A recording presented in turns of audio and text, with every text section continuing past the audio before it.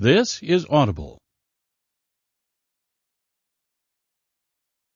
Tantor Audio, a division of Recorded Books, presents Means and Ends, Revolutionary Practice of Anarchism in Europe and the United States, by Zoe Baker.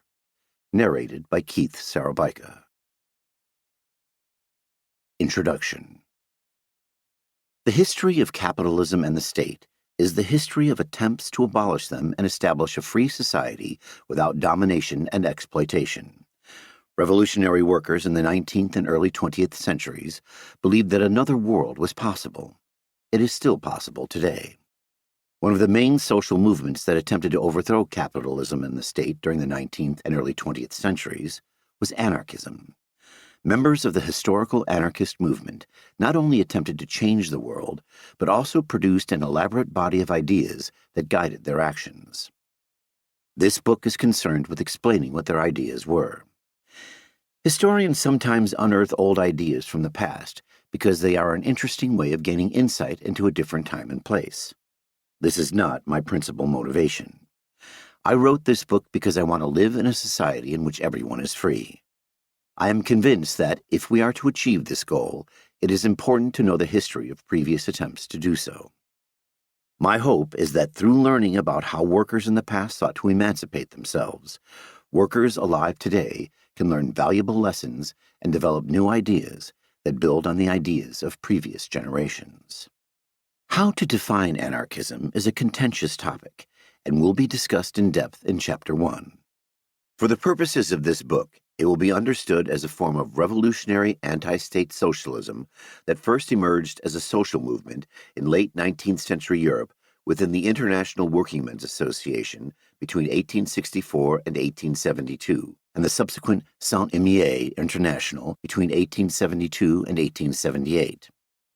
During and after its birth as a social movement, it spread rapidly to North America, South America, Asia, Oceania, and parts of Africa through transnational networks, print media, and migration flows. I will focus exclusively on anarchist collectivists, anarchist communists, and anarchists without adjectives who are agnostic about the nature of the future society, but advocated the same strategy as anarchist collectivists and anarchist communists. I do not claim that this is the one true form of anarchism. It is only the kind of anarchism I am focusing on. Anarchism, so understood, is one of the largest movements in the history of socialism. According to the historian Benedict Anderson, international anarchism was the main vehicle of global opposition to industrial capitalism, autocracy, latifundism, and imperialism during the late 19th century. Even the hostile Marxist historian Eric Hobsbawm is forced to concede that between 1905 and 1914, the main body of Marxists belonged to increasingly reformist social democratic political parties, while the bulk of the revolutionary left was anarcho-syndicalist, or at least much closer to the ideas and the mood of anarcho-syndicalism than to that of classical Marxism. The vast amount of theory that the anarchist movement produced can be broken down into 5 main elements. 1. A theoretical framework for thinking about humans, society, and social change. 2. A set of ethical principles that form the value system of anarchism. 3.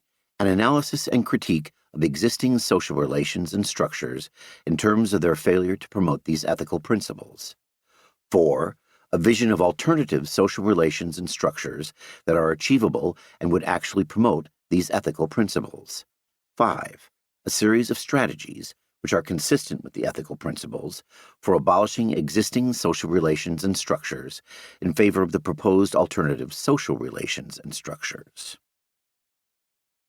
Fully explaining each aspect of anarchist theory and how these ideas changed over time and varied around the world goes far beyond the scope of what a single book can hope to achieve. The aim of this book is narrower. I shall rationally reconstruct the revolutionary strategies of anarchism within Europe and the United States between 1868 and 1939. It is important to note that this exclusive focus on one part of the world is an artificial construction. The real historical anarchist movement was constituted by transnational networks that operated at a global scale and enabled ideas and people to flow between continents. The movements in different countries were so interconnected that a complete history of anarchism in Europe and the United States necessarily includes the history of anarchism in Latin America, Asia, Africa, and Oceania, and vice versa. The true history of anarchism can only be written as a global history. My book is a contribution toward this global history, but only covers a small fragment of it. In order to rationally reconstruct the revolutionary strategies of anarchism, it is necessary to explain the other four main elements of anarchist theory: theoretical framework, value system, critique of existing society, and vision of a future society, in depth. This is because what anarchists thought about strategy can only be understood within the context of anarchist theory as a whole. Although anarchists developed revolutionary strategies to abolish a variety of different oppressive structures, I shall primarily focus on their strategies to abolish capitalism and the state, since this is what most anarchist texts discuss. I shall, when it is relevant, include anarchist views on how to abolish patriarchy, but it should be kept in mind that anarchist men, who were the majority of published anarchist authors, did not give this topic sufficient attention. When explaining anarchist ideas, I will write in the past tense because, for the purposes of this book, I am focused on anarchism during one time period. Many of the ideas I describe are still believed by anarchists today and are not exclusive to the past, such as a commitment to anti-capitalism. I shall throughout this book refer extensively to and quote from a number of major anarchist authors who lived in Europe or the United States between 1868 and 1939. This includes, but is not limited to, Mikhail Bakunin, 1814 to 1876, Élisée Reclus, 1830 to 1905, Peter Kropotkin, 1842 to 1921, Jean Guillaume, 1844 to 1916, Carlo Cafiero, 1846 to 1892, Enrico Malatesta, 1853 to 1932, Émile Pouget, 1860 to 1931, Riccardo Mella, 1861 to 1925, Luigi Galliani, 1861 to 1931, Max Baginski, 1864 to 1943, Voltairine de Cleyre, 1866 to 1912, Emma Goldman, 1869 to 1940, Alexander Berkman, 1870 to 1936, Rudolf Rocker, 1873 to 1958, Luigi Fabri, 1877 to 1935, and Charlotte Wilson, 1854 to 1944. I shall supplement the quotations from major anarchist authors with quotations from sources collectively produced by the movement. These will include programs, Congress resolutions, and manifestos of formal organizations or affinity groups. In order to maintain a consistent style, all quotes are rendered using American English spelling. A key factor determining which authors I have chosen to include within this book is the fact that I can only read English. This is a significant limitation given that the majority of anarchist primary sources within Europe and the United States were originally written in languages other than English, mainly French, Italian, German, Spanish, Russian, and Yiddish, and have yet to be translated. As a result, there are authors who are historically important but whose ideas I cannot examine in any depth due to lacking access to them, such as the Yiddish-speaking anarchist Saul Janowski or the Dutch anarchist Domela Nieuwenhuis. Even with authors who have been translated into English, such as Reclus, I often only have access to a small amount of their total output. It should therefore be kept in mind that generalizations I make about anarchism are based on the primary sources available in English, and these represent a small fragment of the total texts produced by the historical anarchist movement. I shall be quoting anarchist authors at length, rather than only rephrasing their ideas in my own words, because, in order to understand what anarchists thought historically, a modern listener must understand them on their own terms, and so through their own language and exact ways of conceptualizing or expressing their ideas. Doing so will not only help ensure that my explanation of anarchist theory corresponds to what anarchists actually thought, but will also bring many obscure and not well-known passages to the listener's attention. although I shall sometimes have to, for the sake of clarity and consistent terminology, introduce new language when summarizing anarchist ideas in my own words. This shall only ever represent a change in language and not a change in ideas. I shall, in addition, attempt to use the same language as historical anarchists as much as possible. Throughout this book, I shall not be arguing that anarchist theory was correct or interjecting with my own personal views on which anarchist authors or ideas were best. I will instead only be concerned with establishing and explaining what anarchist authors themselves thought. Through quoting these anarchist authors, I shall be rationally reconstructing the ideas of different thinkers into a coherent system of thought. A rational reconstruction is a reorganization of a set of ideas that highlights the logical relations between its different elements. A rational reconstruction of a political theory, in other words, not only explains what its exponents claim about various topics, such as how they think about society or the forms of action they advocate to change society. A rational reconstruction also makes the logical connections between the different elements of a political theory explicit, such as how their social theory underpins their choice of tactics. It is necessary to rationally reconstruct anarchist ideas in this manner for two main reasons. First, the vast majority of anarchist texts are short articles, speeches, or pamphlets. Even texts that were published as books are often compilations of previously published articles. Given this, an understanding of what an anarchist author thought can only be reached through assembling the many different ideas they espoused in different places. Bakunin, for example, wrote several sentences and paragraphs about freedom within texts concerned with a more general topic, but did not write an extended essay or book devoted solely to the subject of freedom. In order to establish what Bakunin thought about freedom, one must assemble a collection of short sentences and paragraphs made by him in several different texts. Even when an anarchist author did write about a topic in more detail, it is still necessary to combine different texts together, because the positions advocated in one short article can be misunderstood or misrepresented when not connected to the claims made in other short articles. The ideas of the anarchist movement can likewise only be understood by assembling the ideas of a large number of different authors. Second, a key reason why anarchist authors wrote political theory was that they aimed to spread revolutionary ideas to workers and inspire them to rise up against their oppressors.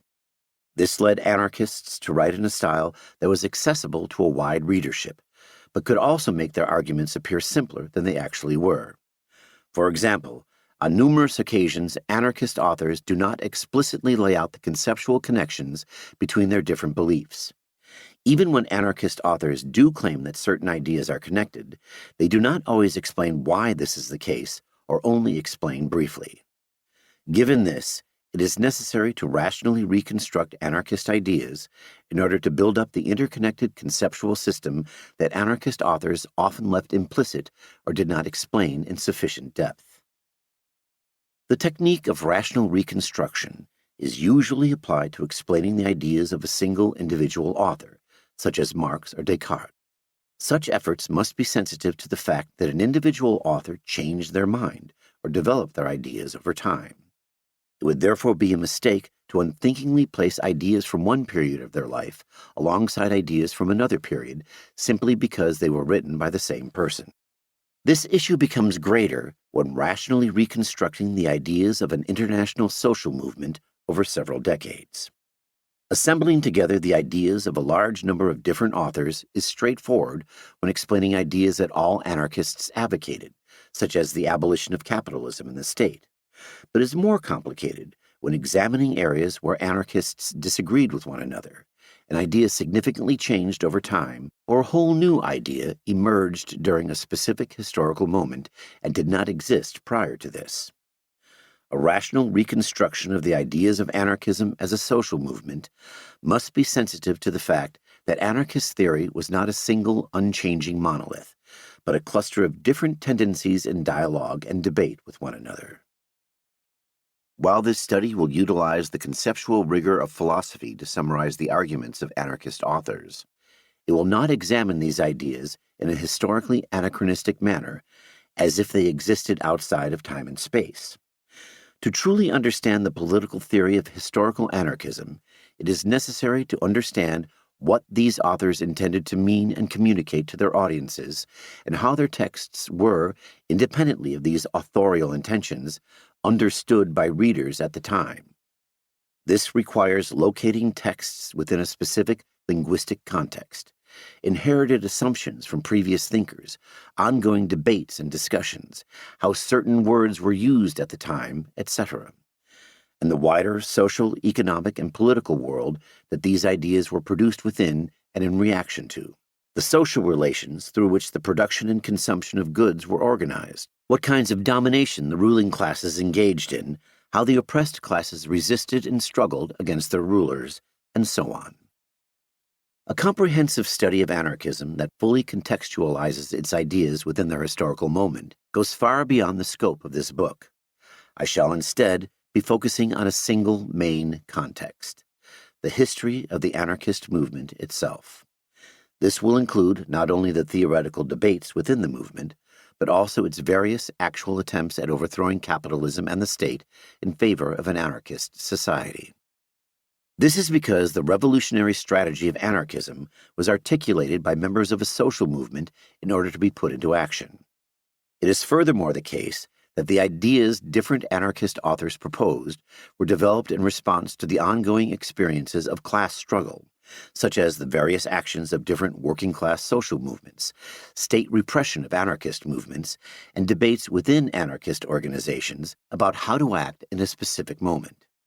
In order to include this context, I shall combine a detailed textual interpretation of primary sources available in English with the secondary literature on the history of different anarchist movements in Europe and the United States. There are three limitations to this approach. First, the product of such a rational reconstruction will not correspond precisely to each individual author's viewpoint and will contain propositions that some of the authors I cite may have objected to because they disagreed with other anarchists on the topic.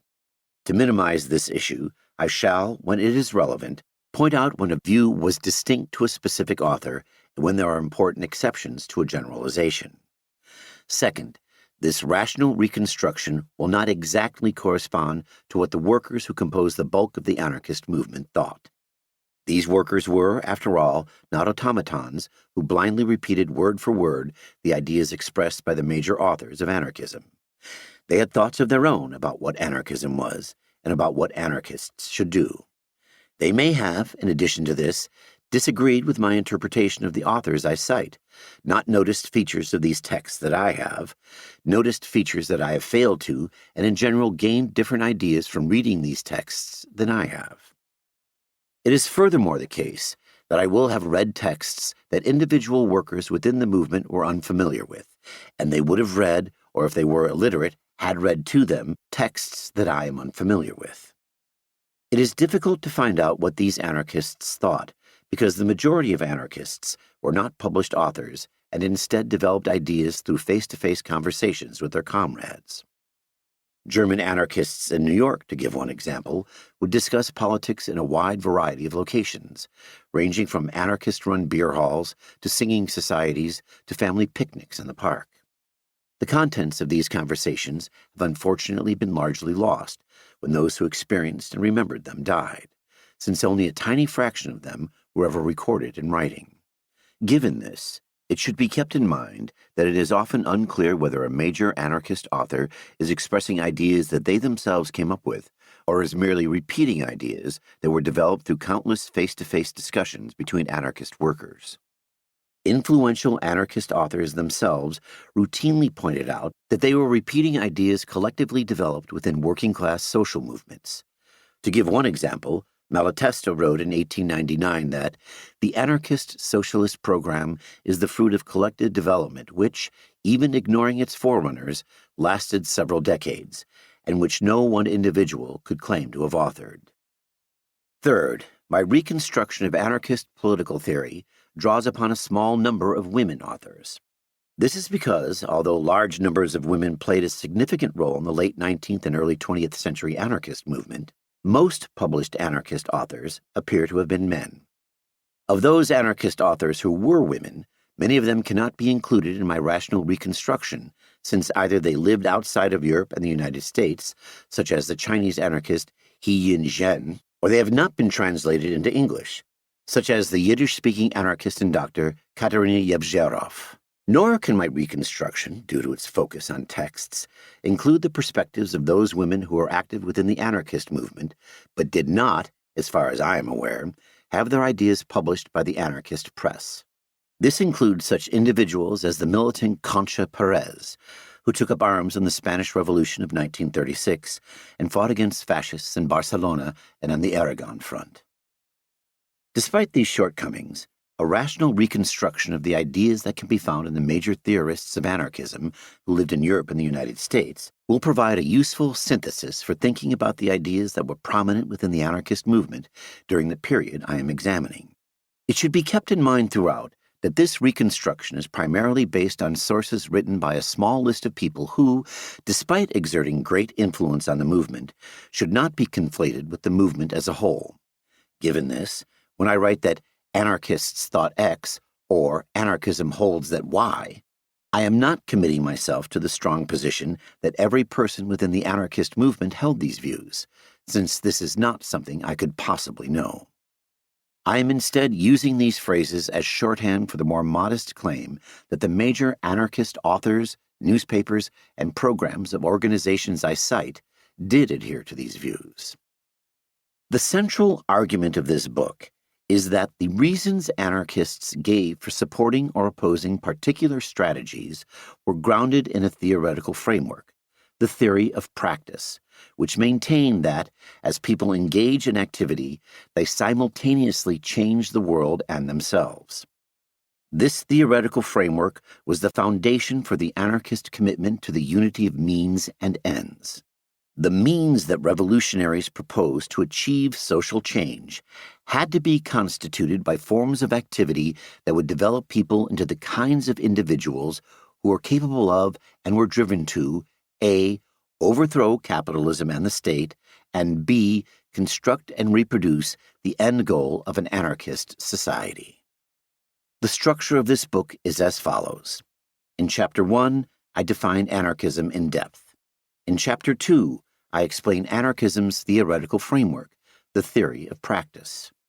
With this in place, I rationally reconstruct anarchism's value system, critique of existing society, and vision of a future society in Chapter 3. The core ideas on strategy that were in general shared by the anarchist movement are described in Chapter 4. Chapter 5 reconstructs the anarchist critique of state socialism. Chapters 6 and 7 provide an overview of the two main schools of anarchist strategy, insurrectionist anarchism and mass anarchism. Chapters 8 and 9 expand the discussion of mass anarchism by explaining the history, theory, and practice of one of its main forms, syndicalist anarchism, which is a kind of revolutionary trade unionism. Chapter 10 continues the discussion of mass anarchism by describing the history and theory of organizational dualism, which was the idea that anarchists should simultaneously form mass organizations open to all workers and smaller organizations composed exclusively of anarchists. Chapter 11 summarizes the main ideas of anarchist political theory and reaffirms my central argument that the revolutionary strategy of anarchism was grounded in the theory of practice. Chapter 1. Defining Anarchism. Overviews of anarchism often begin by claiming that it is incredibly broad, incoherent, and inherently difficult to define. Being difficult to define is not a unique feature of anarchism. It is a general problem facing the intellectual historian because, as Friedrich Nietzsche wrote, only something which has no history can be defined. That is to say, the reason why one can define hydrogen in terms of essential and unchanging necessary and jointly sufficient conditions is that it lies outside of history and so does not vary within and between human societies. What hydrogen is does not change between 10th century France and 20th century Alaska. This remains true even though how humans have understood or thought about hydrogen has changed over time. But the same is not true of things that are historical in the sense of being inherently connected to and concerned with human activity, such as Christianity or Anarchism.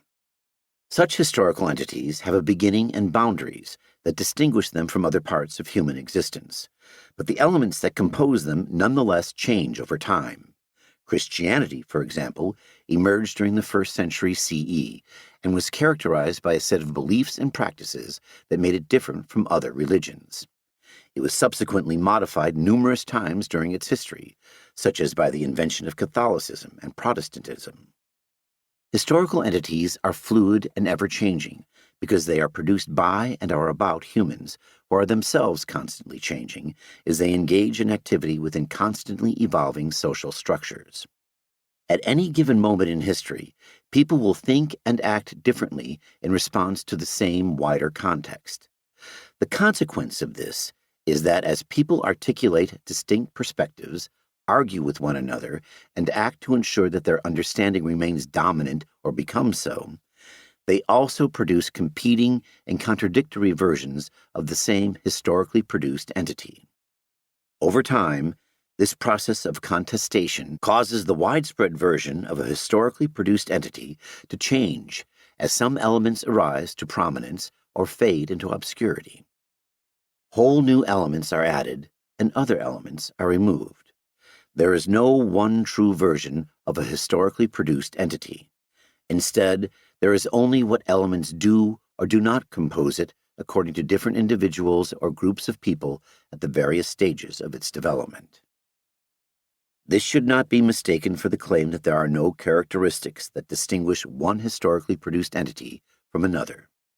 Christianity may be a constellation of disparate elements that changes over time, but it is nonetheless distinct from the religion of the Aztecs.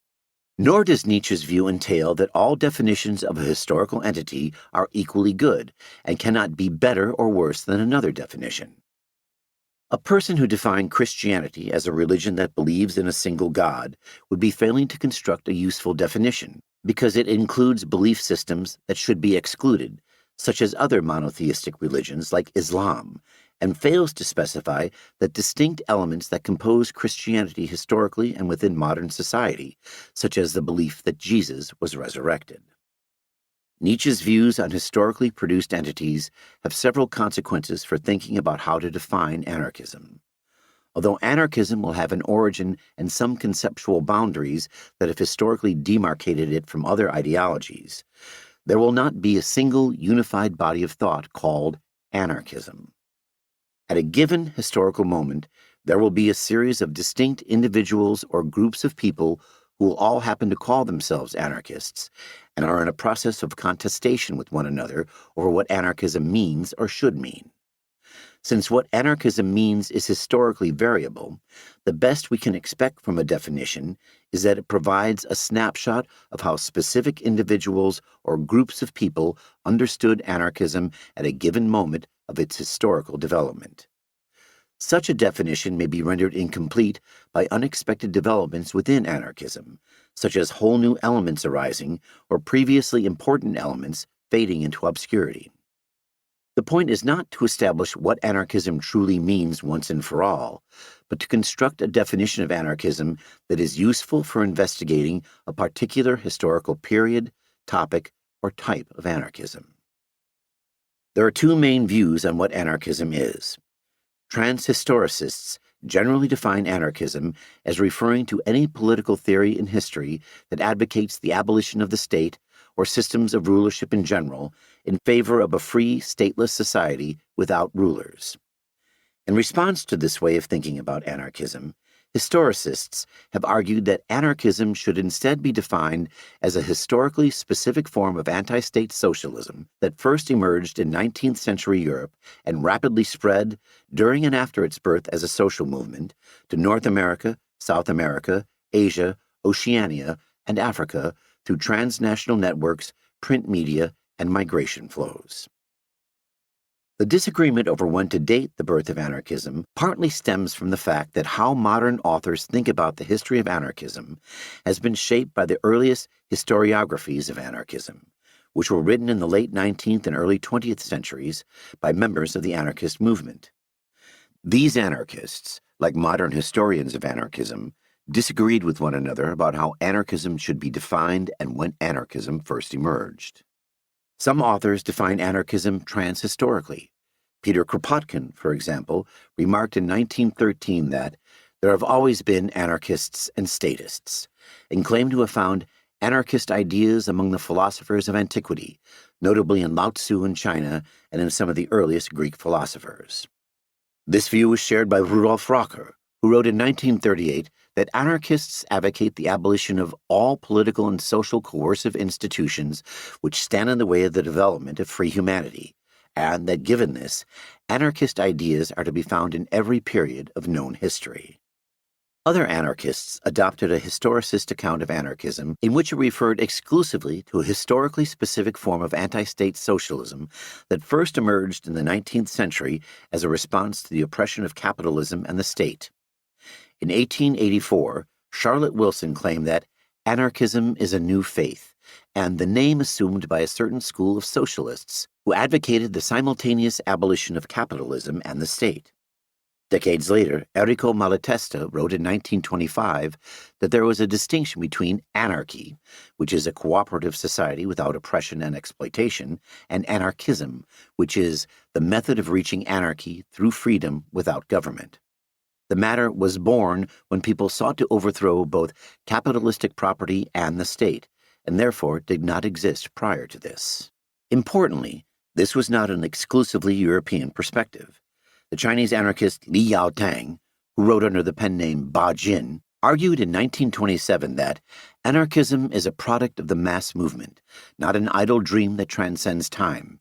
It could not have emerged before the Industrial Revolution and the French Revolution. To him, it shared nothing with Taoism and the ideas of Lao Tzu.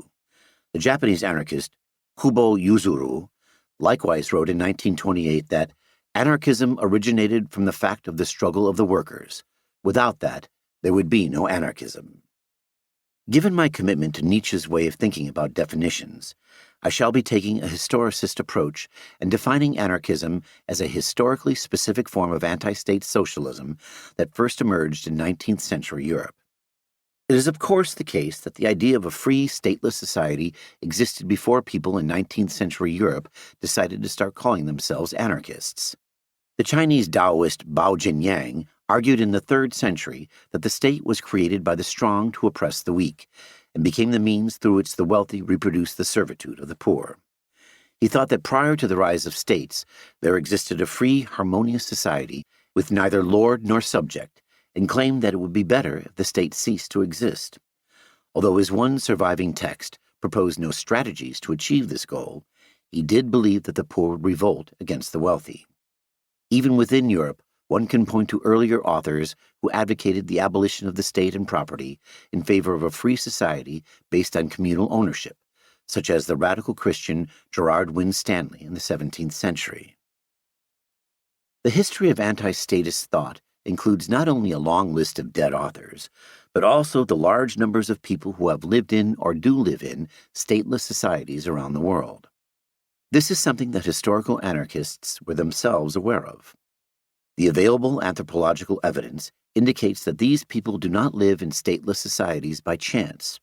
They have, just like people who live under states, developed political philosophies about the kind of society they want to live in, and intentionally implemented these ideas throughout the course of their lives.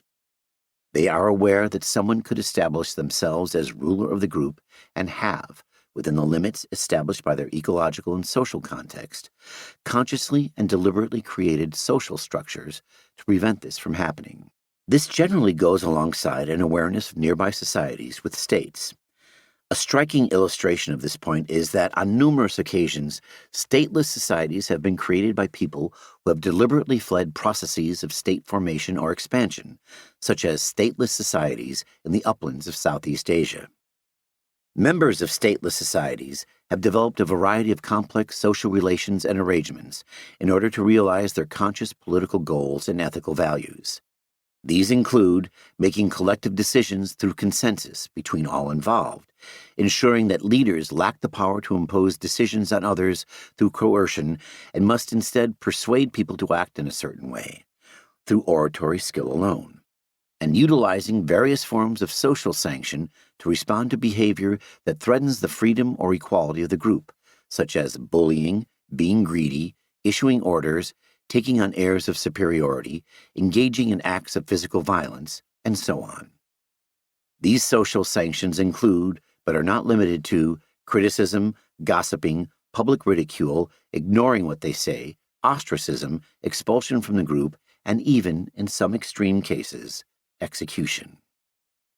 The many different forms of stateless societies that have existed and continue to exist around the world should not be romanticized and viewed as utopias. Even societies without a state or ruling class can contain other kinds of oppressive social relations, such as the oppression of children by adults or women by men. Nor should the stateless societies that anthropologists have studied be viewed as straightforward windows into the past or living fossils of what human life was like prior to the emergence of states. The members of these societies do not live in the Paleolithic or the Neolithic, but the modern world. Their social relations have been shaped by and are part of modern history, including the history of colonialism. Matters are only made more complicated by the fact that a significant number of stateless societies move between very different forms of social organization on a seasonal basis. In claiming that anarchism refers to a form of anti-state socialism that first emerged in 19th century Europe, I am not denying the existence of other political philosophies that have advocated a free, stateless society prior to, in parallel with, or after the emergence of anarchism.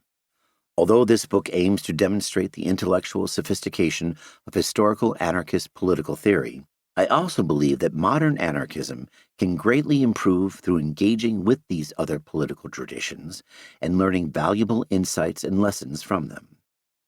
My point is only that the term anarchism should not be used to refer to any political theory in history that advocates the abolition of the state or systems of rulership in general in favor of a free, stateless society without rulers.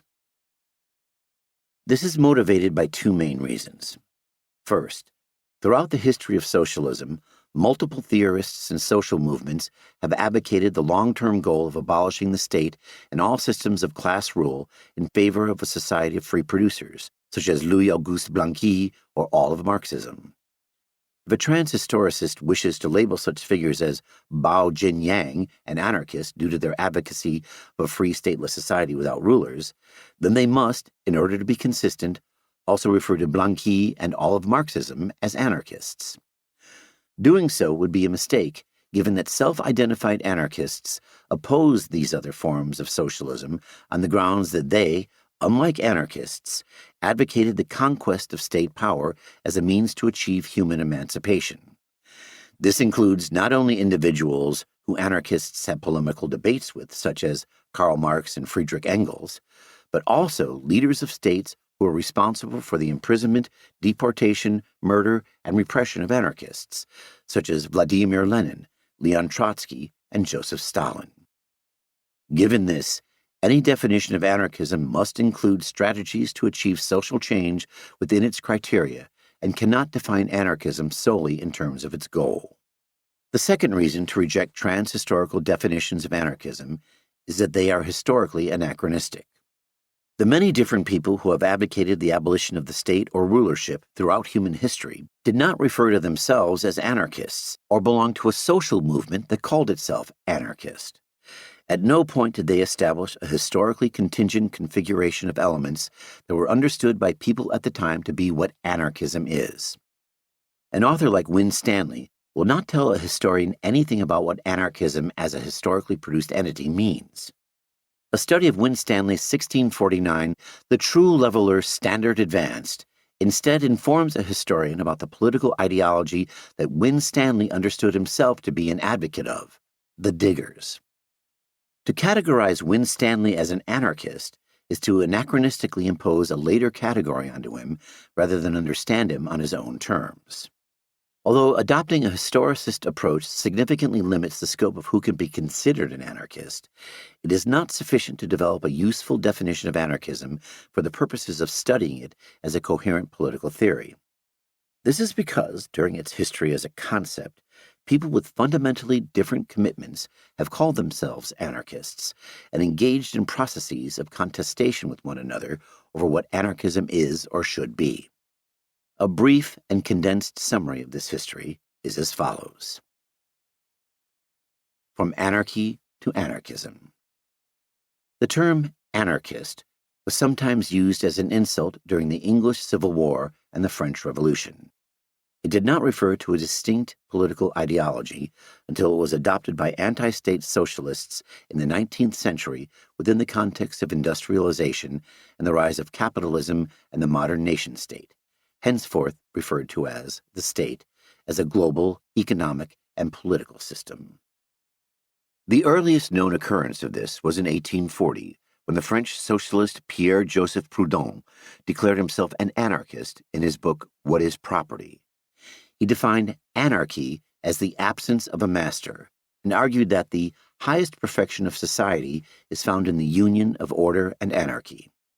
It is important to note that Proudhon was not consistent with his vocabulary and sometimes used the word anarchy to signify chaos and disorder. On other occasions, Proudhon labeled himself an advocate of mutuality, mutualism, and the mutualist society. This was a term that Proudhon borrowed from a previously existing social movement among silk workers in Lyon. During the 1840s, Proudhon advocated the abolition of capitalism in the state in favor of a decentralized market socialist society in which the means of production and land were owned in common. In such a society, workers, either as individual producers or voluntary collective associations, would possess, but not own, the means of production and land that they personally used or occupied. To possess a resource was to have the right to control it. As a result, Proudhon envisioned a society where workers self-managed the organization of production and exchanged the products of their labor with one another. This was to be achieved through a process of gradual and peaceful social change. From the late 1840s onward, Proudhon advocated the strategy of workers forming cooperatives with the aid of loans provided by a people's bank at low or no interest. He thought that, over time, these cooperatives could grow in number, trade with one another, and take on more and more social functions until socialism as a society-wide economic system had been established. Between the 1840s and 1860s, Proudhon's version of anti-state market socialism influenced a number of individuals in the United States and Europe who also came to refer to themselves as mutualists. Although these mutualists agreed with Proudhon's broad vision of socialism and his strategy of forming cooperatives funded by loans from a people's bank, they also had ideas of their own, were influenced by other authors such as Josiah Warren, and argued with one another about a wide variety of topics. Some of those influenced by Proudhon adopted the language of anarchy and anarchist. For example, in France, the journalist Anselme Bellegarrigue wrote and published a short-lived journal called Anarchy, a Journal of Order, in 1850. In the first issue of the journal, he wrote, "I am an anarchist," and insisted that anarchy is order, whereas government is civil war. Around the same time, a young Élisée Reclus, who would go on to become an important geographer and member of the anarchist movement, wrote an unpublished essay in order to clarify his thoughts. In it, he advocated the abolition of economic competition and the tutelage of a government in favor of socialism and the absence of government, anarchy, the highest expression of order. An especially significant contribution was made by Joseph de Jacques, who was born in France and moved to the United States in the early 1850s. He not only repeated Proudhon's language of anarchy and anarchist, but was also the earliest known person to self-identify as an advocate of anarchism. De Jacques was the first person to use the word libertarian as a synonym for anarchist as well.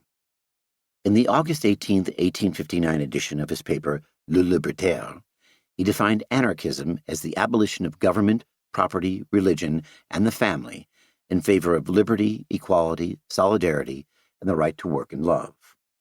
In contrast to Proudhon and mutualism in general, de Jacques advocated the long-term goals of common ownership of the products of labor, distribution according to need, and the emancipation of women from patriarchy. In order to achieve these goals, the ruling classes had to be overthrown.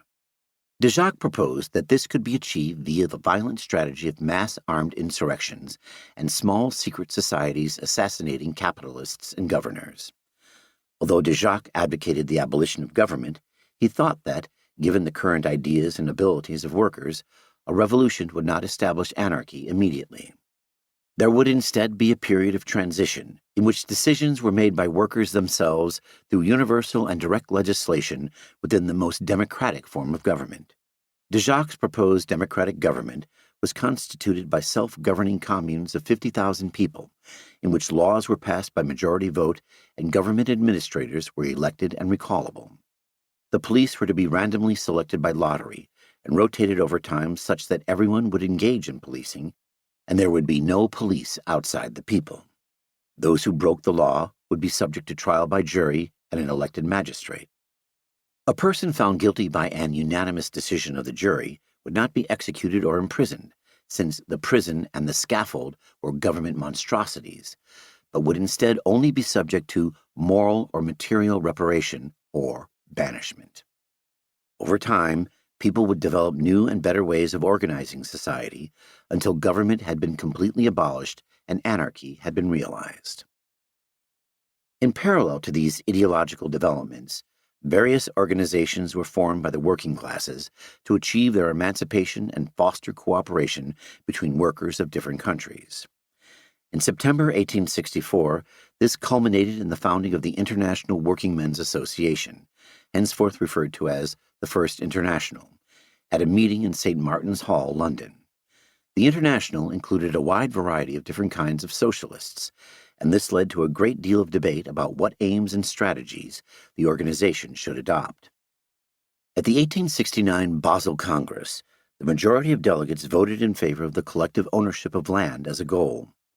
This was opposed by a minority of mutualists who, while advocating the collective ownership of the means of production, thought that land should be individually owned by those who occupied it. The socialists who advocated the collective ownership of land referred to themselves as collectivists or advocates of collectivism. Some collectivists continued to think of themselves as mutualists. During this period, a tendency emerged within the collectivist wing of the International that rejected participation in parliamentary politics and attempting to achieve socialism via the conquest of state power. They, despite being influenced by Proudhon, dithered from mutualism and advocated revolutionary trade unionism and the simultaneous abolition of capitalism and the state through an armed insurrection, which would forcefully expropriate the capitalist class. This tendency referred to itself, and was referred to by others, using a variety of labels. This included not only collectivist, but also federalist, revolutionary socialist, and anarchist. Between the mid-1870s and early 1880s, the labels of anarchist and anarchism became increasingly prominent until they were the dominant terms for this social movement. A number of individuals and groups continued to also use alternative language, such as autonomist, libertarian, libertarian socialist, and libertarian communist. The anarchist tendency within the First International was primarily located in Italy, France, Belgium, Spain, and the Jura region of Switzerland. It began to form a distinct social movement during a series of congresses held in Spain: Barcelona, June 1870, Valencia, September 1871, Switzerland, Le Chaux-de-Fonds, April 1870, Saint-Villiers, November 1871, and Italy, Rimini, August 1872. During these congresses, delegates passed resolutions that rejected the strategy of achieving socialism via parliamentarism specifically, and the conquest of state power in general. From November 1871 onward, Congress resolutions were passed that opposed Marx and Engels' attempt to convert the General Council of the First International, which was supposed to perform only an administrative role, into a governing body that imposed state socialist decisions and policies on the organization's previously autonomous sections. Marx and Engels thought this was necessary due to their false belief that Bakunin was secretly conspiring to take over the International and impose his anarchist program onto it. The conflict between the opponents and supporters of the General Council culminated in the International September 1872 Hague Congress. During this Congress, Resolutions were passed by majority vote that expelled the anarchists Bakunin and James Guillaume from the International, relocated the General Council from London to New York, and committed the organization to the goal of constituting the working class into a political party aimed at the conquest of political power. Marx and Engels achieved this majority by nefarious means. This included requesting blank mandates from various sections that did not specify who the delegate was or how they should vote. These blank mandates were then sent to supporters of the General Council. In multiple instances, these supporters even had their travel expenses paid for by Marx and Engels in order to ensure that they attended the Congress. Several of the groups that issued blank mandates or pro-General Council mandates did not really exist as actual sections of the International and had been created for the sole purpose of issuing a mandate at Marx and Engels' request.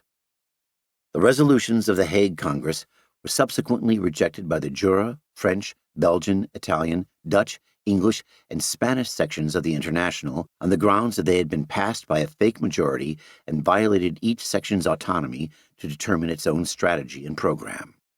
Shortly after the end of the Hague Congress, delegates representing the Spanish, French, Italian, Jura, and American sections of the International met at a congress in Saint-Imier, Switzerland. In organizing this Congress, which was held on September 15th and 16th, 1872, the sections did not think they were forming a new distinct organization that split from the First International. They were rather, from their point of view, merely reorganizing or reconstituting the International on its original Federalist basis. In order to avoid confusion, I shall refer to this organization as a Saint-Imier International, but it should be kept in mind that this is anachronistic. During this Congress, the delegates voted in favor of 4 resolutions. The first resolution rejected every resolution of the Hague Congress and the authority of the new General Council in New York. The second resolution declared a pact of mutual defense, solidarity, and friendship between the sections that attended the meeting and any section that subsequently wished to join. This pact consisted of a commitment to be in regular correspondence with one another, and to stand in solidarity with any section whose freedom was violated by either government repression or the impositions of an authoritarian General Council. The only distinctly anarchist resolutions were the third and fourth. They advocated a social revolution that abolished capitalism and the state simultaneously and established the free federation of free producers. This transformation of society was to be achieved by workers themselves organized within trade unions and autonomous communes.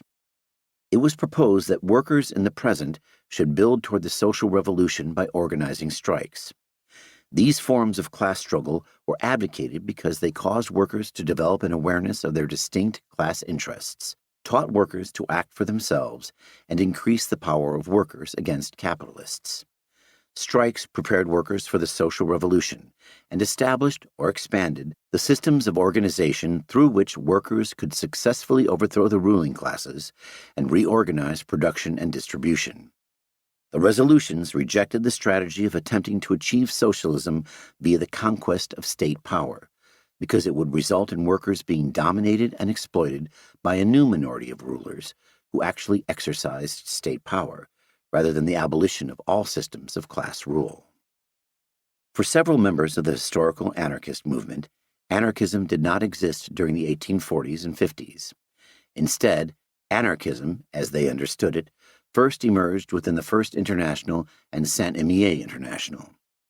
In 1922, Luigi Fabbri referred to the whole 50-year history of anarchism, and so dated the birth of anarchism to 1872.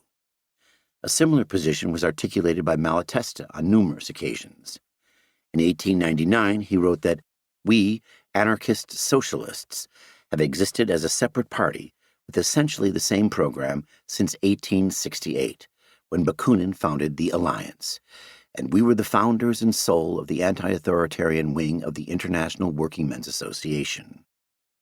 In 1907, Malatesta claimed that the first anarchists belonged to the International. He later wrote that anarchism was born with the adoption of the resolutions of the Saint-Imier Congress in September 1872, and thereby transitioned from the individual thought of a few isolated men into the collective principle of groups distributed all over the world. It should nonetheless be kept in mind that the Saint-Imier International was not an exclusively anarchist organization. The founding Congress was attended by anarchist delegates representing Spain, France, Italy, and the Jura region of Switzerland, but it also included the delegate for America, Gustave Lefrançais, who, despite being a survivor of the Paris Commune, was not strictly speaking an anarchist. The organization soon grew to include a minority of state socialists from England, Germany, and Belgium. This led to a series of heated debates about strategy and the vision of the future society at the 1873, 1874, and 1876 Congresses. The pluralist nature of the organization can be seen in the fact that the founding 1872 resolutions declared that each section had the right to decide for itself what form of political struggle they engaged in, and that it was presumptuous, reactionary, and absurd to impose one line of conduct as a single path that might lead to its social emancipation. This position was reaffirmed at the 1874 Congress, where the delegates voted unanimously in favor of a resolution that each section should decide for itself whether or not to engage in parliamentary struggle. It was not until the final 1877 Verviers Congress of the Saint-Imier International, which was attended by delegates representing anarchist groups in France, Switzerland, Italy, Germany, Spain, Belgium, Greece, and Egypt, that the delegates were exclusively anarchist due to state socialists having left the organization. Anarchist-led sections in Argentina, Mexico, and Uruguay had affiliated with the Saint-Imier International, but did not send delegates to the Congress due to the distance. During the Verviers Congress, the anarchist delegates passed a series of resolutions that completely separated them from state socialism, and thereby established anarchism as a fully distinct social movement, rather than one tendency within a pluralist international. The anarchist delegates declared that their goal was the self-abolition of the proletariat through an international social revolution that overthrew capitalism via the forceful expropriation of the ruling classes. They proposed that the private property of capitalism should be replaced by the collective ownership of land and the means of production by federations of producers themselves, rather than state ownership and control of the economy. To achieve this, they advocated revolutionary trade unionism and rejected forming political parties that engaged in parliamentary politics. In many respects, the Verviers resolutions were almost the same as the resolutions adopted 5 years previously at Saint-Imier. There was one crucial difference. The delegates at Saint-Imier had qualified their critique of achieving socialism via the conquest of state power with a commitment to different views on political struggle coexisting within the same pluralist international. The resolutions of Verviers were, in comparison, actively hostile to state socialism. They declared that society is divided into two main classes with distinct class interests: workers and capitalists. The state exists to defend the interests of capitalist and economic privilege in general. As a result, the state, irrespective of which political party wields its power, cannot be used to abolish class society and will instead reproduce it. The goal of emancipation can only be achieved by workers themselves directly engaging in class struggle. Given this, Congress declares that there is no difference between political parties, whether they are called socialist or not. All these parties without distinction forming in its eyes one reactionary mass, and it sees its duty as fighting all of them. It hopes that workers who still travel in the ranks of these various parties, instructed by lessons from experience and by revolutionary propaganda, will open their eyes and abandon the way of politics to adopt that of revolutionary socialism. The theory and practice of the anarchist movement were not invented by a single founding father who developed the ideology in full and then transmitted it to workers.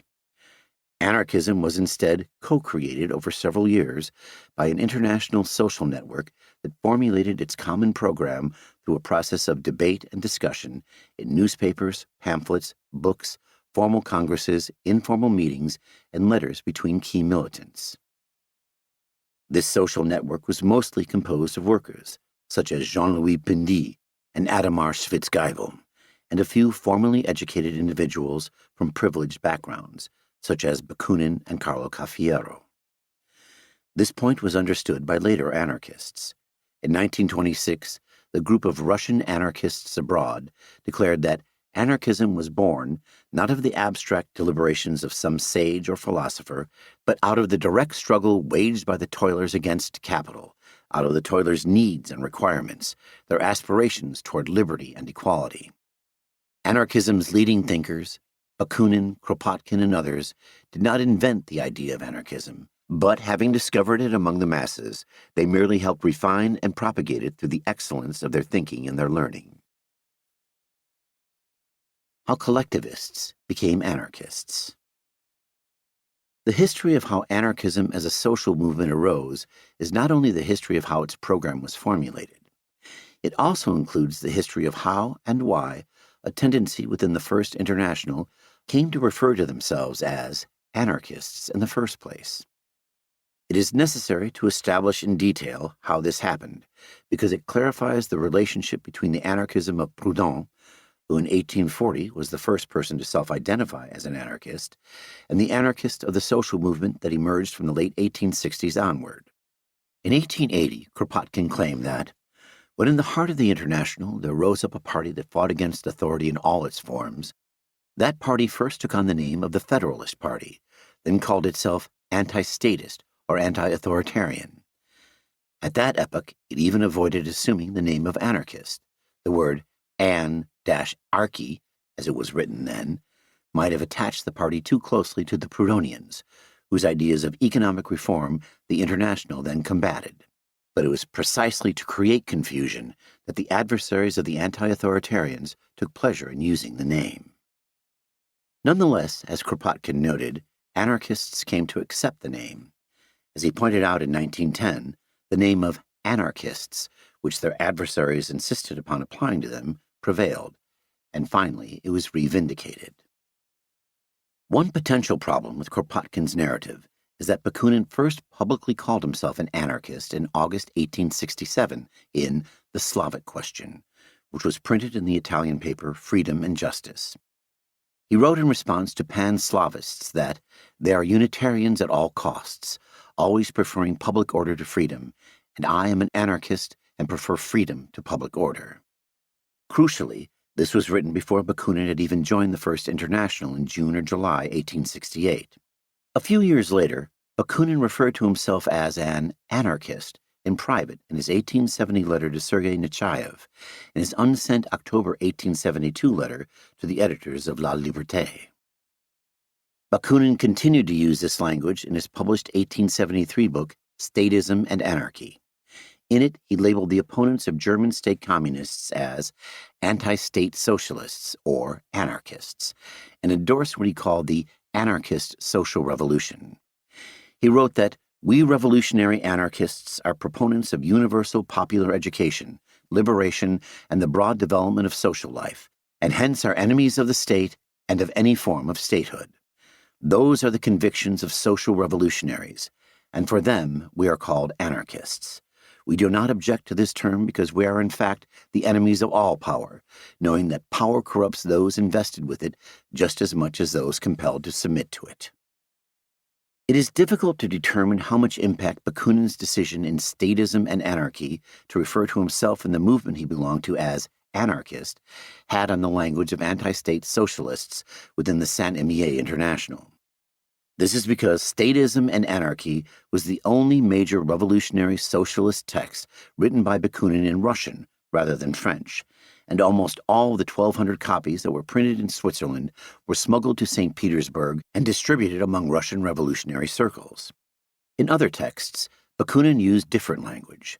For example, in The Paris Commune and the Idea of the State, which was written in 1871 and published posthumously in 1878, he referred to the movement he belonged to as collectivists and revolutionary socialists. Even in Statism and Anarchy, he also referred to anarchists as revolutionary socialists. It is rare to find other examples of people identifying as anarchists between 1867 to 1871. One notable example is the September 1871 Declaration of Principles written by the Geneva section of Socialist Atheists. Its members referred to themselves as anarchists, who sought the abolition of the state and the autonomy of the individual and of the commune, which were to be achieved without participation in politics, for to destroy the state we cannot use the same means as those who support it. On other occasions, the term anarchist was used to refer to federalist systems of organization rather than a specific ideology or movement. For example, on December 31st, 1871, the Spanish section of the First International reprinted the Jura Federation's Saint-Villiers circular with their own preface. This preface claimed that the First International had an anarchist constitution, despite the fact that the Constitution was not committed to what would soon be regarded as core anarchist principles, such as the abolition of the state or abstention from parliamentary politics. The fact that people did not widely refer to themselves as anarchist during this period is demonstrated by the resolutions of the September 1871 London Conference of the First International. The resolutions forbid sections from designating themselves by sectarian names such as positivists, mutualists, collectivists, communists, etc., but did not include anarchists within the list. If the label anarchist was already being widely used by anti-state socialists in late 1871, Marx and Engels, who wrote the resolutions, would have included the term in their list of forbidden section names, especially since they did include the anti-state socialist label collectivist. That the term anarchist was not widely used in early 1870 Switzerland is confirmed by Kropotkin's eyewitness testimony in his autobiography. He recalled that in early 1872, when he visited the Swiss sections of the First International, the name anarchist was not much in use then. In 1899, Malatesta similarly remembered that, around 1868, Bakunin came onto the scene, bringing with him the ideas that would later be called anarchist. Anarchists in Italy initially just referred to themselves as socialists, because they were the first socialist movement in the country. The adoption of the term anarchist became increasingly common in the build-up to and aftermath of the First International September 1872 Hague Congress. In Spain, Francisco Tomás wrote on September 8, 1872, that the First International was divided between two main factions, one founded in unitary and centralist principles, and the other in the principles of anti-authoritarianism and federalism. The former has as its aim the organization of the International as a political party, and as its purpose the conquest of political power. The latter has its aim the organization of all workers to demolish all the institutions of this corrupt society and the abolition of political, legal, authoritarian conditions, providing a free worldwide federation of free associations of free producers. The Spanish Federation is in the ranks of the latter, that is, anarchist collectivism. This is not to say that all anti-state socialists adopted the term anarchist when the Saint-Imier International was founded in September 1872. There was a great deal of debate and discussion around labels. Reclus, who first publicly called himself an anarchist in March 1876, argued in 1878 that the terms anarchy and anarchist should be adopted by the movement due to the etymology of the words, and the fact that supporters and opponents were already using the words to refer to them. This is an argument Reclus would not have felt the need to make if there was already a consensus within the movement about the terms. One of the main opponents of the term was Guillaume. Although he had declared his socialism to be Anarchist in August 1870, he had changed his mind by January 1872. He wrote, "We have been wrong to use, without closely examining it, the terminology of Proudhon, from which we drew those famous words abstention and an-archy. As to the word anarchy, I have never liked it, and I have always asked that it be replaced by Federation of Autonomous Communes." Guillaume rejected anarchist because of its negative connotations, and preferred to continue to use the term collectivists, which had been used during the First International's Congresses in Brussels, 1868, and Basel, 1869, to refer to advocates of the collective ownership of land. The first usage of the word collectivism had itself, according to Guillaume, been in the early September 1869 issue of his paper Le Progrès. In 1876, Guillaume wrote in the Bulletin of the Jura Federation, "The words anarchy and anarchists are, in our eyes, and in those of many of our friends, words we should stop using, because they only express a negative idea without giving any positive theory, and they lend themselves to unfortunate misrepresentations. No anarchist program has ever been formulated, as far as we know. But there is a collectivist theory, articulated in the Congresses of the International, and that's the one we associate with, as do our friends from Belgium, France, Spain, Italy, and Russia. The label Anarchist became increasingly common despite Guillaume's opposition. In December 1876, Malatesta and Carlo Cafiero wrote a letter to the Bulletin of the Jura Federation in which they reported that the Italian section of the Saint-Imier International was committed to an anarchist, collectivist, revolutionary program. In his history of the International, Guillaume revealed that the Bulletin of the Jura Federation did not consciously adopt the label anarchist until April 1877. A few months later, in July, the Bulletin referred to itself as belonging to the Revolutionary Anarchist Party.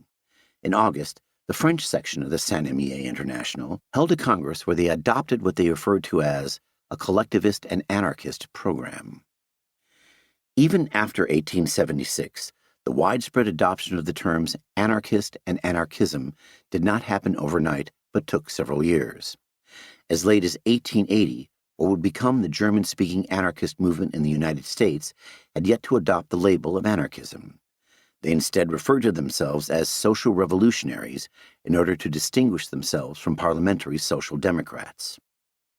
By December 1882, they had altered their language and were now declaring themselves in favor of anarchism. The widespread decision to adopt this language in the 1880s appears to have occurred independently of de Jacques' previous usage of the term during the 1850s. The available evidence indicates that de Jacques was not widely known among anarchists until the 1890s.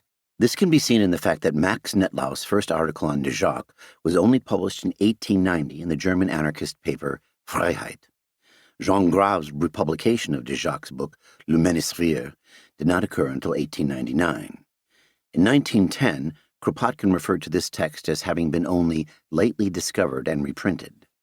The social movement that emerged within the First International came to adopt the labels anarchist and anarchism through a complex and contingent historical process. This, in turn, raises the question, why did they end up adopting these words? They could, after all, have invented a new term or continued to use other terms, such as federalist, collectivist, or revolutionary socialist. A clue to this puzzle can be found in the September 3, 1876 edition of the Bulletin of the Jura Federation. An article distinguished between those whose ideal is a popular state and the fraction that is called anarchist, rather than the fraction that calls itself anarchist. A month later, the editor of the paper, Guillaume, gave a speech at the October 1876 Bern Congress of the Saint-Imier International. In it, he claimed that they were usually called anarchists or Bakuninists by their political opponents. Two of their main political opponents were Marx and Engels. Throughout their correspondence during the 1870s, they usually referred to the collectivists as Bakuninists. This label was rejected by the collectivists because, as Malatesta explained in 1876, we do not share all the practical and theoretical ideas of Bakunin, and follow ideas, not men. We reject the principle of incarnating a principle in a man. Bakunin himself agreed. He wrote in his 1873 resignation letter from the Jura Federation that the Bakuninist label was thrown in your face by our enemies, but you always knew perfectly well that your tendencies, opinions, and actions arose entirely consciously, in spontaneous independence. The other term Marx and Engels publicly used during the early 1870s was anarchists. To take a few examples, in their May 1872 pamphlet, Fictitious Split in the International, they labeled the Jura Federation's Saint-Villiers circular as the Anarchist Decree. Engels described the Italian section of the Saint-Imier International as anarchists in his July 1873 article, From the International.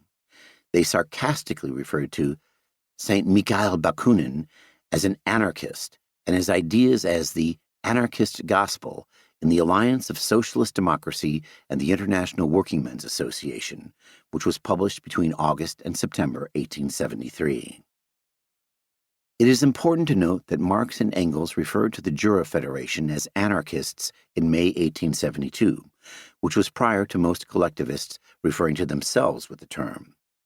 A key reason why Marx and Engels referred to the self-described Federalists, collectivists, or revolutionary socialists as anarchists was because they wrongly believed their views to be a simple rehashing of Proudhon.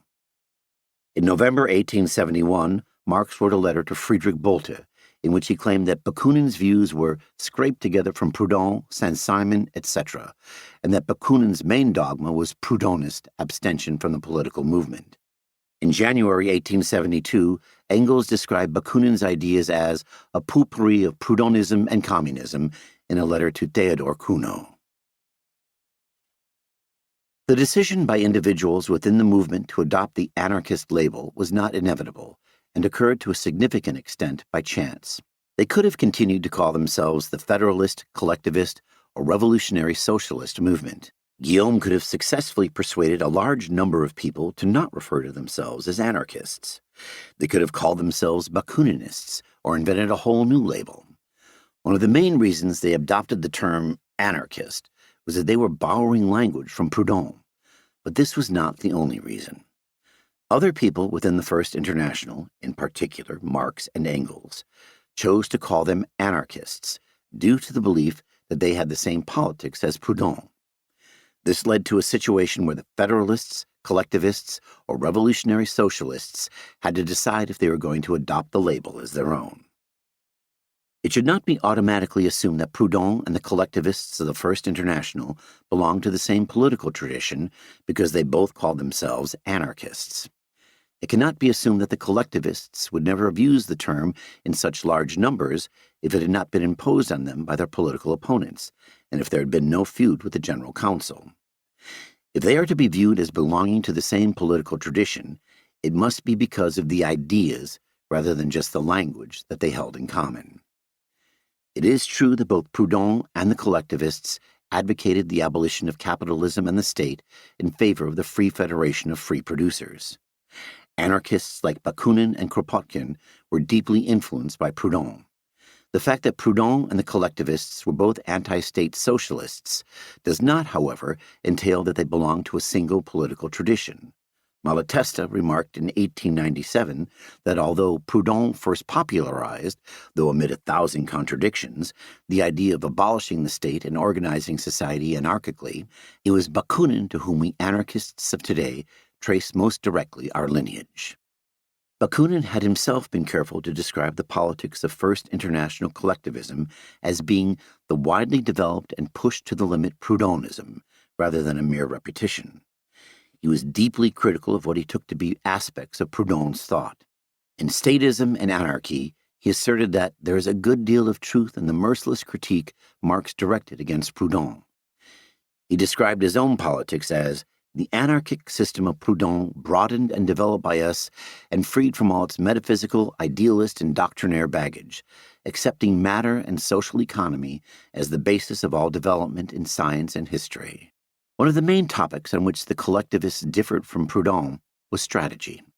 This is extremely important because, as noted earlier, socialists who called themselves anarchists were not distinguished from other kinds of socialism by advocating the abolition of the state. This was a long-term goal of several different kinds of state socialists, including Banqui, Marx, and Engels. Anarchism must be defined in terms of both its goal and the strategies it proposed to reach this goal. Proudhon, like mutualists in general, rejected the idea of transforming society through violent insurrection while nonetheless viewing himself as a revolutionary. During the late 1840s, as already mentioned, he held that capitalism and the state could be gradually abolished through a process of workers forming cooperatives that would, with the aid of loans provided by a people's bank at low or no interest, grow in number, trade with one another, and take on more and more social functions until socialism as a society-wide economic system had been established. The collectivists, in contrast, viewed Proudhon's strategy to achieve fundamental social change as misguided, since cooperatives would be outcompeted by larger capitalist businesses, aided by government economic intervention, become like capitalist businesses due to pressure from market forces, or merely improve the living conditions of a small number of workers. If a cooperative movement became so successful that it was a genuine threat to ruling class power, then it would simply be crushed by state violence. According to collectivists, class society could only be abolished through the working classes launching a violent armed insurrection that smashed the state and forcefully expropriated the means of production and land from the ruling classes. This key difference on strategy could justify three distinct ways of conceptualizing anarchism. A. Proudhon and the collectivists represent subdivisions within anarchism as a single political tradition. B. Proudhon was an anarchist, and the collectivists were not anarchists, due to diverging from Proudhon. C. Proudhon was not an anarchist, and the term anarchism should only be used to refer to the social movement that emerged in the First International. These three potential conceptualizations of Proudhon's relationship to anarchism rest on the implicit premise that there is one true anarchism that Proudhon is or is not a part of. There is no one true anarchism. There is instead a series of distinct anarchisms that arose during the 19th century as different people at different historical moments articulated what they thought the words anarchist and/or anarchism meant or should mean. In 1840, the term anarchist picked out Proudhon's political theory for the simple reason that Proudhon decided to call himself an anarchist. The term was subsequently used by a variety of socialists in the 1840s and 1850s to refer to the goal of a society without government or authority. This included de Jacques referring to his ideas as anarchism in the late 1850s, while advocating what he regarded as a democratic government during the transition to a fully stateless society. Between 1868 and 1880, what the words anarchist and anarchism were understood to mean changed. This occurred due to an international social network within the First International and Saint-Imier International, who were influenced by Proudhon, developing a distinct revolutionary political theory that they called anarchism, but could have continued calling federalism, collectivism, autonomism, or revolutionary socialism. What matters for the purposes of studying anarchism as a historical concept is that Proudhon's anarchism and the anarchism of the movement are viewed as distinct entities. Whether one chooses to conceptualize this as A. different phases of a single political tradition, or B. a new political tradition developing out of a previous one, does not change the differences between them. These are only alternative ways of viewing the differences. Given my focus on the revolutionary strategy of anarchism, I shall from now on be using the term anarchism to refer exclusively to the theory and practice of the anarchist movement, and not its intellectual precursors that can be found during the 1840s and 1850s. The anarchist movement. Who did and did not belong to the anarchist movement is itself a controversial topic. This is because the social movement that emerged within the First International and the Saint-Imier International between 1864 and 1878 was not the only group of people to adopt the term during this period. In parallel to these developments, a small group of mutualists in the United States continued to advocate anti-state market socialism achieved through gradual, peaceful means. From the early 1880s onward, they consciously adopted Proudhon's label of anarchist as their own. Although they were largely an American phenomenon, they did also gain a few adherents in Europe. This led to a situation in which two forms of anti-state socialism, which had both been influenced by Proudhon's ideas and referred to themselves as anarchists, coexisted with one another. On the one side, anarchist, collectivist, and anarchist communists, and on the other side, individualist anarchists. The fact that they fundamentally disagreed with one another on such topics as their visions of a future society and strategies to achieve social change led to further contestation over what anarchism should mean. Both sides sometimes argued that they alone were the true anarchists, and their opponents were fake, pseudo, or inconsistent anarchists. The influential individualist anarchist Benjamin Tucker, for example, gave a talk at the Boston Anarchist Club in November 1887. He drew a distinction between real anarchists like P.J. Proudhon, Josiah Warren, Lysander Spooner, and miscalled anarchists like Kropotkin, who had wrongly usurped the name of anarchism for its own propaganda. The German individualist anarchist John Henry Mackay shared this attitude and argued that anarchism and communism were incompatible with one another. Similar remarks can be found among anarchist communists. The English paper Freedom published an editorial in 1892 that argued that individualists such as Tucker are not anarchists because they advocate market competition and so lack the fundamental principle of socialism and anarchism, solidarity. Reclus wrote in an 1895 letter that the only resemblance between individualist anarchists and us is that of a name. In 1914, Kropotkin argued that an individualist, if he intends to remain individualist, cannot be an anarchist, because anarchy necessarily is communist. On other occasions, there were attempts at tolerance, cooperation, and even combining collectivist communist anarchism and individualist anarchism together. To give a few examples, Kropotkin and Rocker included individualist anarchists in their summaries of anarchist history. The American bookbinder Dyer D. Lum advocated the broad goal of American individualist anarchists, stateless market socialism, achieved via the strategy of anarchist collectivist and anarchist communists, trade unionism, and armed insurrection. The anarchist paper The Alarm, which Lum edited, published both individualist anarchist and anarchist communist authors. In 1889, the anarchist communist Johann Must reacted to this by verbally attacking Lum for publishing individualist anarchist views and insisted that, as a result of this, German workers should cancel their subscriptions to the paper. In response to these kinds of conflicts, Max Nettlau argued in 1914 that anarchist communists and individualist anarchists should cease to be dogmatic and learn to coexist and cooperate with one another rather than being divided into little chapels. This idea was repeated in the 1920s when Sebastian Faure and Vsevolod Mikhailovich Eichenbaum, who wrote under the pen name Volin, attempted to form anarchist federations that would unite individualist anarchists, anarchist communists, and anarcho-syndicalists into a single organization and develop a new form of anarchism that would be a synthesis of each tendency's best ideas. This topic is only made more complicated by the fact that what individualist anarchism even meant varied between contexts.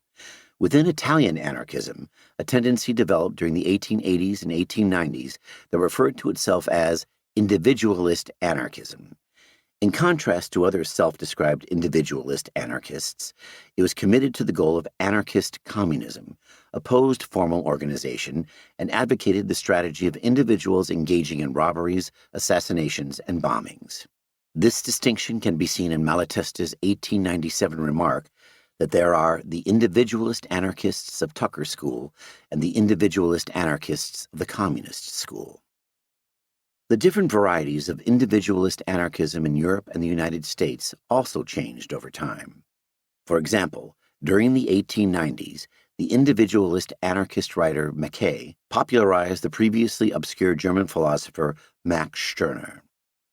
These ideas, in turn, influenced wider circles of individualist anarchists when editions of Stirner's 1844 book, The Unique and Its Property, appeared in multiple languages from the early 1900s onward, including English, Italian, French, and Russian.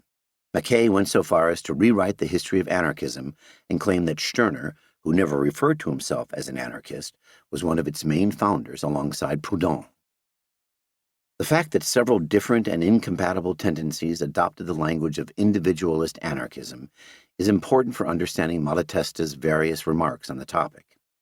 In 1897, he critiqued those who, in calling themselves individualists, see that as justification for any repugnant action, and who have about as much to do with anarchism as the police do with the public order they boast to protect. In response to such self-appointed individualist anarchists, Malatesta had argued a year earlier that, since we cannot stop others adopting whatever title they choose, our only option is to differentiate ourselves clearly from those whose notion of anarchy differs from our own. In 1924, Malatesta continued to claim that some self-appointed individualist anarchists were not in fact anarchists, while advocating tolerance toward individualists who are really anarchists. He even recommended a book by the French individualist anarchist E. Armand, and described him as one of the ablest individualist anarchists. Given this history, there is no neutral and uncontested definition of the anarchist movement. What people in the 19th and early 20th century took anarchism to mean was a product of ongoing debates and discussion between groups who all claimed to be anarchists, but had conflicting and incompatible views on both what anarchism meant and who was and was not a genuine anarchist. Although it is impossible to find a neutral and entirely uncontested definition of anarchism, it is possible to pick out contingents that represented one side with the process of contestation over what anarchism meant and to view anarchism from their point of view. For the purposes of this book, anarchism will be defined as a form of revolutionary anti-state socialism that first emerged as a social movement in late 19th century Europe with the First International between 1864 and 1872 and the subsequent Saint-Imier International, which included anarchist groups in Europe, South America, and Egypt between 1872 and 1878. I will focus exclusively on anarchist collectivists, anarchist communists, and anarchists without adjectives who advocated the same strategy as anarchist collectivists and anarchist communists. I will not examine the ideas of the intellectual precursors of the anarchist movement who wrote during the 1840s and 50s, such as Proudhon, or the individualist anarchists who operated in parallel with anarchist collectivists and anarchist communists from the 1880s onward. This is motivated by the fact that both Proudhon and individualist anarchists advocated distinct visions of a future society and strategies to achieve the abolition of capitalism and the state. Examining the ideas proposed by every single individual or movement who called themselves anarchists in the 19th and early 20th centuries is not possible within the limited space of this book. I am not committing myself to the strong view that Proudhon and the individualist anarchists were not anarchists. My definition of anarchism only specifies the kind of anarchism I will be examining, and does not claim to establish the one true version of anarchism. Chapter 2. Theoretical Framework. To understand anarchist political theory, one must first understand the theoretical framework that anarchists use for thinking about humans, society, and social change. This is the theory of practice.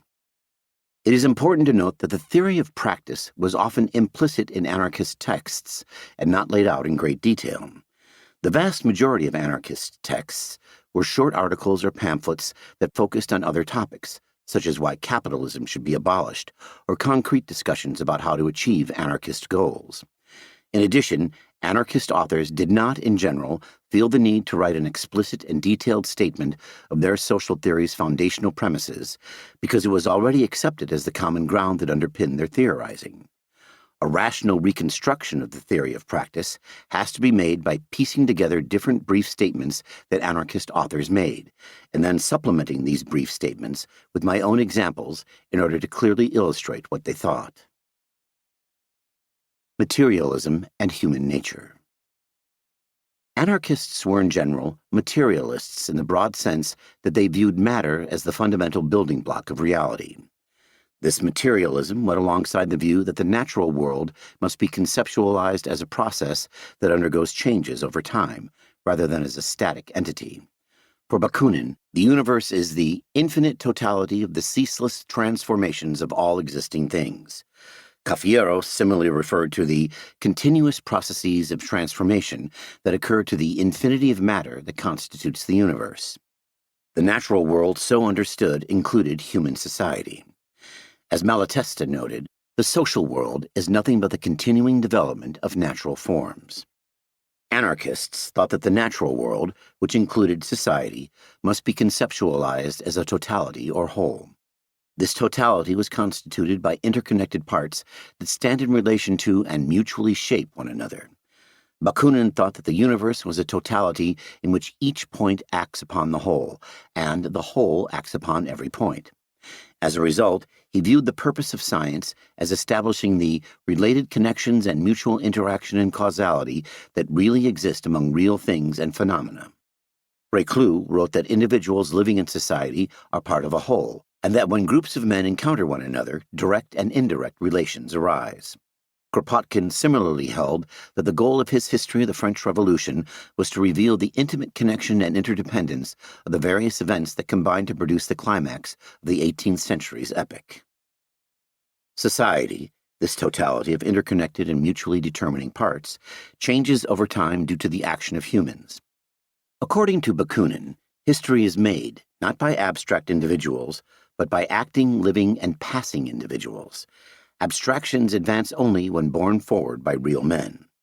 For Rocker, since every social process arises from human intentions and human goal-setting and occurs within the limits of our volition, it follows that history is nothing but the great arena of human aims and ends. Anarchist social theory rested on a particular understanding of what humans are, what human activity is, and how human activity both shapes and is shaped by society. Anarchists viewed humans as unchanging and changing at the same time. They are unchanging in that there are certain characteristics that all humans across all societies have in common. They need food, water, and sleep to survive, reproduce through sex, have brains, are social animals who communicate through language, experience emotions, and so on. As Rocker wrote, we are born, absorb nourishment, discard the waste material, move, procreate, and approach dissolution without being able to change any part of the process. Necessities eventuate here which transcend our will. We are not compelled to consume our food in the shape nature offers it to us, or to lie down to rest in the first convenient place, but we cannot keep from eating or sleeping, lest our physical existence should come to a sudden end. One of the distinguishing characteristics of humans as a species is their consciousness. Bakunin argued that, since this is the product of the cerebral activity of man, and our brain is wholly an organization of the material order, it follows that what we call matter, or the material world, does not by any means exclude, but on the contrary, necessarily embraces the ideal world as well. With this consciousness, humans think about themselves, other people, the world in which they live, and worlds that they have imagined. They make plans for the future and reflect on past events. They direct and alter their behavior. In short, humans are able to mentally stand apart from their immediate experience and make their own life an object of their thought. According to Reclus, humanity is nature becoming self-conscious. Cafiero wrote that the feeling of oneself is without doubt the dominant sentiment of the human soul. The awareness of one's being, its development and betterment, the satisfaction of its needs, these make up the essence of human life. Each individual human always possesses a particular form of consciousness, by which I mean the specific ways in which they experience, conceptualize, and understand the world in which they live. I will refer to this as consciousness for short. Since these characteristics are constant across all humans, they must stem from certain basic facts about human biology. Human biology and the natural environment are the starting points for human activity and the parameters in which it occurs. Crucially, human nature was not viewed by anarchists as a fixed, entirely static entity or an abstract essence that exists outside of history. They distinguished between the fundamental raw materials of human nature that constitute all humans and what these materials are shaped into during a person's life within a historically specific society. Bakunin distinguished between innate faculties and dispositions and the organization of society that develops them or, on the other hand, halts or falsifies their development. Given this, all individuals, with no exception, are at every moment of their lives what nature and society have made them. Kropotkin, who is a geographer, similarly thought that man is a result of both his inherited instincts and his education. Although there are fundamental features of human character that can only be mediated by very slow evolution, the extent and manner in which these characteristics are expressed, Kropotkin claimed, is a result of a person's social environment and the forms of activity they engage in. One of these fundamental characteristics with a strong biological basis, he believed, was the tendency for humans to cooperate with one another and engage in mutual aid in order to survive. Yet he also held that the relative amounts of individualist and mutual aid spirit are among the most changeable features of man. Similar views were expressed by other anarchist authors. Emma Goldman declared that those who insist that human nature remains the same at all times have learned nothing. Human nature is by no means a fixed quantity. Rather, it is fluid and responsive to new conditions. The extent to which anarchists thought that the expression of human nature was malleable or plastic can be seen in the fact that several anarchists claim that there is an infinite number of different kinds of person. Malatesta, for example, wrote that in an anarchist society, the full potential of human nature could develop in its infinite variations. This was not to say that humans could transform themselves into anything they wanted. The nature of the raw materials that constitute humans places definite limits on what they can be shaped into. Humans cannot morph their arms into wings or lay eggs like a chicken. This is because, although a human can become an incredibly wide variety of different things during the course of their finite existence, the scope is predetermined by the kind of animal they are. As Rocco wrote, "Man is unconditionally subject only to the laws of his physical being. He cannot change his constitution. He cannot suspend the fundamental conditions of his physical being, nor alter them according to his wish." Stereotypes of anarchists depict them as having naive conceptions of human nature, in which it is imagined that humans are innately good and kind. In reality, anarchists held that humans were defined by two main distinct tendencies: struggle/strife and sociability/solidarity. Malatesta thought that humans possessed both the harsh instinct of wanting to predominate and to profit at the expense of others, and another feeling which draws him closer to his neighbor, the feeling of sympathy, tolerance, of love. As a result, human history contained violence, wars, carnage, besides the ruthless exploitation of the labor of others, and innumerable tyrannies and slavery, alongside mutual aid, unceasing and voluntary exchange of services, affection, love, friendship, and all that which draws people closer together in brotherhood.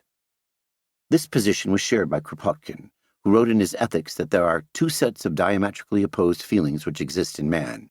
In one set are the feelings which induce man to subdue other men in order to utilize them for his individual ends, while those in the other set induce human beings to unite for attaining common ends by common effort. The first answering to that fundamental need of human nature, struggle, and the second representing another equally fundamental tendency, the desire of unity and mutual sympathy. The theory of practice. One of the main processes that modifies and develops the raw materials of human nature is human activity itself.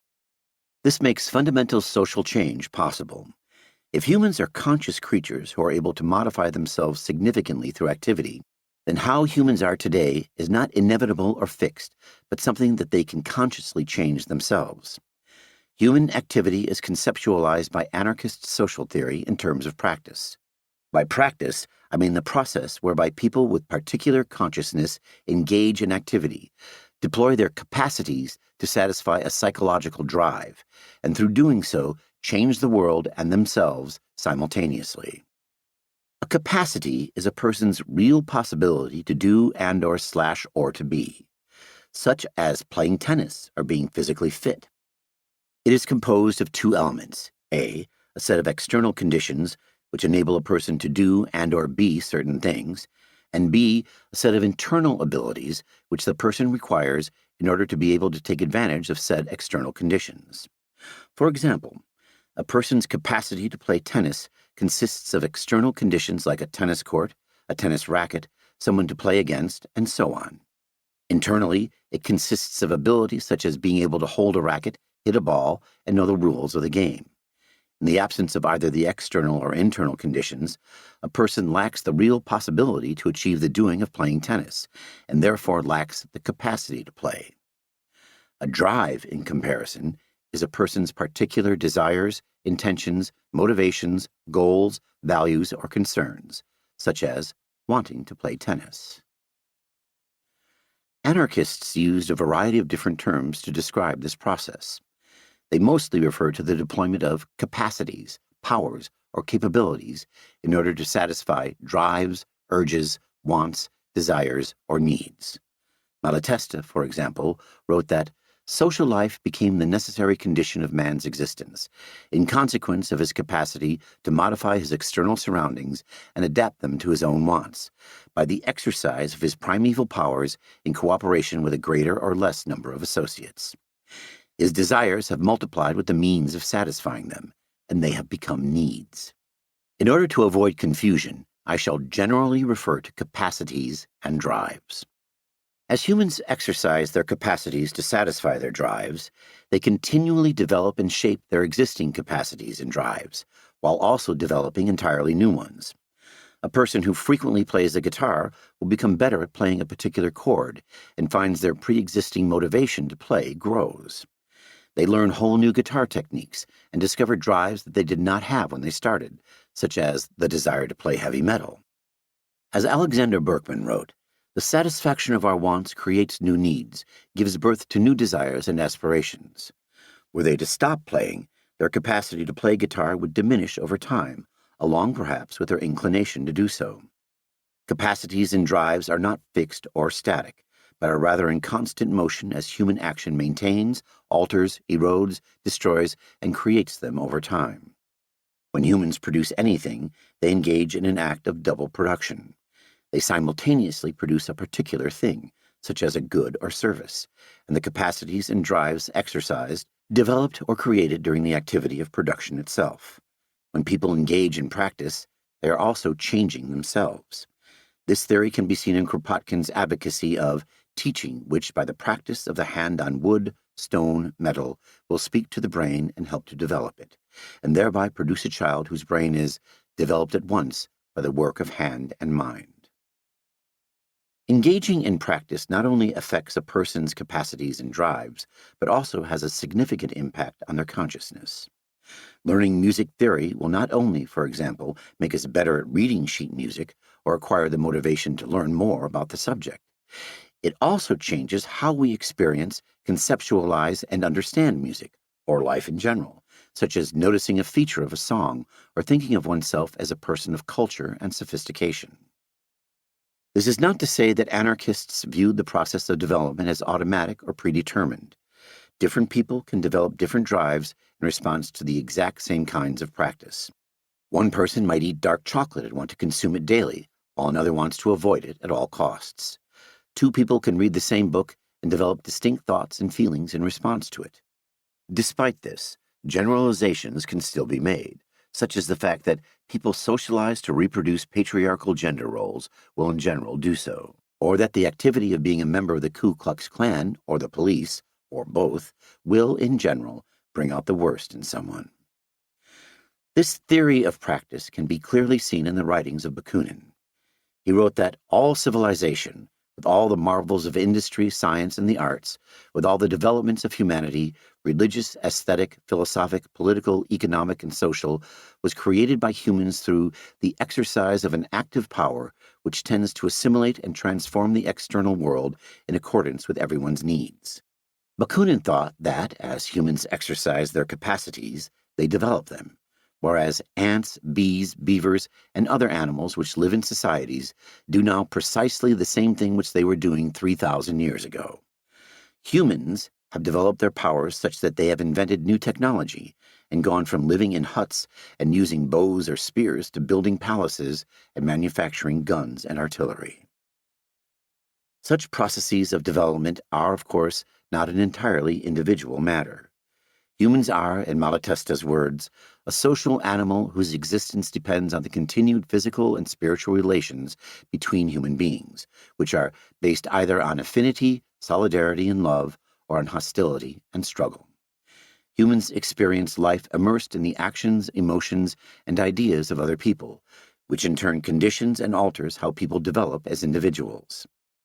A child will be taught to read and write by adults who are already literate, while a dancer may develop the desire to dance in a new style after watching a ballet performance. We adopt a particular perspective on the world due to reading books written by other people or by thinking with concepts that have been collectively produced and reproduced by our culture. What capacities, drives, and consciousness people develop varies across social and historical contexts. The capacity to sail a longboat and the drive to die heroically in battle so that you will go to Valhalla developed from living as a warrior in a 9th century Norse society. These traits are not widespread in modern Nordic societies because people are no longer engaging in that sort of Viking practice. Instead, people engage in practices that develop their capacity to assemble flat-pack furniture or their drive to go to melodic death metal concerts. The social and historical situation in which one lives also determines how universal aspects of human nature are experienced. For example, the universal drive of hunger may be experienced as hunger for beef burgers in a modern North American fast food restaurant, but as hunger for seal meat in a 19th century Inuit house. Anarchist authors emphasize these points again and again. They generally conceptualized human history in terms of a series of economic periods characterized by specific kinds of technology and ways of organizing production. Their descriptive model held that humans had gone from living in hunter-gatherer societies to living in ancient agricultural societies based on slavery, feudal agricultural societies based on serfdom, and finally modern industrial societies based on wage labor. This view of history included an awareness of the fact that European colonialism, and so the development of industrial societies, involved the enslavement of black people. Anarchists were also aware that hunter-gatherer societies existed at the same time as industrial societies. Anarchists inherited the broad model of human history as a series of economic stages from the French and Scottish Enlightenment and read it in early anthropology. Although the specifics of this model are outdated in light of the latest research, they nonetheless highlight what anarchists thought about capacities, drives, and consciousness. Different economic systems were constituted by specific kinds of practice, such as hunting with a bow and arrow as a nomad, collecting the harvest as a peasant, or working in a car factory as a wage laborer, and so developed distinct characteristics within people. This way of thinking can especially be seen in anarchist discussions of drives. Luigi Galliani, for example, thought that when a human develops themselves, they acquire a series of ever more growing and varied needs claiming satisfaction. These needs vary, not only according to time and place, but also according to the temperament, disposition, and development of each individual. He wrote, "A farmer who lives in an alpine valley, in the present conditions of his development, may have satisfied all his needs, eaten, drunk, and rested to his heart's content, while a worker who lives in London, in Paris, or in Berlin may willingly give up a quarter of his salary and several hours of his rest in order to satisfy a whole category of needs totally unknown to the farmer stranded among the gorges of the Alps or the peaks of the Apennine Mountains, to spend an hour of intense and moving life at the theater, at the museum, or at the library, to buy a recently published book or the latest issue of a newspaper, to enjoy a performance of Wagner or a lecture at the Sorbonne." The social environment in which capacities, drives, and consciousness develop is itself produced by practice.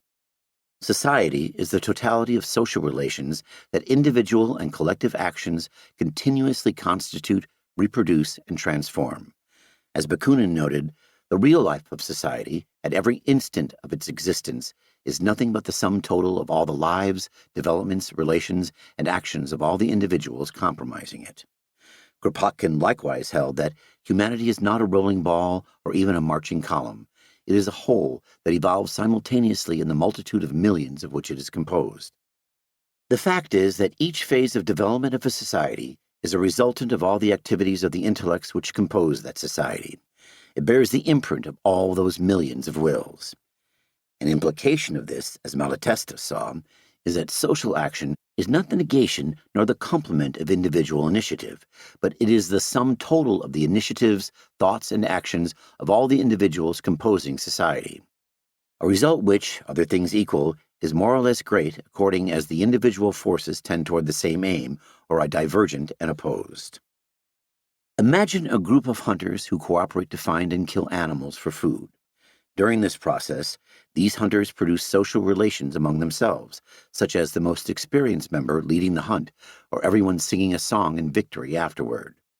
The social relations that collective practice produce, in turn, determine the nature of the practice, since the practice is itself performed through these social relations. How hunters hunt both produces the social relation of singing songs in victory and is altered by this social relation. Importantly, collective practice is not necessarily friendly or egalitarian practice. The slave master owns and controls the slave. They nonetheless both engage in the collective practice of a cotton plantation, albeit in very different roles. This interplay between practice producing social relations and practice being performed through social relations results in the formation of relatively stable and enduring social structures. These social structures simultaneously enable and constrain practice. They enable it by developing in people the necessary internal abilities, drives, and consciousness for practice, and by producing many of the external conditions that the exercise of the internal abilities is preconditioned on. They teach people how to hunt, and they organize the manufacture of hunting equipment. Social structures constrain practice by imposing limits and exerting pressure on which and how capacities are deployed, what drives are satisfied, and the direction in which new capacities, drives, and consciousness are developed. A hunter is unlikely to develop the desire to become a vegetarian. Social structures are relatively stable, but they are not fixed entities. They are processes reproduced over time by the practice of humans, who are continually modifying themselves through action and being modified by the action of others. In Bakunin's words, every man is nothing else but the result of the countless actions, circumstances, and conditions, material and social, which continue shaping him as long as he lives. Berkman also emphasized the manner in which people are shaped by simultaneous three-way interactions between social structures, consciousness, and their actions. The life we lead, the environment we live in, the thoughts we think, and the deeds we do all subtly fashion our character and make us what we are. These changes to the humans that compose the social structure can, in turn, lead to the modification of the social structure itself. The group of hunters who sing songs to celebrate could, over time, become primarily concerned with their music and sing more often during hunts. They could even create a whole new social structure, such as deciding to form a band. As Rocker noted, every form of his social existence, every social institution, is the work of men and can be changed by human will and action or made to serve new ends. The kinds of practice that people within social structures engage in is significantly determined by the social structure in question, due to its enabling and constraining aspects. People engage in the practices that turn them into people capable of and driven to reproduce the social structure itself. In Malatesta's words, between man and his social environment, there is a reciprocal action. Men make society what it is, and society makes men what they are. Given this, man, like all living beings, adapts and habituates himself to the conditions in which he lives, and transmits by inheritance his acquired habits. Thus, being born and having lived in bondage, being the descendant of a long line of slaves, man believed that slavery was an essential condition of life, and liberty seemed to him an impossible thing. Social structures that consistently shape people in this manner come to be dominant structures when they underpin the reproduction and relative stability of the society in which they are embedded. Anarchist authors disagreed with one another about which dominant structures played the most important role in history or contemporary society. They also had distinct views on how to conceptualize the manner in which dominant structures interact with, shape, and mutually constitute one another. A significant number of historical anarchists endorsed various forms of economic determinism. Malatesta, who would later reject economic determinism, wrote in 1884 that, since man's primary need and the essential prerequisite of existence is that he is able to eat, it is only natural that the character of a society is determined primarily by the manner in which man secures the means of survival, how wealth is produced and distributed. He went so far as to claim that the economic question is fundamental in sociology and other matters, political, religious, etc., are merely its reflections, perhaps even the shadows it casts. If political institutions and moral sentiments derive their raison d'etre from economic conditions, then it followed that economic inequality is the source of all moral, intellectual, political, etc. inequalities. Anarchists who advocated economic determinism appear to have done so due to the influence of inaccurate interpretations of Marx's theory of history, which were popularized by socialist parties at the time. In 1887, the American anarchist Albert Parsons claimed that the mode and manner of procuring our livelihood affects our whole life. The all-pervading cause is economic, and social institutions of every kind and degree result from, grow out of, and are created by the economic or industrial regulations of society. The fact that Parsons was influenced by Marx can be seen in the fact that he quotes large sections of Marx's Capital and Manifesto of the Communist Party. Parsons was not unique in this respect. Rocker claimed that in London during the 1880s, the Jewish anarchists at that time and for some time after accepted the idea of economic materialism and the Marxist conception of history. Malatesta noted in 1897 that, prior to the period in which anarchists discarded the mistakes of Marxism, they had been more consistent or even more orthodox advocates of Marxist theory than those who professed to be Marxists, and perhaps than Marx himself. Elsewhere, he claimed that in Italy during the early 1870s, though none of us had read Marx, we were still too Marxist, due to the influence of Bakunin's views on political economy and history. The Italian anarchist Cafiero subsequently read Marx while in prison and published a summary of Marx's Capital in 1879, which Marx himself approved of. Bakunin had a somewhat ambivalent attitude toward what he regarded as Marx's social theory. In 1872, he simultaneously praised Marx for drawing attention to the importance of economic factors in history, while arguing that Marx wrongly ignored other elements in history, such as the effect, obvious though it is, of political, judicial, and religious institutions on the economic situation. This included the manner in which the temperament of specific cultures, which were the product of a host of ethnographic, climatological, and economic, as well as historical causes, exerted considerable influence over the destinies and even the development of a country's economic forces, outside and independent of its economic conditions. Rocker and Kropotkin later developed a model in which a range of social structures, economic, political, religious, cultural, etc., were taken to mutually determine one another, but no social structure or causal factor was thought to be necessarily primary. Which causal factor played the most important role varied among different moments, and so could only be established through empirical investigation on a case-by-case basis.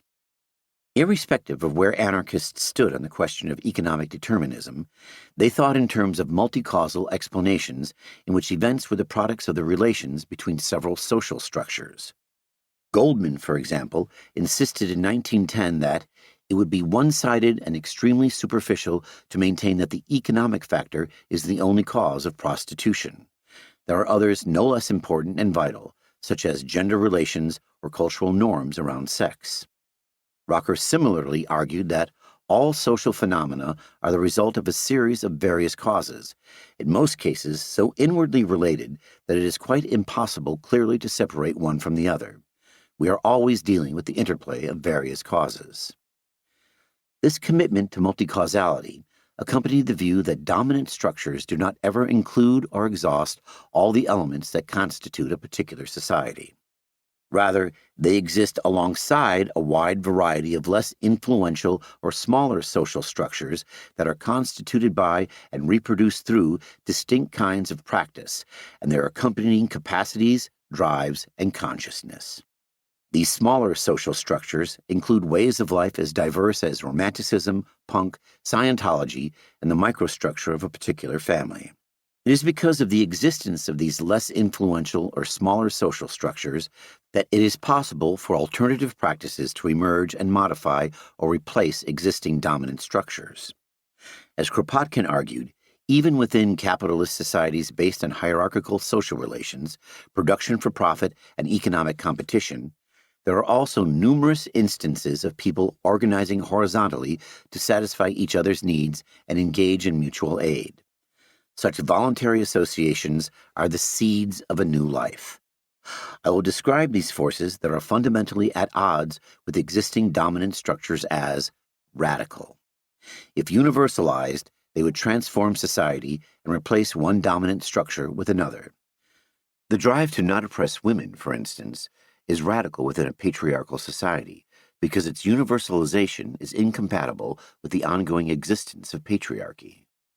Anarchists held that a crucial factor in the modification or replacement of dominant structures are the attempts by both dominant and oppressed groups to shape society in their interests. Kropotkin noted that history is nothing but a struggle between the rulers and the ruled, the oppressors and the oppressed. Malatesta likewise held that through a most complicated series of struggles of every description of invasions, wars, rebellions, repressions, concessions won by struggle, associations of the oppressed united for defense, and of the conquerors for attack, we have arrived at the present state of society. Such conflicts between the oppressors and the oppressed are conflicts over how practice, and so the development of capacities, drives, and consciousness is organized. They are, in short, struggles to determine what kinds of humans society produces. Ultimately, according to anarchists, to change society, it is necessary to engage in forms of practice that develop radical capacities, drives, and consciousness, and thereby replace existing dominant social structures with alternative social structures that produce fundamentally different kinds of people. This, of course, raises the question, why did anarchists think society should be changed, and what did they want it changed into? Chapter 3. Values, Critique, and Vision.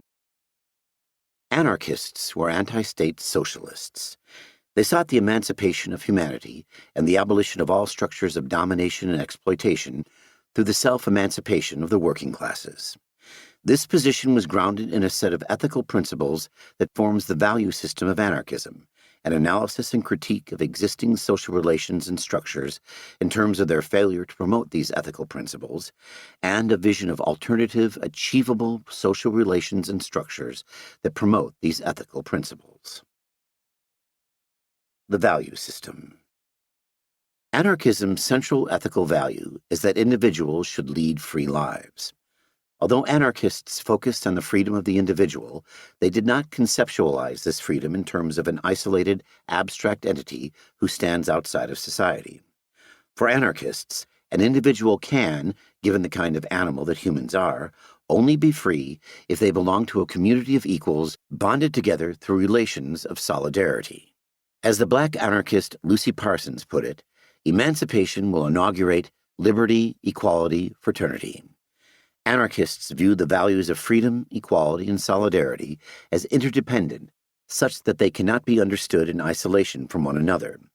The realization of one of these values can only be achieved through the realization of all three at once. Anarchists conceptualized freedom in two main ways: not being subject to domination or having the real possibility to do and or to be. Although anarchist authors consistently valued both of these things, they did not all label them as freedom. Wilson, for example, defined freedom as non-denomination, while at the same time arguing that having the real possibility to do and or to be is important for human development and flourishing.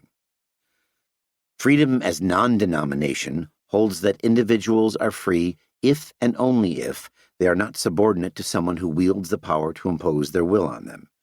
If a person is subject to the arbitrary power of another, then even if it is not currently being exercised, they are being dominated. To be free is to be able to live in accordance with one's own will, rather than being subject to the will of another. In 1869, Bakunin claimed that freedom consists in the full independence of the will of the individual with respect to the will of others, and in the same text he defines freedom as independence, with respect to all laws that other human wills, collective and isolated from the collectivity, impose. During his subsequent 1871 lectures to Swiss members of the International, he said that the negative condition of freedom is that no person owe obedience to another. The individual is free only if his will and his own convictions, and not those of others, determine his acts. In 1870, Bakunin explicitly connected this idea with non-denomination when he advocated self-determination and the fullest human freedom in every direction, without the least interference from any sort of domination. The same position was expressed by other anarchist authors. Wilson referred to the impulse in men to dominate their fellows, i.e., impose their will upon them and assert their own superiority. She advocated the abolition of domination in favor of freedom, such that every person had an equal claim to direct his life from within by the light of his own consciousness, rather than be subordinate to the will of any other individual or collection of individuals. Galliani similarly defined the broadest individual autonomy in terms of absolute independence from any domination by either a majority or a minority. According to the real possibilities view of freedom, an individual becomes more free as what they can do and or be increases, that is, the activities they can perform and the states they can experience. The possible beings and doings available to a person, and so the extent to which they are free, are a product of A, the external conditions within their social and natural environment, and B, their internal abilities, which enable them to take advantage of external conditions. In order to have the real possibility to read The Very Hungry Caterpillar, a child must, among many other requirements, know how to read, internal ability, live in a society where The Very Hungry Caterpillar is produced, and possess a copy of the book, external conditions. As they grow older, they become better at reading, development of internal ability, and acquire a greater number of books, expansion of external conditions. This marks an increase in their freedom, since their range of possible beings and doings has increased. They can now become an expert on the history of the potato or read the Poetic Edda. An individual's freedom is restricted when obstacles decrease the number of real possibilities open to them. A slave owner who prevents their slaves from reading further limits what possibilities they have and thereby makes them even less free. Such obstacles do not have to be directly established by the threat or exercise of violence. The cultural norm that homosexuality is unnatural and immoral can, by itself, limit a person's opportunity to be gay, due to them internalizing these ideas and sensitizing them to the judgment of others. Crucially, though, obstacles can be removed or overcome.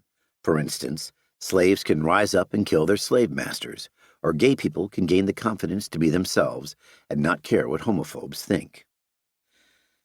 This emphasis on having the actual means to lead a specific kind of life can be seen in Malatesta's claim in 1884 that true freedom is not the right but the opportunity, the strength to do what one will. And in his observation, decades later, that freedom is a hollow word unless it is wedded to ability, which is to say, to the means whereby one can freely carry on his own activity. Yet people's real possibility to do and or to be can be restricted through domination by others. Malatesta also wrote that freedom presupposes that everybody has the means to live and to act without being subjected to the wishes of others. As a result, he advocated the complete destruction of the domination and exploitation of man by man. Malatesta was not the only anarchist to define freedom as a person's real possibility to do and or to be. In 1927, Berkman distinguished between negative liberty, which is freedom from something, and positive freedom, which is the opportunity to do, to act. 2 years later, he wrote that freedom really means opportunity to satisfy your needs and wants. If your freedom does not give you that opportunity, then it does you no good. Real freedom means opportunity and well-being. If it does not mean that, it means nothing. His comrade Goldman similarly wrote in 1914 that true liberty is not a negative thing of being free from something. Real freedom, true liberty, is positive. It is freedom to something. It is the liberty to be, to do. In short, the liberty of actual and active opportunity. All anarchists thought that one of the main reasons why freedom is valuable is that it is a prerequisite for full human development in the sense of people improving their internal abilities in multiple directions and in so doing, truly realizing their potential. Rocker claimed that freedom is not an abstract philosophical concept, but the vital, concrete possibility for every human being to bring to full development all the powers, capacities, and talents with which nature has endowed him. Goldman argued that authority stultifies human development, while full freedom assures it. Elsewhere, she declared that only in freedom can man grow to his full stature. Only in freedom will he learn to think and move and give the very best in him. Only in freedom will he realize the true force of the social bonds which knit men together and which are the true foundations of a normal social life. The same position was articulated by anarchists who defined freedom in terms of non-domination. Wilson thought that the creed of anarchism is the cultus of liberty, not for itself, but for what it renders possible. Authority, as exercised by men over their fellows, it holds accursed, depraving those who rule and those who submit, and blocking the path of human progress. Liberty indeed is not all, but it is the foundation of all that is good and noble. It is essential to that many-sided advance of man's nature, expanding in numberless and ever-conflicting directions. Although anarchist authors used different definitions of freedom, they agreed that not being dominated, having the real possibility to do and or to be a broad range of things, and developing oneself as a human were all valuable. This is because they feed off one another. In order to develop one's internal abilities in multiple directions, a person must have the real possibility to do so. And in order to have this real possibility, they must, among other things, not be subject to domination that deprives them of these real possibilities. Anarchists held that the freedom of the individual, however defined, is only possible in and through society. Humans are by nature social animals, and so cannot achieve freedom outside of a social context. To quote Bakunin, "Man completely realizes his individual freedom as well as his personality only through the individuals that surround him, and thanks to the labor and the collective power of society. Society, far from decreasing his freedom, on the contrary, creates the individual freedom of all human beings. Society is the root, the tree, and liberty is its fruit. Furthermore, being free for man means being acknowledged, considered, and treated as such by another man, and by all the men around him. Liberty is therefore a feature not of isolation, but of interaction, not of exclusion, but rather of connection." For anarchists, in order for a society to be free over an extended period of time, it must be structured so that it both enables the freedom of the people who comprise it and prevents individuals from being able to oppress others. The social structures and relations that ensure the ongoing freedom of individuals are necessarily egalitarian ones. Anarchists thought that freedom and equality are so interconnected that it is in practice impossible to have one without the other. Bakunin wrote, "I am a convinced supporter of economic and social equality because I know that outside that equality, freedom will never be anything but lies." Kropotkin echoed this sentiment. To have the individual free, they must strive to constitute a society of equals. It is apparent that anarchists advocated equality, but it is not yet clear what exactly they meant by the term. My interpretation is that anarchists conceptualized equality as the equality of freedom, or as Malatesta phrased it, the equal freedom for all. This is the idea that society should be structured such that there is, as far as is possible, equality of self-determination and equality of opportunity. Equality of self-determination was connected with non-domination, while equality of opportunity was connected to human development and the real possibility to do and or to be. Equality of self-determination was conceptualized as having two components. First, each individual is equally free to live in accordance with their own will, unless they subject another person to their will through coercion, because doing so would establish a relation of domination, and thereby violate the equal freedom of all. As Berkman put it, "You are to be entirely free, and everybody else is to enjoy equal liberty, which means that no one has a right to compel or force another, for coercion of any kind is interference with your liberty." Malatesta similarly argued that anarchists advocate freedom for all and in everything, with no limit other than the equal freedom of others, which does not mean that we embrace and wish to respect the freedom to exploit, oppress, command, which is oppression and not freedom. Second, organizations are structured in a horizontal rather than hierarchical manner, such that there are no divisions between rulers who make decisions and subordinates who do as instructed and lack decision-making power. In horizontal organizations, each member has an equal say in collective decisions, and so co-determines the organization with every other member. According to Malatesta, this kind of equality emerges from the fact that individuals within a group have three choices. Either they submit to the will of others, be enslaved, or subject others to his will, be in authority, or live with others in fraternal agreement in the interests of the greatest good of all, be an associate. Anarchists choose to be associates. These two components of equality of self-determination can be seen in Bakunin's remark that domination must be prevented by not giving anyone the opportunity, which should be achieved by the actual organization of the social environment so constituted that while leaving each man to enjoy the utmost possible liberty, it gives no one the power to set himself above others or to dominate them, except through the natural influence of his own intellectual or moral qualities, which must never be allowed either to convert itself into a right or to be backed by any kind of political institution. Equality of opportunity, or what Bakunin termed equality at the outset, was understood by anarchists to refer to a situation in which each individual had equal access to the external conditions necessary for the real possibility to do and or to be, such as food, healthcare, and education. According to Malatesta, anarchists call liberty the possibility of doing something. And in order for this to be realized, society must be constituted for the purpose of supplying everybody with the means for achieving the maximum well-being, the maximum possible moral and spiritual development. In the opinion of Berkman, far from leveling, such equality opens the door for the greatest possible variety of activity and development. It would, in other words, result in an expansion of human development. Anarchists held that freedom and equality are generally maintained over time by solidarity between individuals and groups. By solidarity, anarchists meant two different kinds of social relation.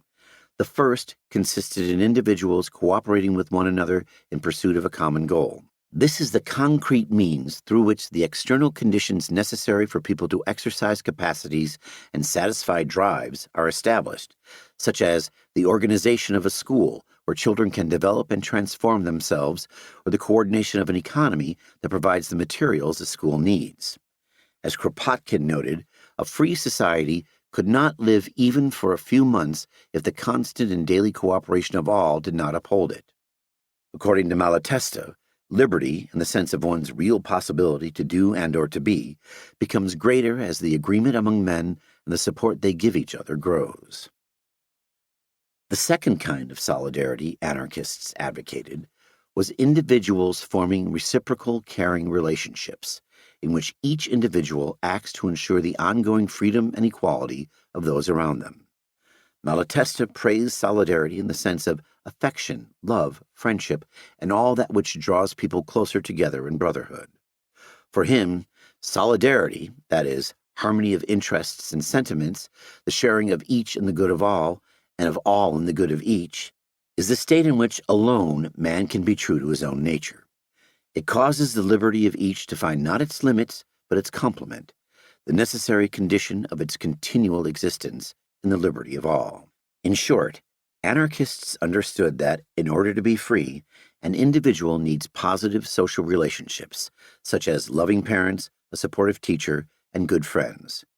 For anarchists, such reciprocal caring relationships could only genuinely occur between equals who horizontally associate with one another.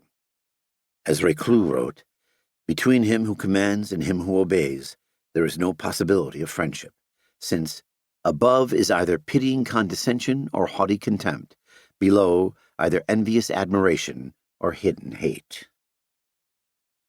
Critique of existing society. Equipped with this value system, anarchists critiqued existing society on the grounds that it systematically fails to promote freedom, equality, and solidarity. They understood that society is not the way it is merely because of the negative personality traits of some bad rulers. Rather, it is the consequence of the fundamental structure of society and the forms of practice that constitute and reproduce it over time. As Malatesta explained to a jury while on trial in 1921, social wrongs do not depend on the wickedness of one master or the other, one governor or the other, but rather on masters and governments as institutions. Therefore, the remedy does not lie in changing the individual rulers. Instead, it is necessary to demolish the principle itself by which men dominate over men. Anarchists are best known for advocating the abolition of the state. While it is true that anarchists are anti-statists, it must also be emphasized that they do not view the state as the main oppressive social structure or the singular root cause of social problems. Anarchists in the late 19th and early 20th centuries critiqued three dominant structures: capitalism, landlordism, and the state. The structures of economic oppression, capitalism and landlordism, and political oppression, the state, were taken to constitute an interconnected global social system that I shall call class society. For the sake of brevity, I will focus on the anarchist opposition to capitalism and the state and not discuss landlordism in the sense of feudal or semi-feudal economic relations. Anarchists viewed capitalism as a social system constituted by A. Private ownership of land, raw materials, and the means of production, B. Wage labor, and C. Production of commodities for profit within a competitive market. Under capitalism, society is divided into two main economic classes: a minority of capitalists and landowners who privately own land, raw materials, and the means of production, and a majority of workers who do not own private property and who sell their labor to capitalists and landowners. The labor of workers produces goods and services that are sold by capitalists and landowners on the market in order to generate profit and thereby expand their wealth. Workers, in comparison, receive only a wage, which they then use to buy the necessities of life: food, shelter, and clothing, and thereby reproduce themselves. The terms working class and proletariat are sometimes used only to refer to industrial wage laborers who engage in manual labor, especially within factories. Anarchists often use these words in a much broader sense. In 1884, Malatesta wrote that humanity is divided into two castes: one caste of haves, born with an entitlement to live without working, the other of proletarians, whose lot from birth is wretchedness, subjection, exhausting, unrewarded toil. He defined a worker as anybody plying a useful trade who does not exploit another person's labors. Anarchists, who claimed that society was divided into two main economic classes, did not think that there were no subdivisions within the working class or proletariat broadly construed. They generally distinguished between urban wage laborers, rural wage laborers, artisans, and landless peasants. Which specific classes anarchists referred to varied depending upon the context they were writing in.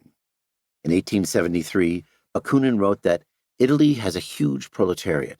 It consists of 2 or 3 million urban factory workers and small artisans and some 20 million landless peasants. He went on to claim that the Slavic proletariat must enter the International en masse and form factory, artisan, and agrarian sections. As capitalism developed and the number of artisans dramatically declined due to their inability to compete with large-scale industry, anarchists updated their language and began to refer only to urban wage laborers, rural wage laborers, and landless peasants. In 1926, the group of Russian anarchists abroad, who came from a society where peasants were still the majority of the population, claimed that capitalist society is split into two very distinct camps: the proletariat, in the broadest sense of the word, and the bourgeoisie. The proletariat, so understood, included the urban working class and the peasant masses. Berkman, in an analysis for a predominantly North American audience, adopted a narrower definition of the working class or proletariat in 1929. He defined them as those people employed by capitalists in a range of industries: in mills, in mines, in factories and shops, in transportation, and on the land. For him, the working class consists of the industrial wage earners and the agricultural toilers or farm laborers.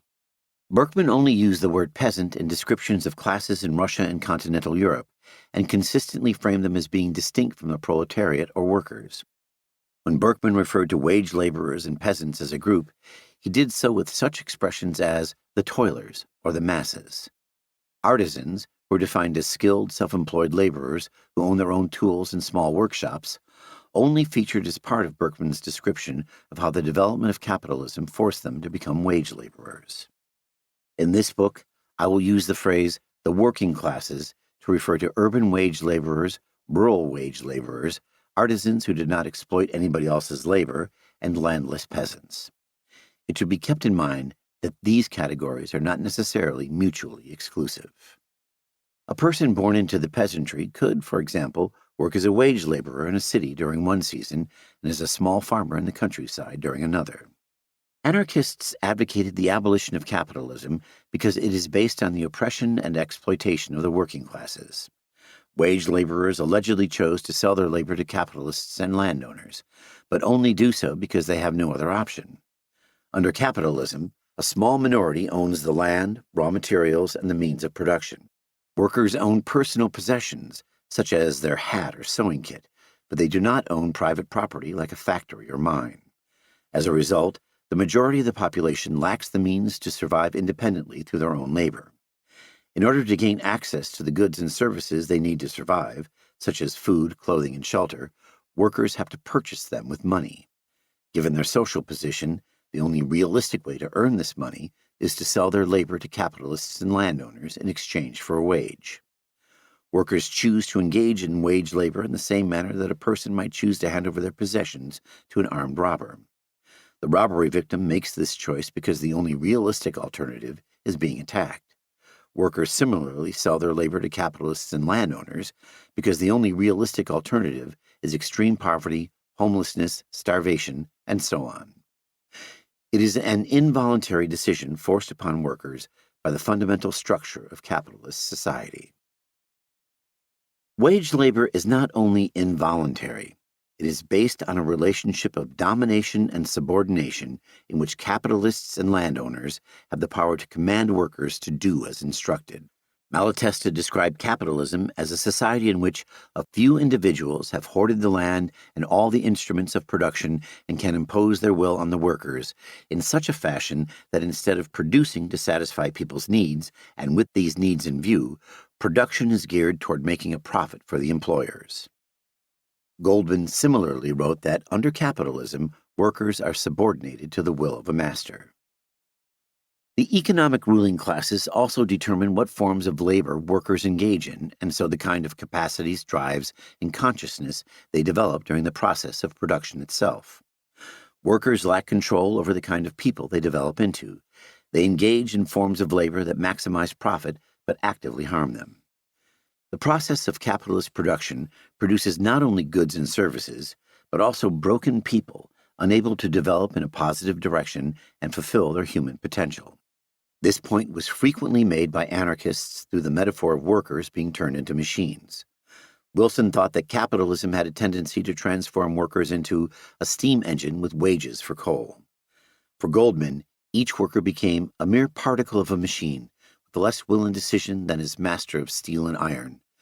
Man is being robbed not merely of the products of his labor, but the power of free initiative, of originality, and the interests in or desire for the things he is making. As a result, workers are reduced to being living corpses without originality or power of initiative, human machines of flesh and blood who pile up mountains of wealth for others and pay for it with a gray, dull, and wretched existence for themselves.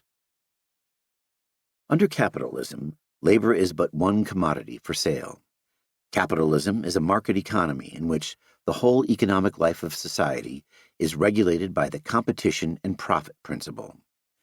The negative consequences of this are numerous. Capitalists hire a small number of workers and force them to work long hours in order to reduce costs, maximize profit, and outcompete rival companies. Improvements in technology make workers unemployed rather than enabling them to work less. Companies produce more commodities than they can sell, and are then forced by this overproduction to close down and fire their workforce. This, in turn, leads to regular economic crises. Even when the capitalist market is operating more smoothly, it is based on an irrational organization of production, in which a vast number of human needs that society has the means to fulfill are not satisfied because there is no profit in doing so, such as housing homeless people or adequately feeding poor people. On the international scale, economic competition, alongside a range of other factors like ambition and greed, results in states engaging in colonialism, imperialism, and war in order to find new markets, establish monopolies, maximize capital accumulation, and serve the interests of capitalists in their respective countries, especially those involved in the manufacturing of weapons, ammunition, warships, etc. According to anarchists, the expression and exploitation of capitalism is maintained over time by the violence of the modern state. Bakunin claimed that the historical formation of the modern concept of the state occurred in the mid-16th century and consisted in an ongoing process of military, police, and bureaucratic centralization. This process of state formation occurred due to the requirements of modern capitalist production, which needed enormous centralized states in order to subject many millions of laborers to their exploitation. Kropotkin later expanded upon this narrative by arguing that the modern state developed as a mutual insurance company formed by the landlord, the military, the judge, the priest, and later on the capitalist, in order to assure each of them authority over the people and the exploitation of their poverty. As a result, the state, as a political and military power, along with modern governmental justice, the church, and capitalism, appear in our eyes as institutions that are impossible to separate from each other. In history, these four institutions developed while supporting and reinforcing each other. They are linked together by the bonds of cause and effect. Rather than positing a one-sided perspective in which the modern state was created by capitalism, anarchists held that the modern state and capitalism co-created one another. Through an analysis of the modern state, henceforth referred to as the state, as an actually existing social structure, anarchists came to define it in terms of both its functions and its particular organizational forms and characteristics. The primary function of the state is to reproduce the power of the economic ruling classes through violence. For Malatesta, its essential function is always that of oppressing and exploiting the masses, and of defending the oppressors and exploiters, and even when it performs other functions, such as acknowledging certain legal rights, maintaining roads, and organizing healthcare, it does so with the spirit of domination, and remains a committed defender of the economic ruling classes. The same point was made by Reclus, who held that the present function of the state consists foremost of defending the interests of landowners and the rights of capital. The capitalist state performs its essential function through many different means. Most obviously, it enforces private property rights. In Malatesta's words, the landowners are able to claim the land and its produce as theirs, and the capitalists are able to claim as theirs the instruments of labor and other capital created by human activity, because the dominant class has created laws to legitimize the usurpations that it has already perpetrated and has made them a means of new appropriations. The state, in addition to this, aids the economic ruling classes by establishing monopolies, subsidizing private companies, repressing social movements via the police and prisons, and maintaining an army in order to keep the people in bondage and conquer new markets and new territory to exploit them in the interests of the few. The state can nonetheless not be defined solely in terms of its essential function. The state, as a really existing institution, is also characterized by a specific organizational form. Actual states are institutions that, 1. Perform the function of reproducing the power of the economic ruling classes, 2. Are hierarchically and centrally organized, 3. Are wielded by a minority political ruling class who sit at the top of the state hierarchy and possess the authority to make laws and issue commands at a societal level that others must obey due to the threat of exercise of institutionalized force. This definition of the state is most clearly expressed by Kropotkin and Malatesta. According to Kropotkin, the state not only includes the existence of a power situated above society, but also of a territorial concentration and a concentration of many functions in the life of societies in the hands of a few. A whole mechanism of legislation and of policing is developed to subject some classes to the domination of other classes. The state is therefore the perfect example of a hierarchical institution, developed over centuries to subject all individuals and all their possible groupings to the central will. The state is necessarily hierarchical, authoritarian, or it ceases to be the state. Malatesta, in comparison, wrote that, for us, the government is the aggregate of the governors, and the governors, kings, presidents, ministers, members of parliament, and whatnot, are those who have the power to make laws, to regulate the relations between men, and to force obedience to these laws. In short, the governors are those who have the power, in a greater or lesser degree, to make use of the collective force of society, that is, of the physical, intellectual, and economic force of all, to oblige each to do the said governor's wish. And this power constitutes, in our opinion, the very principle of government, the principle of authority. Given this, anarchists did not define class solely in terms of a person's relationship to the means of production. Class is also about a person's relationship to the means of institutionalized coercion. Those who directly controlled state power, such as politicians, monarchs, heads of the police, etc., were taken by anarchists to constitute a distinct political ruling class with interests of their own. As Malatesta wrote, while the state is the defender, the agent, and the servant of the propertied class, it also constitutes a class by itself, with its own interests and passions. When the state, the government, is not helping the property to oppress and rob people, it oppresses and robs them on its own behalf. This is not to say that these two classes are mutually exclusive. An individual can, for example, be a capitalist and a politician at the same time. Anarchists oppose the state, to quote Bakunin, because it is placed by its very nature and position above and outside the people, and must inevitably work to subordinate the people under rules and for objectives foreign to them. In short, it means coercion, domination by means of coercion. Through this domination, the state not only prevents the working classes from living in accordance with their own wills, but also hinders their development as people and limits their real possibility to do and or to be. It oppresses humanity in two main ways, either directly by physical violence or indirectly by enforcing private property rights and thereby depriving the majority of the population of access to the means of existence such that they are forced to work for the economic ruling classes. In so doing, the state violates the equal freedom of all and promotes social relations of strife over solidarity because, so long as political power exists, there will be persons who dominate and persons dominated, masters and slaves, exploiters and the exploited. Anarchists thought that this critique of the state applied not only to monarchies and dictatorships, but also democratic republics, in which a segment of the political ruling class were elected by the citizenry. Even if a state was somehow genuinely democratic, in the sense that it was one in which the majority ruled, it was still a state, and so incompatible with freedom, equality, and solidarity. All states are social structures in which those who rule have the power to impose decisions on everyone within a given territory via institutionalized methods of coercion, such as the legal system, police, prisons, and the army. The rule of the majority would, even if it was preferable to the rule of the few, result in the domination of various minorities due to them being subject to this coercive power. In a fundamentalist Christian society, for example, majority rule would most likely result in laws oppressing atheists, scientists, and gays. Anarchists did not, however, think that actual states have ever been based on majority rule. They consistently describe them as institutions based on minority rule by a political ruling class in their interests and the interests of the economic ruling class.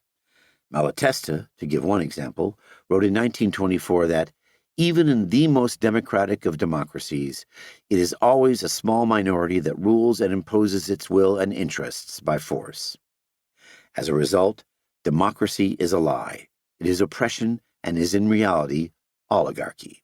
That is, government by the few to the advantage of a privileged class. Although capitalism and the state were two of the main social structures anarchists sought to abolish, they were not the only ones. Wilson concluded that the solution of the social problem can only be wrought out of the equal consideration of the whole of the experience at our command, individual as well as social, internal as well as external. Kropotkin similarly thought that the whole of the life of human societies, everything, from daily individual relationships between people to broader relationships between races across oceans, could and should be reformulated. As a result, anarchists understood that humans are oppressed by a myriad of other social structures that must also be abolished if the values of freedom, equality, and solidarity are to be truly realized. These included racism, patriarchy, homophobia, hierarchically organized religion, and authoritarian modes of education. Some anarchists, such as Reclus, went beyond a singular focus on human emancipation and advocated vegetarianism, animal liberation, and the protection of the natural environment. Unfortunately, A significant number of anarchists failed to put the theoretical opposition to racism, sexism, and homophobia into practice, or on occasion even support it in theory. To give a few examples, Bakunin was an anti-Semite. Most male anarchists were sexist toward women in the movement, and some anarchists opposed Goldman giving talks on homosexuality for fear it would damage the reputation of the movement to discuss perverted sex forms. Vision of an alternative society. Anarchists argued that capitalism and the state should be abolished in favor of a society in which humanity as a whole was free, equal, and bonded together through relations of solidarity. They called this society anarchy. In advocating anarchy as their ultimate end goal, anarchists were not using the term in the sense of a disorganized and chaotic society, a war of all against all. They were instead referring to a stateless, classless, and non-hierarchical society. In 1897, Malatesta wrote that anarchy signifies society organized without authority, authority being understood as the ability to impose one's own wishes on others through coercion. A few years later, in 1899, Malatesta defined anarchy as a society based on free and voluntary accord, a society in which no one can force his wishes on another, and in which everyone can do as he pleases, and together all will voluntarily contribute to the well-being of the community. Anarchist authors outline visions of what anarchy would look like in numerous texts. They did not view themselves as utopians in the style of Charles Fourier, who elaborated incredibly detailed blueprints of what a post-capitalist society would look like. Bakunin himself explicitly critiqued Fourierists for wrongly assuming that it was theoretically and a priori possible to build a social paradise in which all of future humanity could recline. They had not realized that while we may well define the great principles of its future development, we must leave the practical expression of those principles to the experience of the future. This way of thinking was shared by Malatesta, who wrote in 1891 that anarchists cannot, in the name of anarchy, prescribe for the coming man what time he should go to bed or on what days he should cut his nails. Such practical questions can only be answered by those who actually live in and self-managed the future classless society. All any present-day anarchist can do is desire that a society be constituted in which the exploitation and domination of man by man are impossible, and indicate a method to achieve this. By this, Malatesta meant that anarchists should 1. Envision anarchy as a society that successfully instantiates certain social conditions, such as people being free from domination, people having access to the external conditions that are necessary to develop themselves, or social relations being infused with a sense of solidarity. 2. Articulate general anarchist methods of organization and association that could successfully actualize these conditions, such as each person in a group having a vote, smaller groups federating together to form larger groups, or organizations electing instantly recallable mandated delegates to perform administrative tasks. According to this view, anarchists could not know with absolute certainty how, say, the education of children would be organized under anarchy, but they were in a position to indicate the method through which it would be organized. Parents, teachers, and other adults interested in the positive development of children would come together as equals within general assemblies to meet, discuss, agree, and differ, and then divide according to their various opinions, putting into practice the methods which they respectively hold to be best, and, in so doing, establish through a process of experimentation what the best system of education was. How anarchy was organized would be modified and improved as circumstances were modified and changed, according to the teachings of experience. It was for this reason that Malatesta saw anarchist ideals as the experimental system brought from the field of research to that of social realization. Some anarchist authors did articulate detailed models of how an anarchist society would function. They generally focused on how workers should reorganize production and distribution during a revolution, and, as a result, largely discussed practical issues. The Russian anarcho-syndicalist Gregory Maximov, for example, developed proposals for how an anarchist revolution could reorganize agriculture, cattle rearing, fishing, hunting, manufacturing, forest management, mining, construction, transportation, healthcare, sanitation, and education. These proposals largely specify A, how organizations should be structured, make decisions, and coordinate with one another, B, what kind of organization is responsible for a specific aspect of the economy, and C, general principles that should be implemented, such as the abolition of rent or both men and women receiving an education. The theorists of anarchism were not naive and understood that it would not be possible to establish anarchy as an ideal during or immediately after the abolition of capitalism in the state. Cafiero distinguished between anarchy today and anarchy in the future. Anarchy today is indignation, deadly hatred, and eternal war against every oppressor and exploiter on the face of the earth. But tomorrow, once the obstacles have been overcome, anarchy will be solidarity and love, complete freedom for all. He thought it would take a significant amount of time to achieve full anarchy. This can be seen in his claim that one generation would fight in the revolution, and the next generation would work toward full anarchy in a post-revolutionary world. He wrote that contemporary anarchists would perhaps perish in a skirmish or during the first shots of the great day. Some perhaps will be fortunate enough to see the first dawning of humanity's great event. In all cases, we shall fall satisfied. Satisfied with having contributed to the certain ruin of this unjust, cruel, and rotten world, whose collapse will bury us in the most glorious tomb ever made for a fighter. Other men will be born from the very entrails of the fertile revolution and take on the task of carrying out the positive, organic part of anarchy. For us, hatred, war, and destruction. For them, love, peace, and happiness. Malatesta, in comparison, conceded that some comrades mistakenly expect anarchy to come with one stroke, as the immediate result of an insurrection which violently attacks all that which exists and replaces it with institutions that are really new. These comrades, he said, were wrong, because the full achievement of anarchy requires that all men will not only not want to be commanded, but will not want to command, and have understood the advantages of solidarity and know how to organize a plan of social life wherein there will no longer be traces of violence and imposition. Such a significant transformation of individuals and social structures would take a long time to achieve.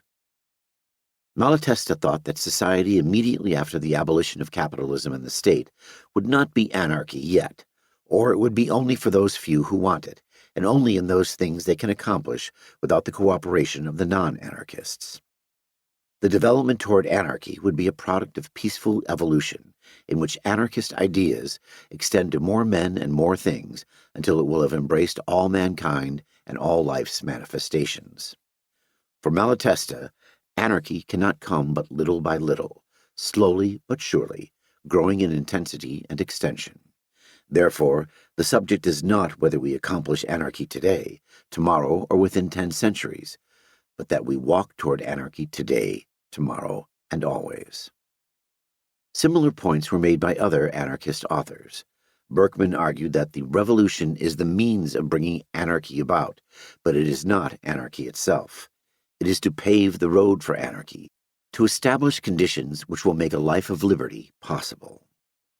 Maximoff likewise thought that, during the process of abolishing capitalism and the state, there would be a transitional phase that laid the foundations from which anarchy would eventually arise. As a result, he was careful to distinguish between the communal structure, which is the transitory step, and the structure of full communism and anarchy. Anarchists, in other words, viewed the abolition of capitalism and the state as an act that created the preconditions for the achievement of anarchy and moved society closer to it, but would not alone create anarchy as an ideal universal social system. The task of anarchists during and immediately after the social revolution was to establish the basic forms of organization and association that would exist under anarchy, and thereby establish the social conditions from which anarchy could emerge. In order to clearly differentiate these basic social structures from anarchy, I shall refer to the totality of these social structures as an anarchist society. Anarchists generally envisioned an anarchist society as having 4 main components. These were: 1. Humanity as a whole collectively owns land, raw materials, and the means of production. The division of society into economic classes is abolished, such that there are no longer workers or proletarians, but only people who engage in acts of production and consumption. Those who occupy or use a piece of land, raw materials, or the means of production on a daily basis directly control and self-manage the relevant sphere of production or distribution. Individuals can only own possessions they personally use without exploiting the labor of others. In other words, humanity owns the watch factory. Those who labor in the watch factory directly control and self-manage watch production, and individuals own their personal watches. 2. Workplaces and communities are self-managed by the people who constitute them through general assemblies in which everyone involved has an equal say in collective decisions. 3. Markets and money are replaced by a system of decentralized planning. 4. The rigid capitalist division of labor is abolished, such that people do a combination of mental and physical labor, and unsatisfying labor is either removed, automated, or shared among producers. Individuals would still specialize in specific skills, such as learning how to drive a train or build a house, but they would not be limited to one sphere of activity, such that they only drove trains or built houses. This would go alongside a significant reduction to the length of the working day, such as 4 hours instead of 10. In an anarchist society, the relations between its members are regulated, not by laws, not by any authorities, whether they are elected or derive their power by right of inheritance, but by mutual agreements, freely made and always revocable, as well as social customs and habits, also freely accepted. Such statements are not advocating a society in which people are free to do absolutely anything, including acts that oppress others.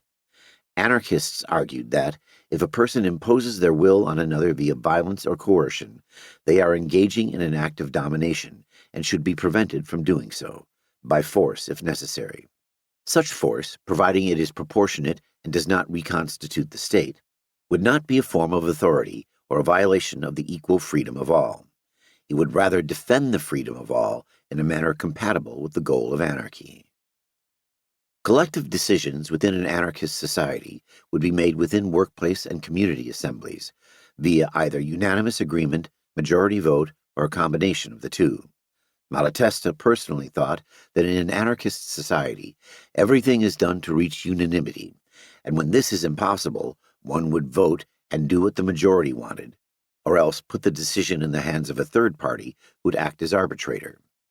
This is not to say that an anarchist society was based on the rule of the majority over the minority.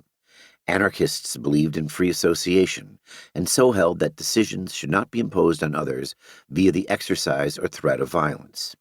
Given this, they rejected both the rule of the minority over the majority and the rule of the majority over the minority. Within a free association that makes collective decisions via majority vote, the majority and minority positions would coexist with one another when this was possible. If a collective decision required everyone involved to agree on a single course of action, such as when the next meeting would take place or what color a room would be painted, then minorities would voluntarily defer to the majority decision. If the minority strongly disagreed with this decision, then they were free not only to persuade others of their point of view, but also to leave and voluntarily disassociate. This freedom of association also included the freedom of majorities to voluntarily dissociate from minorities, such as a person who constantly shouted at and bullied other people during meetings being expelled from a group. Although anarchists thought that collective decisions should be made in general assemblies, they also understood that it is often necessary or practical for an individual or small group of people to complete a specific task. As Malatesta wrote, in every collective undertaking on a large scale, there is need for division of labor, for technical direction, administration, etc. In such circumstances, anarchists propose that general assemblies would elect mandated delegates to complete a task or perform a role, such as corresponding with other groups, editing a newspaper, or drawing up plans for a new public transportation system. These delegates would not be governors who wielded authority, since they did not have the right to command others and force people to obey them. Decision-making power would remain in the hands of the General Assembly who elected them, and retain the right to recall delegates, give them new instructions, accept or reject their suggestions, and so on. In an anarchist society, decision-making would flow from the bottom upwards and from the circumference inwards, in accordance with the principle of liberty, and not from the top downwards and from the center outwards, as is the way of all authority. Within such a society, the free association of all would establish a social organization structured from the low to the high, from the simple to the complex, starting from the more immediate to arrive at the more distant and general interests. Anarchists envisioned a decentralized and bottom-up system of decision-making in which workplace and community assemblies made their own decisions about how they operated at a local level. They then associated with one another via free agreement in order to form a network capable of achieving coordination and cooperation on a large scale. As will be explained in more detail in chapters 6 and 7, there were two main positions on how to achieve large-scale coordination and cooperation during both the struggle against class society and the reproduction of an anarchist society. Anti-organizationalists, who appear to have been in the minority during the period I am examining, argued that coordination should only be achieved through free agreements between groups that were nodes of informal social networks. Galliani, for example, endorsed a society functioning on the basis of mutual agreement between free social groupings, while rejecting formal organizations that had administrative committees, congresses, and constitutions. Organizationalists, in comparison, also advocated the establishment of formal federations. These federations took three main forms: federations of producers belonging to the same branch of production, federations of all the workplace assemblies, regardless of industry, in a given geographical area, and federations of community assemblies in a given geographical area. Federations are free associations of autonomous groups that are formed in order to achieve shared objectives. Within a federation, these autonomous groups are formally linked together through a common program, a bottom-up organizational structure, and the various agreements made at meetings and congresses. In an anarchist society, the basic unit of a federation would be a group in which collective decisions were made in a general assembly. The different assemblies in a given area would voluntarily associate with one another to form a local federation. The local federations in a given region would then voluntarily associate with one another to form a regional federation. The regional federations would associate to form a national federation, and the national federations of the world would form an international federation. Federations of federations were often called confederations. Although organizationalist anarchists advocating creating national confederations before and during a social revolution, it is likely that in a stateless society without borders, new labels would be used to refer to a federation of this size. Federations would enable coordination at various scales. Collective agreements between different groups would be made at regular congresses held at local, regional, national, and international levels, each attended by delegates from smaller groups comprising the federation. Proponents of federations disagreed about whether resolutions passed at congresses by majority vote should be binding on every individual or group involved in the decision-making process, or on only those who voted in favor of the majority position. Between congresses, the day-to-day administration of a federation would be organized by a committee composed of elected delegates. What tasks these administrative committees performed would vary depending upon the kind of federation, but would include such things as facilitating the exchange of information between sections, publishing bulletins on behalf of the federation, or compiling statistics. The delegates of a federation, in contrast to representatives in capitalist parliaments, are not granted the power to make decisions independently and impose them on others. They can only act as spokespeople for the group that elected and mandated them on what to say and how to vote. If they fail to implement the group's mandate, they can be instantly recalled and replaced by a newly elected delegate. The same principle would apply to delegates who perform other roles for the federation, such as the members of the administrative committees. As Kropotkin explained, within a federation, the members of a local group discuss every aspect of the question that concerns them, reach a decision, and then choose someone and send him to reach an agreement with other delegates of the same kind. At this meeting, The delegate is not authorized to do more than explain to other delegates the considerations that have led his colleagues to their conclusion. Not being able to impose anything, he will seek an understanding and will return with a simple proposition which his mandatories can accept or refuse. Malatesta similarly claimed that the respective delegates would take their given mandates to the relative meetings and try to harmonize their various needs and desires. The deliberations would always be subject to the control and approval of those who delegated them. All anarchists, regardless of where they stood on the topic of federations, did not think that workplace and community assemblies would be the only organs of self-management in an anarchist society. Kropotkin, for example, advocated a society constituted by an interwoven network composed of an infinite variety of groups and federations of all sizes and degrees, local, regional, national, and international, temporary or more or less permanent, for all possible purposes, including not only production and consumption, but also communications, sanitary arrangements, education, mutual protection, and the satisfaction of an ever-increasing number of scientific, artistic, literary, and sociable needs. The forms of organization and decision-making that anarchists advocated were not invented by isolated theorists imagining abstract social possibilities from their studies. The anarchist vision of a future society was instead the generalization of the forms of association that working-class social movements had themselves developed and implemented during the course of the class struggle. As Kropotkin argued, anarchy is an ideal society based upon the study of tendencies already emerging in the evolution of society. One of the main tendencies Kropotkin focused on was the labor movement. He noted that the anarchist vision of a future society was worked out in theory and practice from beneath by workers themselves within the local sections, national federations, and international congresses of the First and Saint-Imier Internationals. This occurred through a process of workers collectively generating ideas via discussion, dialogue, and drawing upon their knowledge of a specific trade or region. They not only made proposals about how the future society should be organized, but based these proposals on their own experiences of participating in a vast federation of workers' groups representing the seeds of a society regenerated by social revolution. Although anarchists agreed that land, raw materials, and the means of production should be owned in common by humanity as a whole, they disagreed about how the products of labor should be distributed in an anarchist society.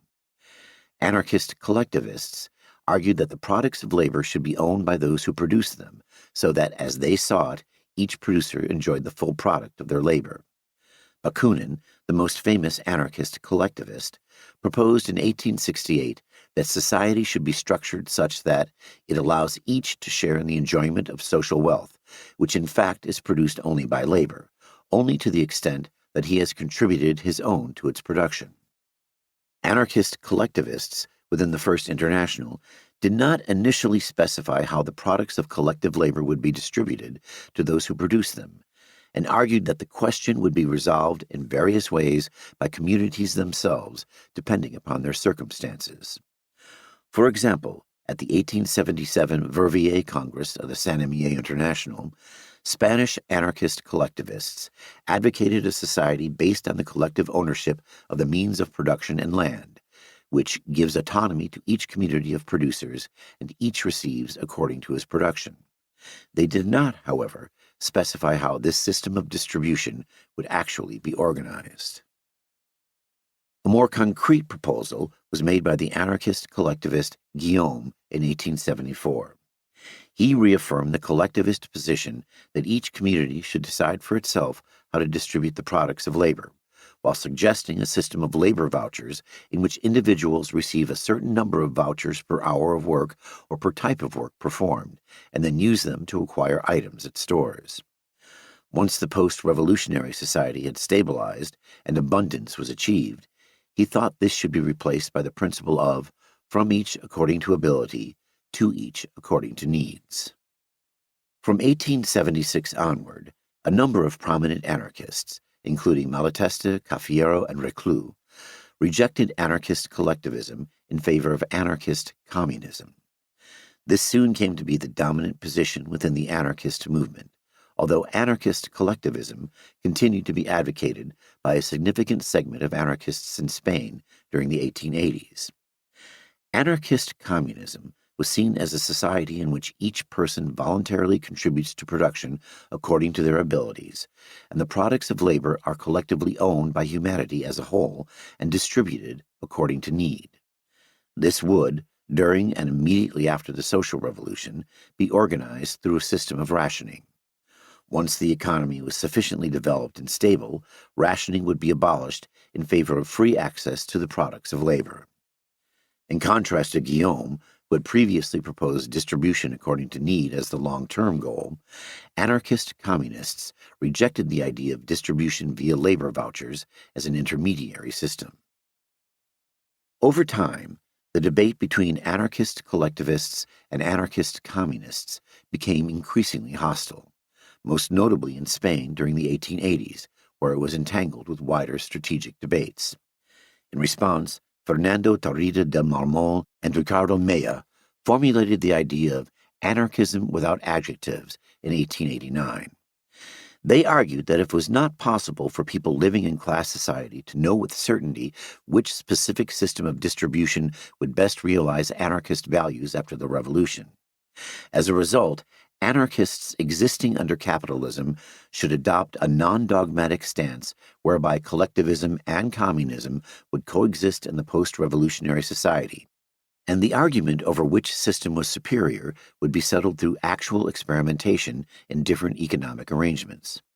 Until this had occurred, anarchists could make proposals about how they personally thought the economy would best be organized, but they would not be in a position to identify as either collectivist or communist. So long as anarchists lived within class society, they should simply call themselves anarchists who advocated socialism, and not add to this label any particular adjective denoting a future system of distribution. This position would go on to influence some anarchists outside of Spain. A notable example is the American anarchist de Cleyre, who was initially an individualist anarchist and advocate of market socialism. Her perspective on anarchism changed due to her 4-month visit to England and Scotland in 1897. During her lecture tour, she met and conversed with a variety of anarchist communists. This included both groups of English, Scottish, French, Spanish, and Jewish anarchist workers, and prominent anarchist authors and public speakers, such as Kropotkin, Nettlau, Grave, and Louise Michel. De Cleyre claimed that one of the most impressive people she met was Tarrida del Marmol, the advocate of anarchism without adjectives. From at least 1900 onward, she advocated a stateless socialist society in which the means of production were owned in common, while referring to herself as an anarchist without economic label attached. In contrast to early Spanish advocates of anarchism without adjectives, de Cleyre claimed that experiments in different socialist economic arrangements would not only settle the debate between collectivists and communists, it would also establish an answer to the largely American debate between proponents of market socialism and advocates of a planned economy. For Kropotkin, who played a significant role in theorizing and popularizing anarchist communism, it was important to describe the nature of the future society, because how one envisions the future shapes how one acts in the present. A socialist who envisions a society based on producers owning and self-managing the means of production themselves will act differently, both under capitalism and during a revolution, from a socialist who envisions a society based on the state owning and managing the means of production through a vast bureaucracy. They each have a different vision, and so will act differently to try and create very different worlds.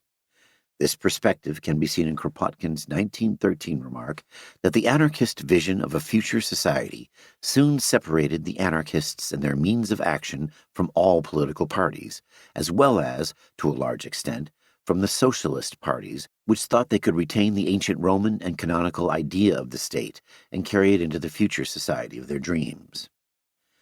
If the achievement of anarchy required that the working classes engage in forms of practice that actually produce an anarchist society, such as establishing workplace or community assemblies, then the working classes must first develop both the awareness of what an anarchist society would look like and the motivation to create such a society. As Kropotkin wrote, No struggle can be successful if it does not produce a concrete account of its actual aim. No destruction of what exists is possible without, during the struggles leading to the destruction and during the period of destruction itself, already visualizing mentally what will take the place of what you want to destroy. The role of anarchist authors like Kropotkin or Cafiero was to articulate and spread this vision among the working classes, and thereby instill in them the radical drives that were necessary for achieving an anarchist society. Anarchists had to decide not only on the aim which we ourselves propose to attain, but also make it known by words and deeds in such a way as to make it notably popular, so popular that on the day of action it will be on everybody's lips. In outlining these visions of what an anarchist society would look like, anarchists did not think that they were establishing the permanent means through which society would be organized after the social revolution. Instead, they assumed that people living in a future anarchist society would develop new and better ways of organizing that they had not considered and had not even been in a position to conceive. The problem of socialist transformation. Anarchists not only advocated the abolition of capitalism and the state in favor of an anarchist society, they also constructed effective strategies for how to set about achieving their goals. One of the central problems that their strategies had to overcome was that both the abolition of class society in favor of an anarchist society and the day-to-day reproduction of an anarchist society require the bulk of the population to have developed a vast array of different capacities, drives, and consciousness, such as the ability to make collective decisions in general assemblies, the desire to not dominate or exploit others, and the understanding that capitalism and the state make people unfree. The dominant structures of class society, however, produce people fit for the reproduction of that oppressive and unequal society, rather than its abolition. Class society cannot, by itself, produce the kinds of people that an anarchist revolution and an anarchist society need. Such individuals would arise in a properly functioning anarchist society due to the forms of practice they engaged in on a daily basis, such as participating in a workplace assembly or being taught how to horizontally associate as a child. These are exactly the kinds of people that anarchist social movements need in order to succeed. Anarchists, unfortunately, live in a class society. They therefore have a problem. In order to transform society, they need transformed people. In order to have transformed people, they need a new society. How then could anarchist social movements effectively transform society? This problem was succinctly expressed by Malatesta. Between man and his social environment, there is a reciprocal action. Men make society what it is, and society makes men what they are, and the result is therefore a kind of vicious circle. To transform society, men must be changed, and to transform men, society must be changed. Poverty brutalizes man, and to abolish poverty, men must have a social conscience and determination. Slavery teaches men to be slaves, and to free oneself from slavery, there is a need for men who aspire to liberty. Governments accustom people to submit to the law and to believe that law is essential to society. And to abolish government, men must be convinced of the uselessness and the harmfulness of government. Despite the self-reproducing nature of dominant structures, social change remains a possibility. This is because existing society is not solely the product of the will of a dominating class, but is also the result of 1,000 internecine struggles, of 1,000 human and natural factors acting indifferently without directive criteria.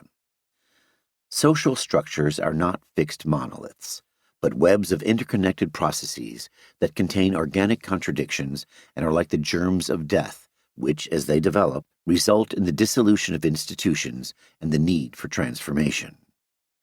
This can be seen in the history of class struggle, which contains numerous examples of the oppressed and exploited choosing to rebel against, modify, and sometimes overthrow self-reproducing social structures. Given this, anarchists who are besieged and buffeted on every side by hostile realities must not accept everything and defer to everything, because this is the situation in which history has placed us. but should instead choose to combat these realities and thereby change what reality is. De Cleyre said much the same. She argued in 1910 that, although humans are shaped by their circumstances, they are also at the same time an active modifying agent, reacting on its environment and transforming circumstances, sometimes slightly, sometimes greatly, sometimes, though not often, entirely. It is therefore possible for one segment of society to choose to engage in actions that, given the theory of practice, would simultaneously change social relations and themselves, constructing new social structures. To quote Maya, "We must realize that we will not suddenly find ourselves one day with men made in accordance with the future, suitable to realize the content of new ideals. And we must surrender to the evidence that, without the continual and growing exercise of individual faculties, without the habit of autonomy, as broad as possible, free men, or at least men in conditions to be free, will not be made so that the social deed changes the face of things. External and internal revolutions presuppose one another and should be simultaneous in order to be fruitful. For example, workers choose to go on strike and win. In so doing, they change social relations, wages increase, and workers gain more power over their bosses, and change people. Workers learn how to organize a strike, acquire an increased sense of solidarity with one another, and see the economy in a fundamentally different way. During the course of the strike, they construct a new social structure that did not exist before, a trade union. Long-term participation in this trade union would, in turn, cause workers to develop their capacities, drives, and consciousness in new directions. This would make the organization of new actions possible, such as strikes that mobilize workers in multiple industries. These kinds of action could continue and multiply over time as increasingly large numbers of workers engage in the process of simultaneously transforming social relations and themselves. This would eventually culminate in a shift from workers only modifying the dominant structures of class society to workers abolishing them and replacing them with new ones. The anarchist solution to the problem of socialist transformation was, in short, that the working classes could become capable of and driven to overthrow capitalism and the state and establish and reproduce an anarchist society through engaging in revolutionary practice. As Malatesta put it, progress must advance contemporaneously and along parallel lines between men and their environment. Chapter 4. Anarchist Strategy. Anarchists in the 19th and early 20th centuries argued that one must not merely critique existing institutions or aspire for a better society. One must also form social movements that engage in class struggle against the ruling classes and thereby bring about fundamental social change.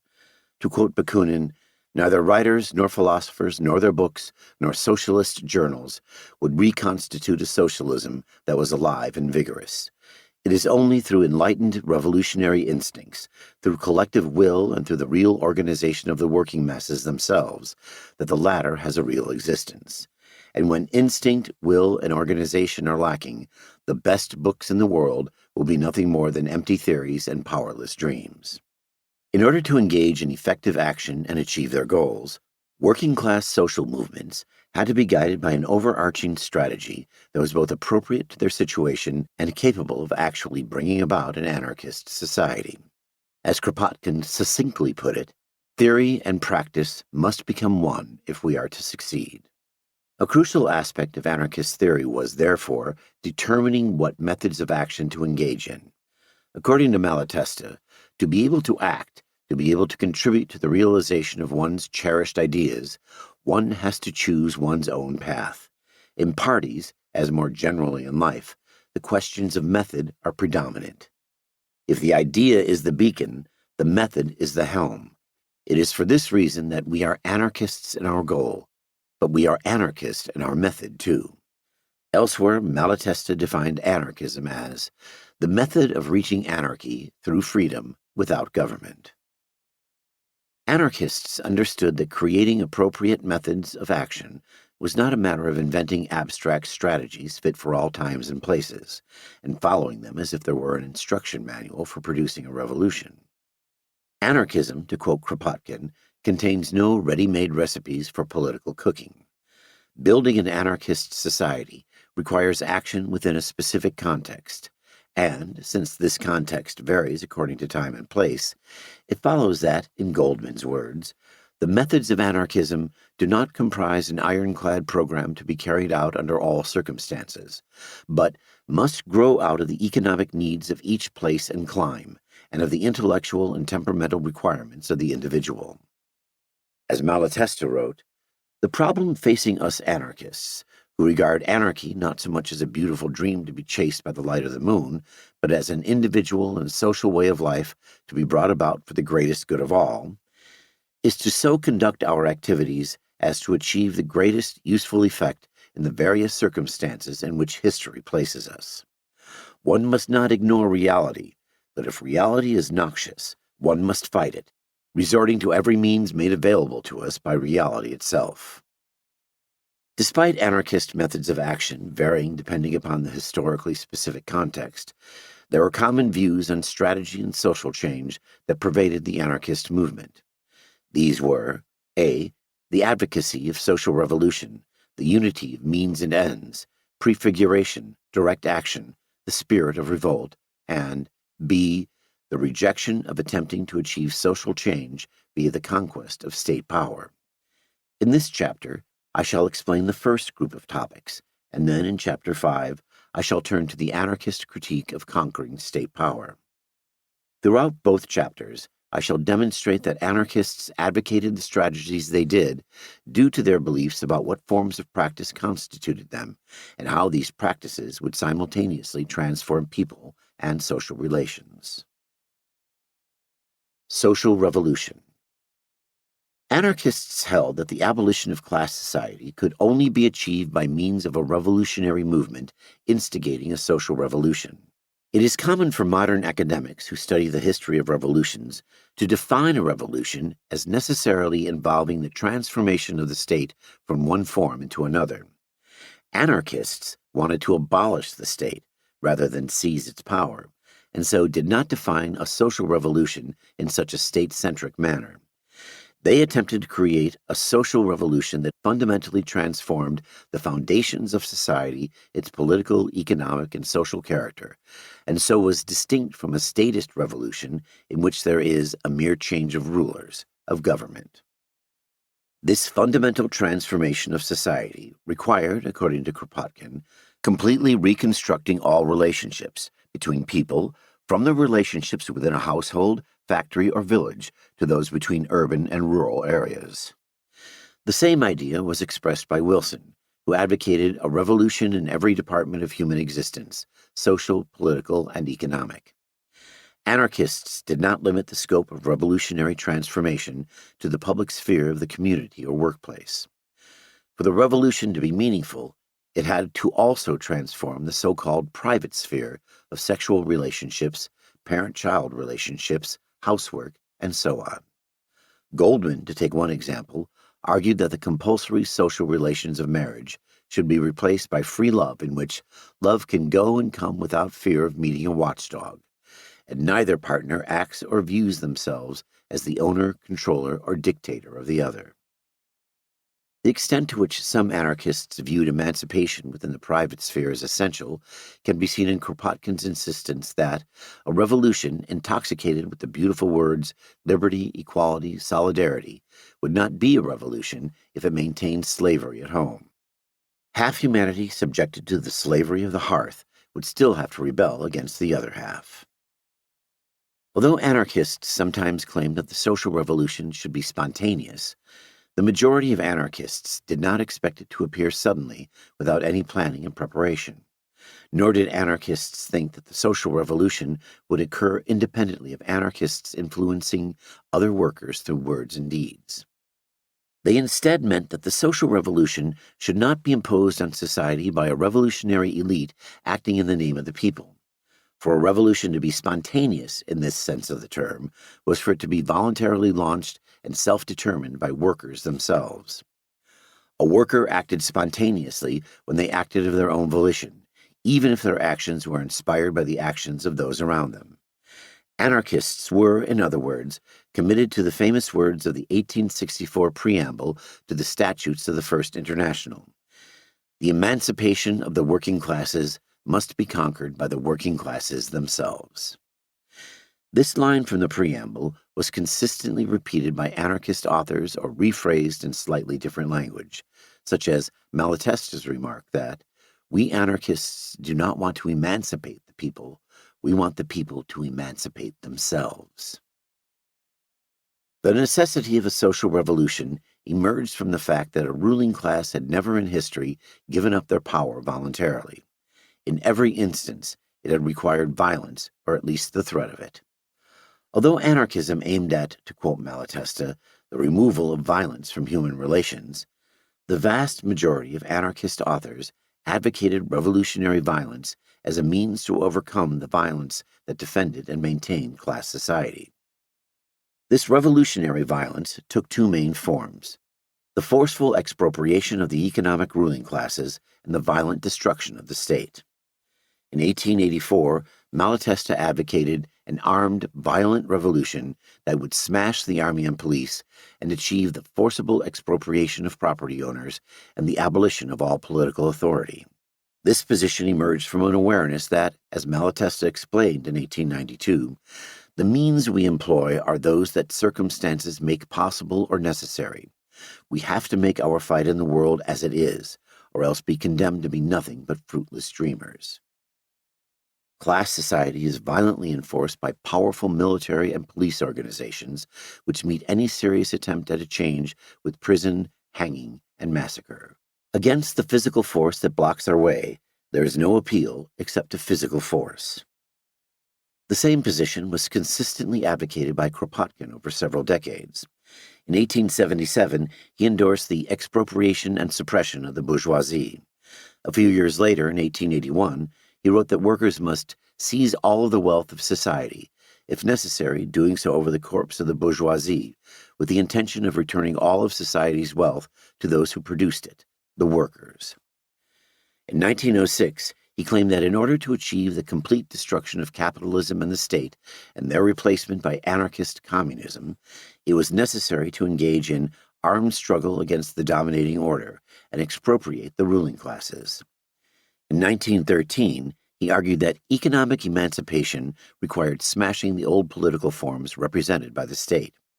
A year later, he wrote that two things are necessary to be successful in a revolution: an idea in the head and a bullet in the rifle, the force of action, guided by the force of anarchist thought. The extent to which Kropotkin was a proponent of violence against the forces of state repression can be seen in the fact that in 1877 he attended a demonstration in Switzerland armed with a gun. He was ready, in his own words, to blow out the brains of the police if they attacked. In the wake of the 1905 Russian Revolution, when he was in his 60s, Kropotkin practiced shooting with a rifle in case he returned to Russia and needed to participate in street fighting. Malatesta and Kropotkin were not unique in this respect. Countless other anarchists can be quoted making the exact same points. Adolf Fischer claimed in 1887 that only by the force of arms can the wage slaves make their way out of capitalistic bondage, expropriate the privileged, and achieve the abolition of political authority, the state. Rocker insisted in 1920 that we already know that a revolution cannot be made with rosewater, and we know, too, that the owning classes will never yield up their privileges spontaneously. On the day of victorious revolution, the workers will have to impose their will on the present owners of the soil, of the subsoil, and of the means of production. In order to do so, workers would have to demolish the state, since it is the fortress that violently maintains the power of the ruling classes. The forms of violence that anarchists advocated and engaged in covered a wide spectrum of behavior and varied among different contexts. It included, but was not limited to, riots, fighting the police with fists, sticks, and stones, assassinating class enemies, and engaging in armed conflict with the military. This is not to say that anarchists who advocated revolutionary violence agreed with one another on which forms of violence were ethically acceptable or strategically advisable. Johann Must wrote several articles during the 1880s in which he actively encouraged anarchists to engage in violent acts of vengeance against the ruling classes. Malatesta, in comparison, argued in the 1890s that although anarchists should use violence to overthrow systems of oppression, they should not engage in violence to achieve revenge. A significant number of anarchists saw potential dangers in revolutionary violence. In 1896, Malatesta argued that, "Let us have no unnecessary victims, not even in the enemy camp. A liberating revolution cannot be born of massacre and terror, these having been, and ever so it shall remain, the midwives to tyranny." Kropotkin similarly wrote in 1892 that slaughtering the bourgeois so as to ensure that the revolution succeeds is a nonsensical dream, since organized and legalized terror serves only to forge chains for the people and lays the groundwork for the dictatorship of whoever will grab control of the revolutionary tribunal. Even Must told an audience in Baltimore that we are revolutionists, not from love of gore, but because there is no other way to free and redeem mankind. In the popular imagination, revolutions are typically equated with violent acts of destruction, such as fighting the police and army or storming Parliament. Anarchists advocated these acts, but they did not reduce the social revolution to them. For them, the social revolution was above all an act of creation. The old world had to be destroyed only because this was a prerequisite to the construction of a new social order. In 1873, Bakunin claimed that although the real passion for destruction is far from sufficient for achieving the ultimate aims of the revolutionary cause, there can be no revolution without widespread and passionate destruction, a destruction salutary and fruitful precisely because out of it, and by means of it alone, new worlds are born and arise. For anarchists like Berkman, a revolution begins with a violent upheaval, but this is only the rolling up of your sleeves before the actual work of revolution occurs, namely, the reorganization of the entire life of society. As Kropotkin noted, the first skirmish of a social revolution, when the people rise up in insurrection, is soon ended, and it is only after the overthrow of the old constitution that the real work of revolution can be said to begin. This did not mean that violence was not an important aspect of launching and defending the social revolution. Kropotkin predicted that a revolution would most likely result in a civil war, due to the ruling classes launching a counterattack against the working classes.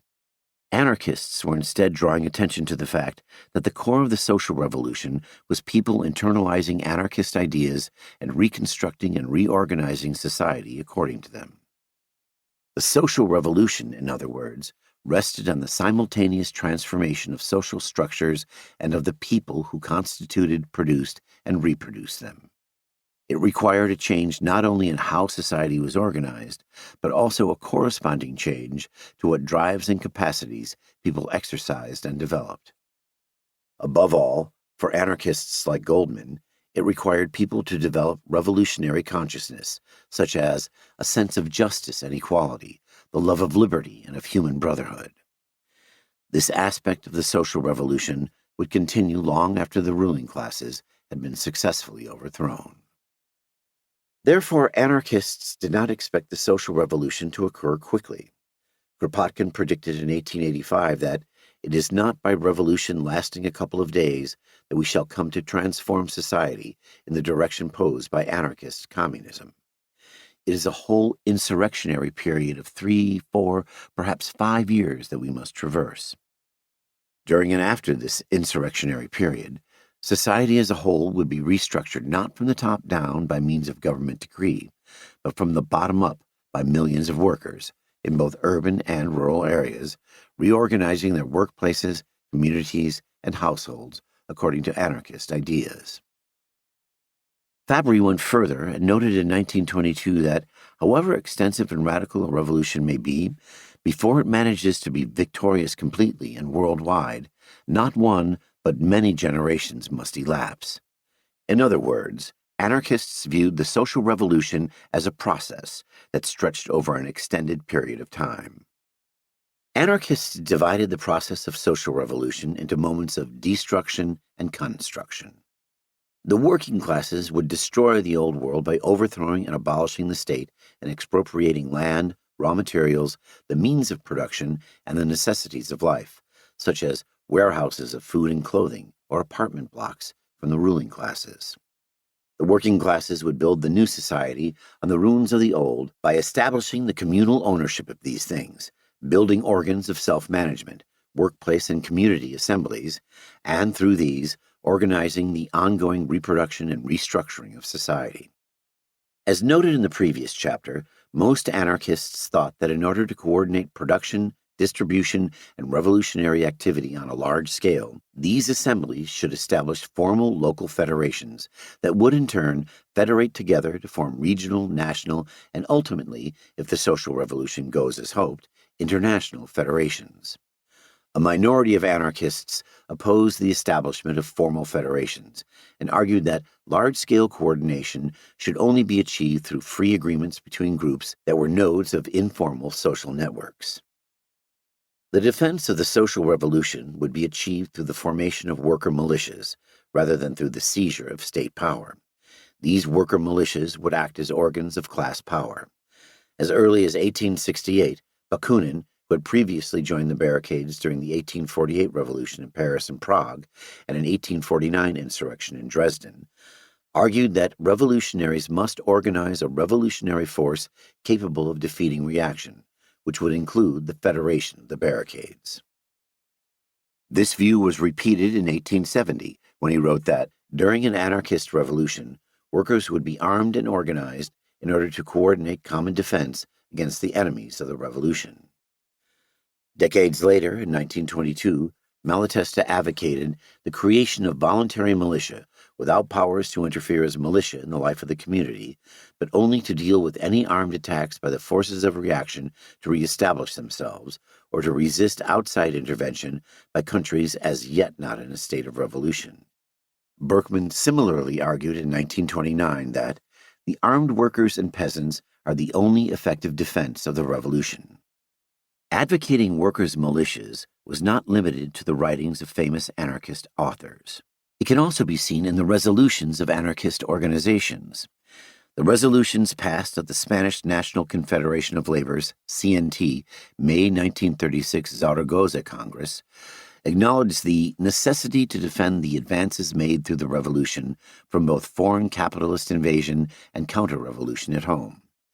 This would be achieved through arming the populace with an array of weapons, including not only pistols and rifles, but also planes, tanks, armored vehicles, machine guns, and anti-aircraft cannon, creating a workers' militia of all individuals of both sexes who are fit to fight, which would coordinate its action via their local commune and the Confederation of Autonomous Libertarian Communes.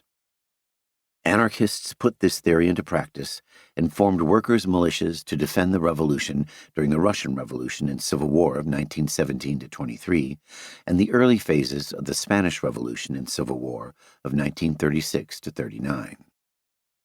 The manner in which anarchists describe the social revolution can give the false impression that they thought it would occur all at once and imagine that, to pick a country at random, all or most of France would simultaneously rise up, overthrow the ruling classes, and build an anarchist society.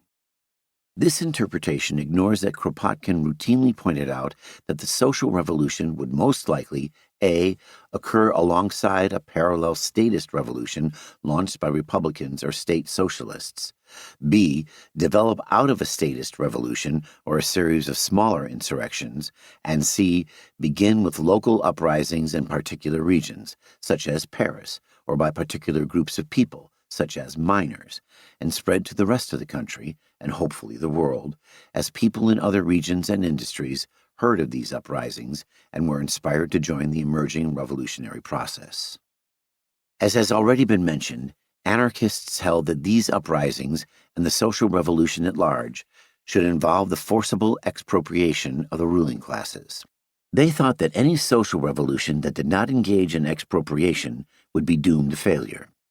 If a social revolution were to succeed, the population as a whole must be fed, clothed, and housed. If this did not happen, workers would never support the social revolution because it does not improve their lives directly or causes a decline in living conditions. Without the support of the masses, the social revolution would fail, and reactionaries would be able to restore class society with the promise of bringing stability. Anarchists, in other words, understood that it is not enough to cherish a noble ideal. Man does not live by high thoughts or superb discourses, for he needs bread as well.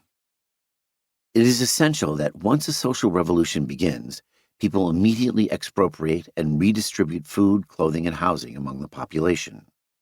The expropriation of the means of production and land would, in turn, enable the working classes to produce the necessities of life needed to sustain the population over a longer period of time and prevent food shortages from defeating the social revolution. Several anarchists in the late 19th century predicted that even if a country were able to achieve this, the social revolution would likely fail unless it occurred internationally. Guillaume argued in 1874 that the revolution cannot be confined to a single country. On pain of death, it is obliged to subsume into its movement, if not the whole world, then at least a considerable portion of the civilized countries. No country can be entirely self-sufficient, and were the states neighboring a country in revolution to impose a blockade, let alone invade, then the revolution, being isolated, would be doomed to perish. Kropotkin shared this concern and developed a detailed response to the problem of economic isolation in his famous 1892 book, The Conquest of Bread. He attempted to demonstrate in exhaustive detail how a country could reorganize production and distribution during a revolution with the use of the technology and productive capacities of the time, such as through the extensive use of greenhouses in urban areas. Decades later, Berkman witnessed the blockade that was imposed in the 1917 Russian Revolution by capitalist states. In 1929, he wrote in response to these experiences that the revolution is compelled to become self-supporting and provide for its own wants.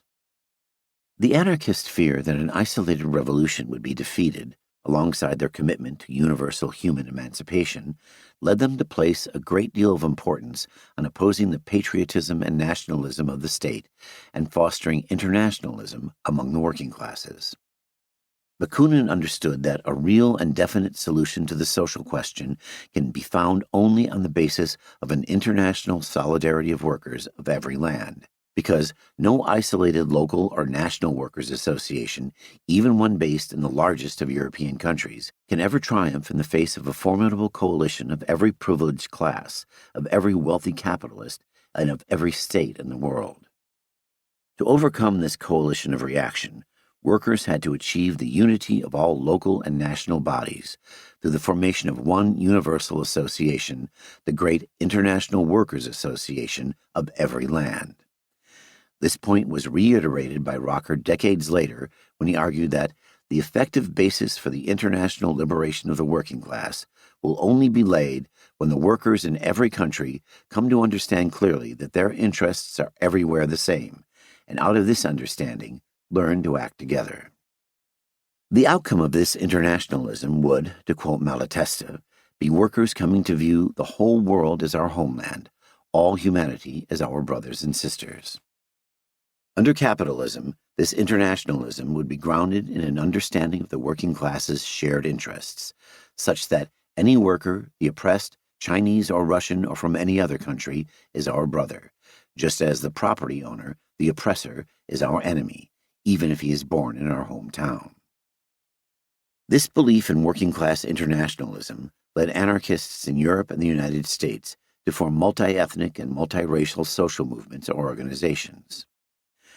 The aptly named International Group of San Francisco brought together Russian, Jewish, Chinese, Polish, French, Italian, and Mexican anarchists in order to organize discussion groups, lectures, picnics, dances, plays, concerts, and dinners.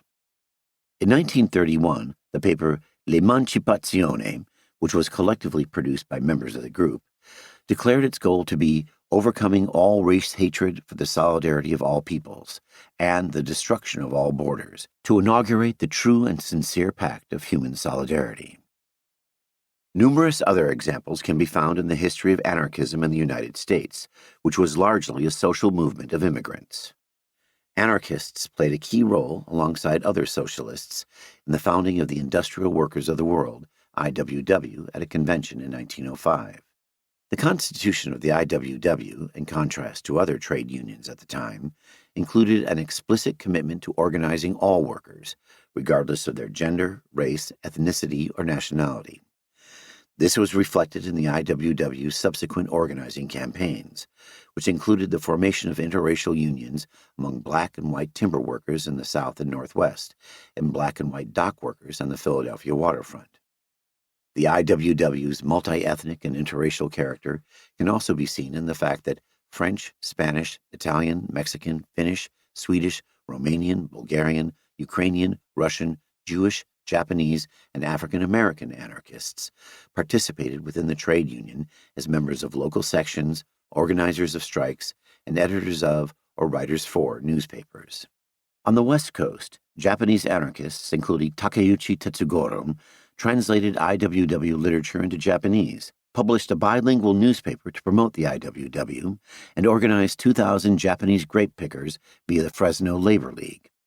In September 1909, the Fresno Labor League held a joint rally with the local branch of the IWW, which was primarily composed of Mexican and Italian workers. After the organization dissolved in 1910, many members joined the local branch of the IWW and went on to organize hundreds of Mexican and Japanese orange pickers in 1918. For anarchists, this commitment to universal human solidarity entailed an opposition to imperialism and colonialism and the support of anti-colonial national liberation movements, such as those in Cuba, India, and Ireland. According to Maximoff, the anarchists demand the liberation of all colonies and support every struggle for national independence as long as it is an expression of the will of the revolutionary proletariat and the working peasantry of the nation concerned.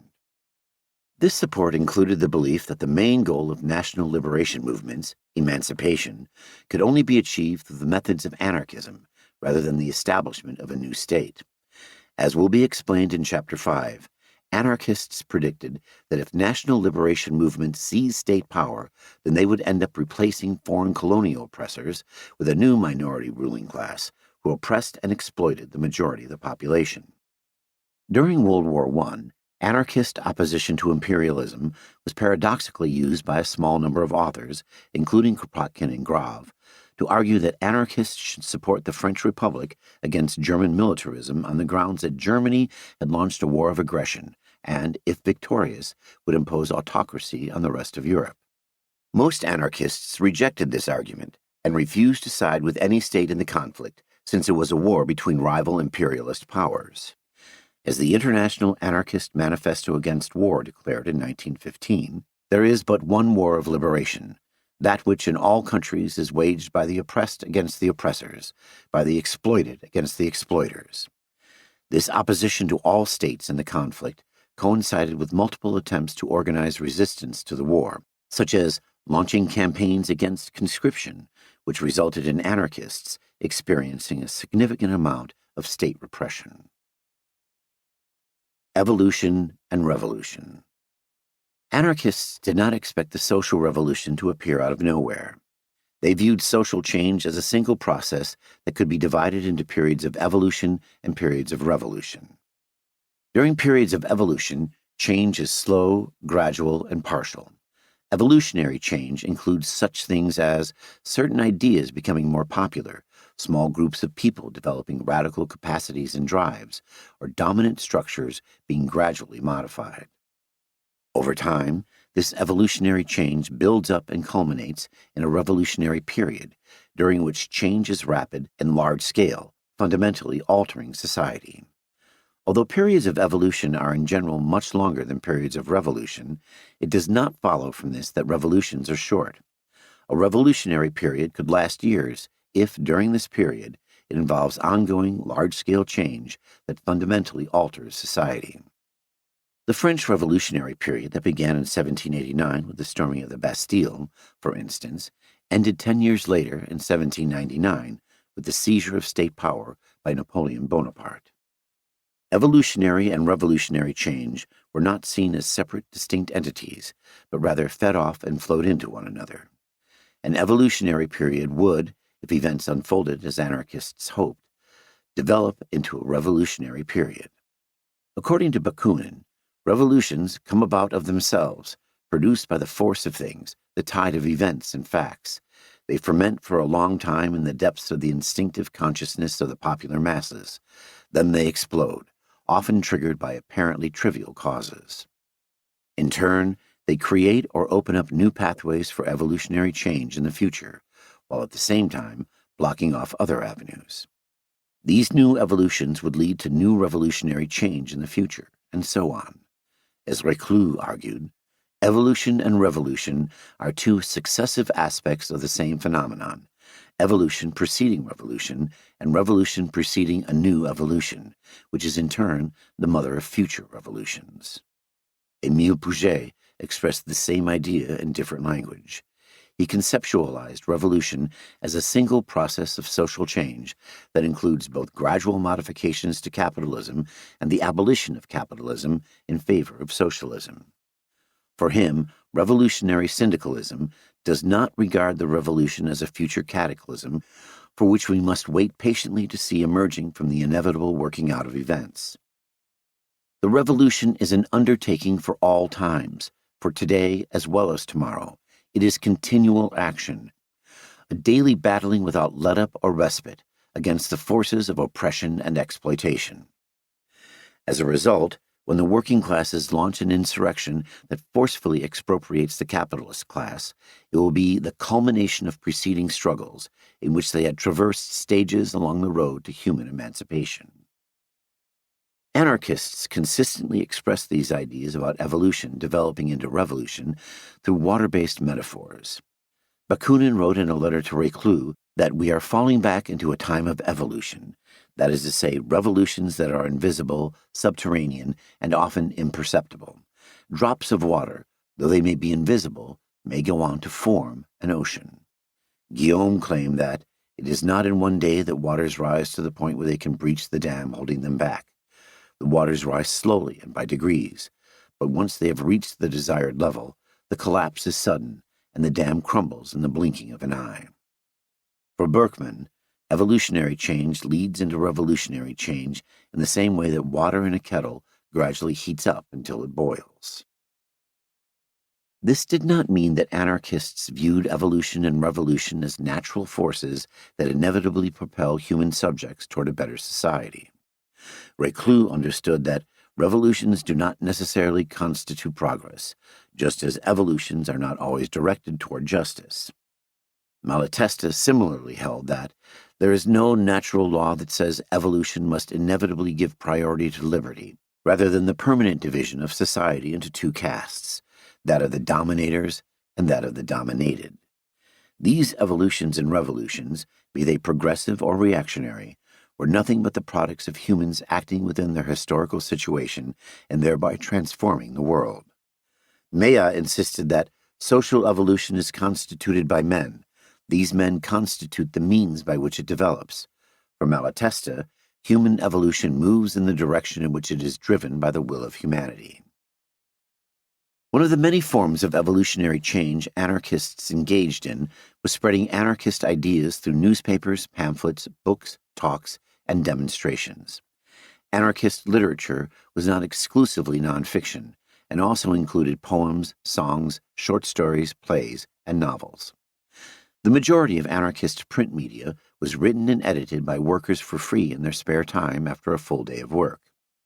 There were few papers which were run by full-time paid staff, such as Spain's Solidaridad Obrera from 1916 onwards, but these were in the minority. Workers who could not read would listen to anarchist texts being read aloud at public meetings, smaller private gatherings, and even at work. Some illiterate workers would deliberately memorize their favorite anarchist articles and then recite them to other workers. The medium of transmitting ideas via face-to-face interaction by itself created a social network of anarchist workers in a specific location. This group of workers could then decide to not only absorb and discuss anarchist theory, but also put theory into practice and take direct action, such as by organizing a strike. One of the main sources of content for anarchist papers was the vast number of letters that workers sent to editors and publishing groups. These letters usually contained anarchist theory, stories, poetry, calls for solidarity, news of organizing and meetings, and reports of oppressive or scandalous behavior by capitalists and the police. Through writing letters, these correspondents transmitted information and reflections about a local area to the editors of the paper. The editors would, if they deemed it worthy, print the letter in the paper and then send copies to every correspondent they had across the country. Correspondents would distribute the paper to local workers and collect money for both the publishing costs of the paper and solidarity funds that the paper had set up to support striking workers, anarchist prisoners, or widows of dead comrades. The anarchist press was constituted by a social network in which local correspondents were the nodes through which the anarchist press was channeled out to localities, and the thoughts, experiences, and money from localities were channeled back to publishers. During periods when there was no genuinely national formal anarchist organizations in a country, the informal social networks that connected readers, correspondents, editors, and publishers functioned as the organizational structure of the anarchist movement. Anarchists also spread their ideas through lectures, public debates, and speaking tours. For example, in 1895, the Italian anarchist Pietro Gori went on a vast speaking tour of the United States, during which he delivered somewhere between 200 and 400 lectures on anarchism in a single year. He began many by singing songs and playing his guitar in order to gather a crowd, before launching into a talk on anarchism, often successfully persuading a group of workers to form anarchist groups. The dual goal of consciousness raising and organizing was typically facilitated through the distribution of posters, pamphlets, and periodicals at talks. This had the effect that speaking tours established a local archive of anarchist literature wherever they traveled.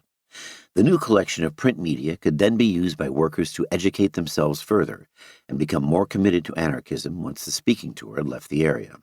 Since periodicals included an address to send letters to, the distribution of print media also ensured that new local anarchists had a means to communicate with other anarchists and become part of the social networks that constituted the movement. This emphasis on spreading ideas was motivated by the awareness that, to quote Lucy Parsons, fundamental social change was preceded by a long period of education that developed self-thinking individuals. The first task of anarchists, according to Malatesta, was to persuade people. We must make people aware of the misfortunes they suffer and of their chances to destroy them. We must awaken sympathy in everybody for the misfortunes of others and a warm desire for the good of all people, arousing the sentiment of rebellion in the minds of men against the avoidable and unjust evils from which we suffer in society today, and getting them to understand how they are caused and how it depends on human will to rid ourselves of them. In other words, anarchists sought to bring about a variety of different changes to the consciousness of the working classes.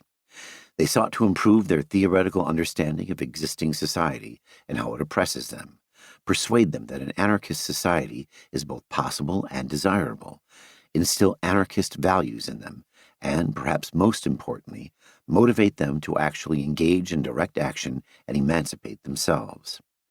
It was for this reason that Kropotkin sought to use his paper Le Révolté to inspire workers with hope by documenting the growing revolt against antiquated institutions, rather than, as many socialist papers did, drive workers to despair and inaction by focusing too strongly on suffering within an existing society.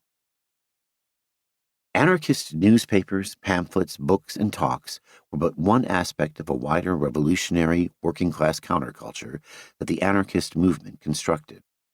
There are numerous examples of anarchist workers in Europe and the United States organizing plays, poetry scenes, musical performances, dinners, dances, picnics, and public celebrations of key dates in the revolutionary calendar, such as May Day and the anniversary of the Paris Commune.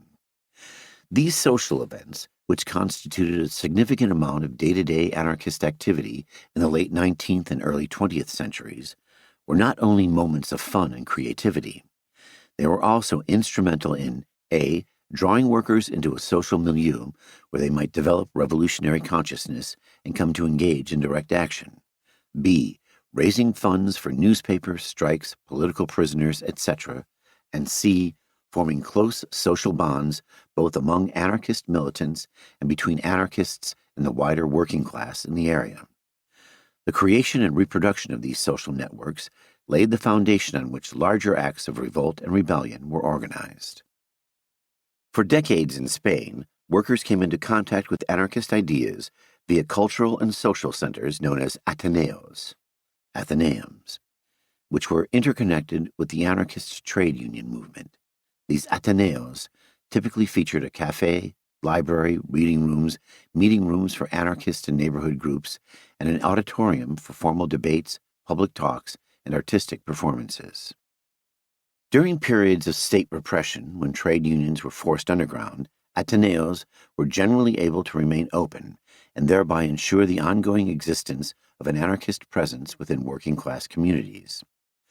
The workers who participated in Ateneos organized a wide range of educational and leisure activities in their spare time. This included day schools for working-class children, evening classes for adult workers, theater clubs that would perform radical plays, singing and musical groups, and hiking clubs that allowed poor urban workers to experience the beauty of nature in the countryside and along the coast. Through engaging in these activities, workers developed themselves in multiple directions, such as gaining the confidence to speak before a crowd, learning to read and write, and acquiring an in-depth understanding of why capitalism and the state should be abolished. A significant number of anarchist militants, especially women, first encountered anarchist ideas and entered into anarchist social networks through their participation in the Ateneos when they were children and teenagers. Young people not only received an anarchist education in Ateneos, but also gained experiences of anarchist organizing. In 1932, youth groups that had emerged from Ateneos in Granada, Madrid, Barcelona, and Valencia formed the Iberian Federation of Libertarian Youth, FIJL. The FIJL, which was an independent organization linked with the CNT, came to be viewed as one of the main pillars of the anarchist movement. On several occasions, the Ateneos were the avenue through which workers mobilized to participate in demonstrations and strikes. They were, in short, social spaces that facilitated working-class self-education, recreation, and class struggle. Unity of means and ends. Anarchists did not think that any form of activity could lead to an anarchist society. They argued that working-class social movements should only use means that were in conformity with the ends of creating a free, equal, and cooperative society without domination or exploitation. They advocated the unity of means and ends. In 1881, Kropotkin argued that social movements should establish their final objective and then specify a proposed course of action in conformity with the ends. Anarchists like Malatesta often expressed this idea with metaphors of roads and bridges, transit and movement. He wrote, "It is not enough to desire something. If one really wants it, adequate means must be used to secure it, and these means are not arbitrary, but instead cannot but be conditioned by the ends we aspire to and by the circumstances in which the struggle takes place. For if we ignore the choice of means, we would achieve other ends, possibly diametrically opposed to those we aspire to. And this would be the obvious and inevitable consequence of our choice of means. Whoever sets out on the high road and takes a wrong turning does not go where he intends to go, but where the road leads him." Goldman made this same point in 1922 when she argued, in response to the Bolshevik seizure of state power during the Russian Revolution, that means cannot be separated from the ultimate aim, because the means employed become, through individual habit and social practice, part and parcel of the final purpose. They influence it, modify it, and presently the aims and means become identical. Given this, revolutionary methods must be in tune with revolutionary aims. The means used to further the revolution must harmonize with its purposes. In short, the ethical values which the revolution is to establish in the new society must be initiated with the revolutionary activities of the so-called transitionary period.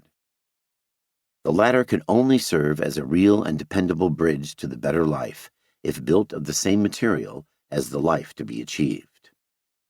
Anarchism's commitment to the unity of means and ends was grounded in the theory of practice, which maintained, as we have seen, that as humans engage in activity, they simultaneously transform themselves and the world around them. An anarchist society would be reproduced over time by people engaging in horizontal systems of association and decision-making, and, in so doing, continuously creating and recreating both anarchist social relations and themselves as people with the right kinds of capacities, drives, and consciousness for an anarchist society. These new social relations can only take root if capitalism and the state are abolished through a social revolution, and so will have to be created by the people who presently live in and have been shaped by class society. It is therefore essential that during the course of the class struggle, workers engage in practices that transform them into people who are capable of and driven to overthrow class society and establish and reproduce an anarchist society. If social movements make the mistake of using the wrong or inappropriate means, then they will produce people who will create a different society than the one they initially intended. This theory entailed two main commitments. First, a core part of determining what strategies and tactics a social movement should use to achieve their goals is establishing how the forms of practice that constitute them transform individuals and social relations simultaneously. If a social movement's end goals can only be achieved through a social revolution, then it must choose means during an evolutionary period that build toward this. Kropotkin argued in 1881 that workers should engage in direct struggle against capital, especially via trade unions and strikes, because of the unity of means and ends. He wrote, "A party which proposes a social revolution as its goal, and which seeks to seize capital from the hands of its current holders must, of necessity, and from this day onward, position itself at the center of the struggle against capital. If it wishes that the next revolution should take place against the regime of property, and that the watchword of the next call to arms should necessarily be one calling for the expropriation of society's wealth from the capitalists, the struggle must, on all fronts, be a struggle against the capitalists." The second main position entailed by the unity of means and ends is that social movements must structure organizations and make decisions in a manner that causes participants to develop the kinds of radical capacities, drives, and consciousness that are necessary for producing and reproducing the social relations of the future society. A social movement organized in a hierarchical and centralized manner cannot create an anarchist society because it will not produce the right kinds of people for the task. Participants will either act in an authoritarian way or be subject to the authoritarianism of others, such as a small group of leaders monopolizing decision-making power and issuing orders that the membership then implements. This will result in the development of authoritarian tendencies in individuals and the establishment of authoritarian social structures that will in turn enable authoritarian modes of practice and constrain anti-authoritarian ones. If a social movement constituted by these self-reproducing authoritarian social structures were to launch or take over a revolution, the result would not be an anarchist society.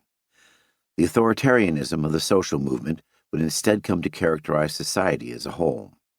Social movements that aim to create an anarchist society must therefore be constituted by forms of practice that produce self-determining people who associate horizontally with one another. In order to do so, workers must establish social relations in the present that are, as far as possible, the same as those that would constitute an anarchist society. The unity of means and ends led anarchists to maintain that, although violence was necessary to defend the revolution from counterattack by the ruling classes, it should not be used to force the working classes into an anarchist society. In Bakunin's words, "Liberty can be created only by liberty, by an insurrection of all the people and the voluntary organization of the workers from below upward." As a result, a revolution that is imposed, either by official decrees or by force of arms, is no longer a revolution but the opposite of a revolution because it necessarily provokes reaction. Malatesta noted that anarchy cannot be made by force and violent imposition by a few, and is only possible when it is understood and wanted by large popular masses that embrace all the elements necessary to creating a society superior to the present one. There is, in other words, an incompatibility between the means of coercing people into a particular kind of society and the ends of creating a free society in which people voluntarily self-manage social life. A genuine social revolution can only occur if the majority of the population choose to participate within it and reorganize society themselves. For anarchists, means and ends are not only interconnected insofar as the means you engage in determine the ends you arrive at. They are also identical in the narrow sense that both the means and the ends of anarchism are freedom. As Fabry wrote, the libertarian notion of revolution holds that freedom is also a means as well as an end. Anarchist actions, in other words, create freedom and are instances of freedom at the same time. This can be seen by connecting the anarchist conceptions of freedom discussed in Chapter 3 to revolutionary practice. When the working classes collectively struggle against the ruling classes, they are not only fighting for a distant post-capitalist society in which humanity will finally be free. They are also rejecting domination in the present by choosing to act in accordance with their own wills, rather than obeying the wills of their masters and remaining subservient. When the working classes create organizations and social relations in which they horizontally relate to one another, they are both struggling for a future free society and creating a freer society in the here and now by expanding their real possibilities of experiencing a different kind of life and becoming a different kind of person. When the working classes engage in collective struggles or participate in horizontal social structures, they are developing themselves and becoming more free than they were before. Such a view is not inconsistent with the fact that the majority of anarchists thought violence was necessary to overthrow the ruling classes and defend the social revolution. Using violence to abolish the power of violent oppressors is not a negation of freedom, but rather an affirmation of it. As Malatesta put it, in order to fight our enemies and fight effectively, we do not need to deny the principle of freedom, since a commitment to freedom entails the right to resist any violation of freedom and to use brute force to resist when violence is based upon brute force and there is no better way to successfully oppose it. Anarchists wish to use violence to expropriate the economic ruling classes, not because freedom is a good thing for the future, because it is always good, today as much as tomorrow, and the owners deprive us of it by depriving us of the means of exercising it. Anarchists, likewise, wish to use violence to overthrow the political ruling classes, because governments are the negation of freedom, and we cannot be free without having overthrown them. Prefiguration. The anarchist commitment to the unity of means and ends led them to argue that working-class social movements should establish horizontal social relations that are, as far as is possible, the same as those that would constitute an anarchist society. In so doing, workers attempt to construct the world as they wish it to be during their struggle against the world as it is. They also create, through experimentation in the present, the real methods of organization and association that people in the future might use to achieve the states of affairs that characterize an anarchist society. Kropotkin, for example, argued in 1913 that anarchists have to find, within the practice of life itself, and indeed working through their own experiences, new ways in which social formations can be organized, and how these might emerge in a liberated society. During the second half of the 20th century, this idea was called prefiguration, or prefigurative politics. It should be kept in mind that this term was not used by anarchists historically. Nonetheless, anarchist organizations generally prefigured the future anarchist society in two ways. First, by embodying the kinds of organizational structure and methods of deliberation and decision-making that a future society would contain. Second, by performing the kinds of functions that organizations in a future society will carry out. Although a social revolution would mark a dramatic shift in social life, there would be no such dramatic shift in anarchist methods of organization and association. The methods would remain the same. What would change is the context and the conditions under which these methods are applied, and so the extent to which they can be fully put into practice. Anarchist organizations built within class society thus have a dual function. In the present, they bring people together in order to directly satisfy unmet drives and struggle effectively against capitalism and the state. Through participating in anarchist organizations, workers simultaneously attempt to achieve concrete goals and develop their radical capacities, drives, and consciousness. A tenant union might not only organize a rent strike that wins a reduction in rent or prevents an eviction. The participants could also learn how to make collective decisions in general assemblies and to act for themselves through their own direct action. At the same time, they might realize that tenants have shared class interests that are opposed to the class interests of landlords. During the course of the struggle, they begin to understand that society could be organized without landlords, and they may come to aspire for an economic system in which everyone has free access to housing. In changing the world, workers at the same time change themselves. During a revolutionary period, anarchist organizations would take on new roles and serve as the inspiration for emerging anarchist social forms and/or transform from organizations that struggle against class society into organizations that run a classless society. At such a point, they would not only be the dominant structures through which society was generally organized, they would also continually produce and reproduce individuals who want to and are able to freely associate as equals. The strategy of prefiguration was not original or exclusive to the anarchist movement. From the 1840s onward, a tendency within the French socialist movement had proposed the formation of workers' cooperatives as organizations that would grow in number under capitalism until they displaced capitalist firms and became the nodes of a socialist society. During debates within the First International, this idea was extended to the First International itself, including the trade unions affiliated to it. The Belgian internationalist César de Pape, who was a collectivist but not an anarchist, proposed in his February 1869 article, The Present Institutions of the International in Relation to the Future, that the International already offers the model of the society to come, and its various institutions, with the required modifications, will form the future social order.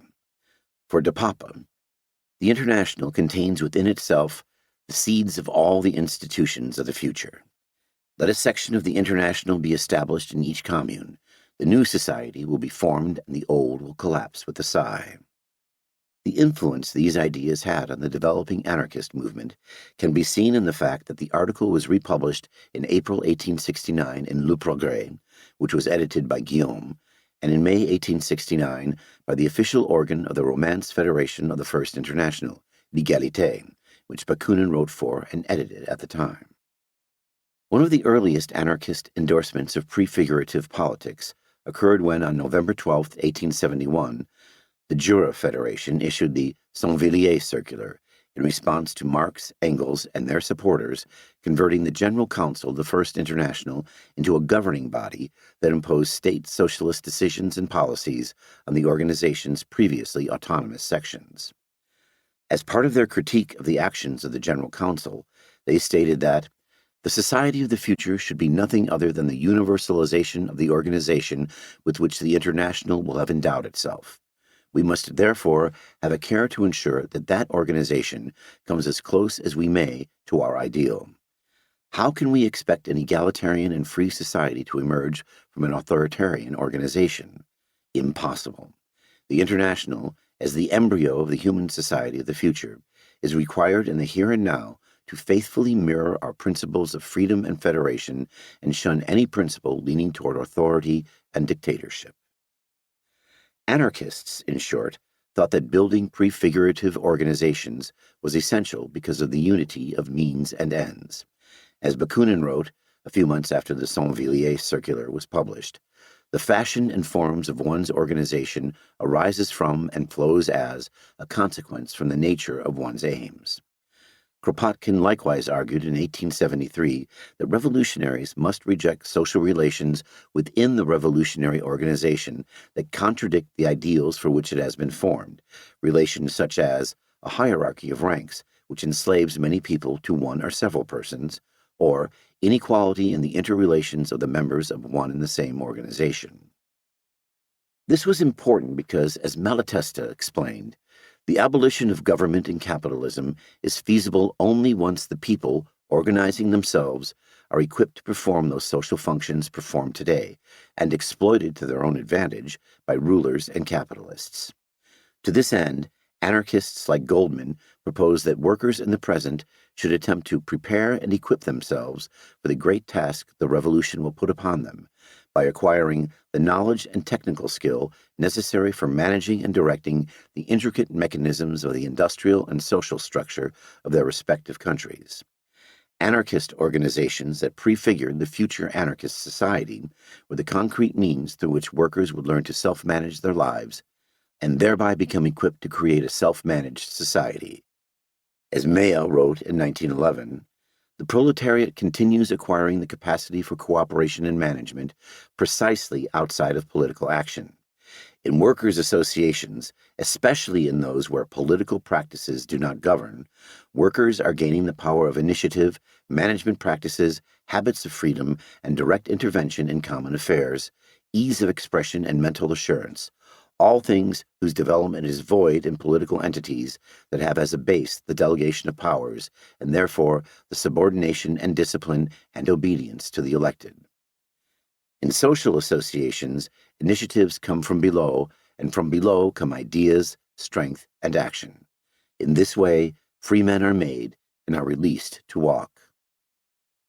Decades later, in 1932, the Spanish anarchist Isaac Puente argued that just as a child learns to walk or ride a bicycle by trying and failing until they succeed, so too would workers learn to produce and reproduce an anarchist society through experiments in horizontal forms of association.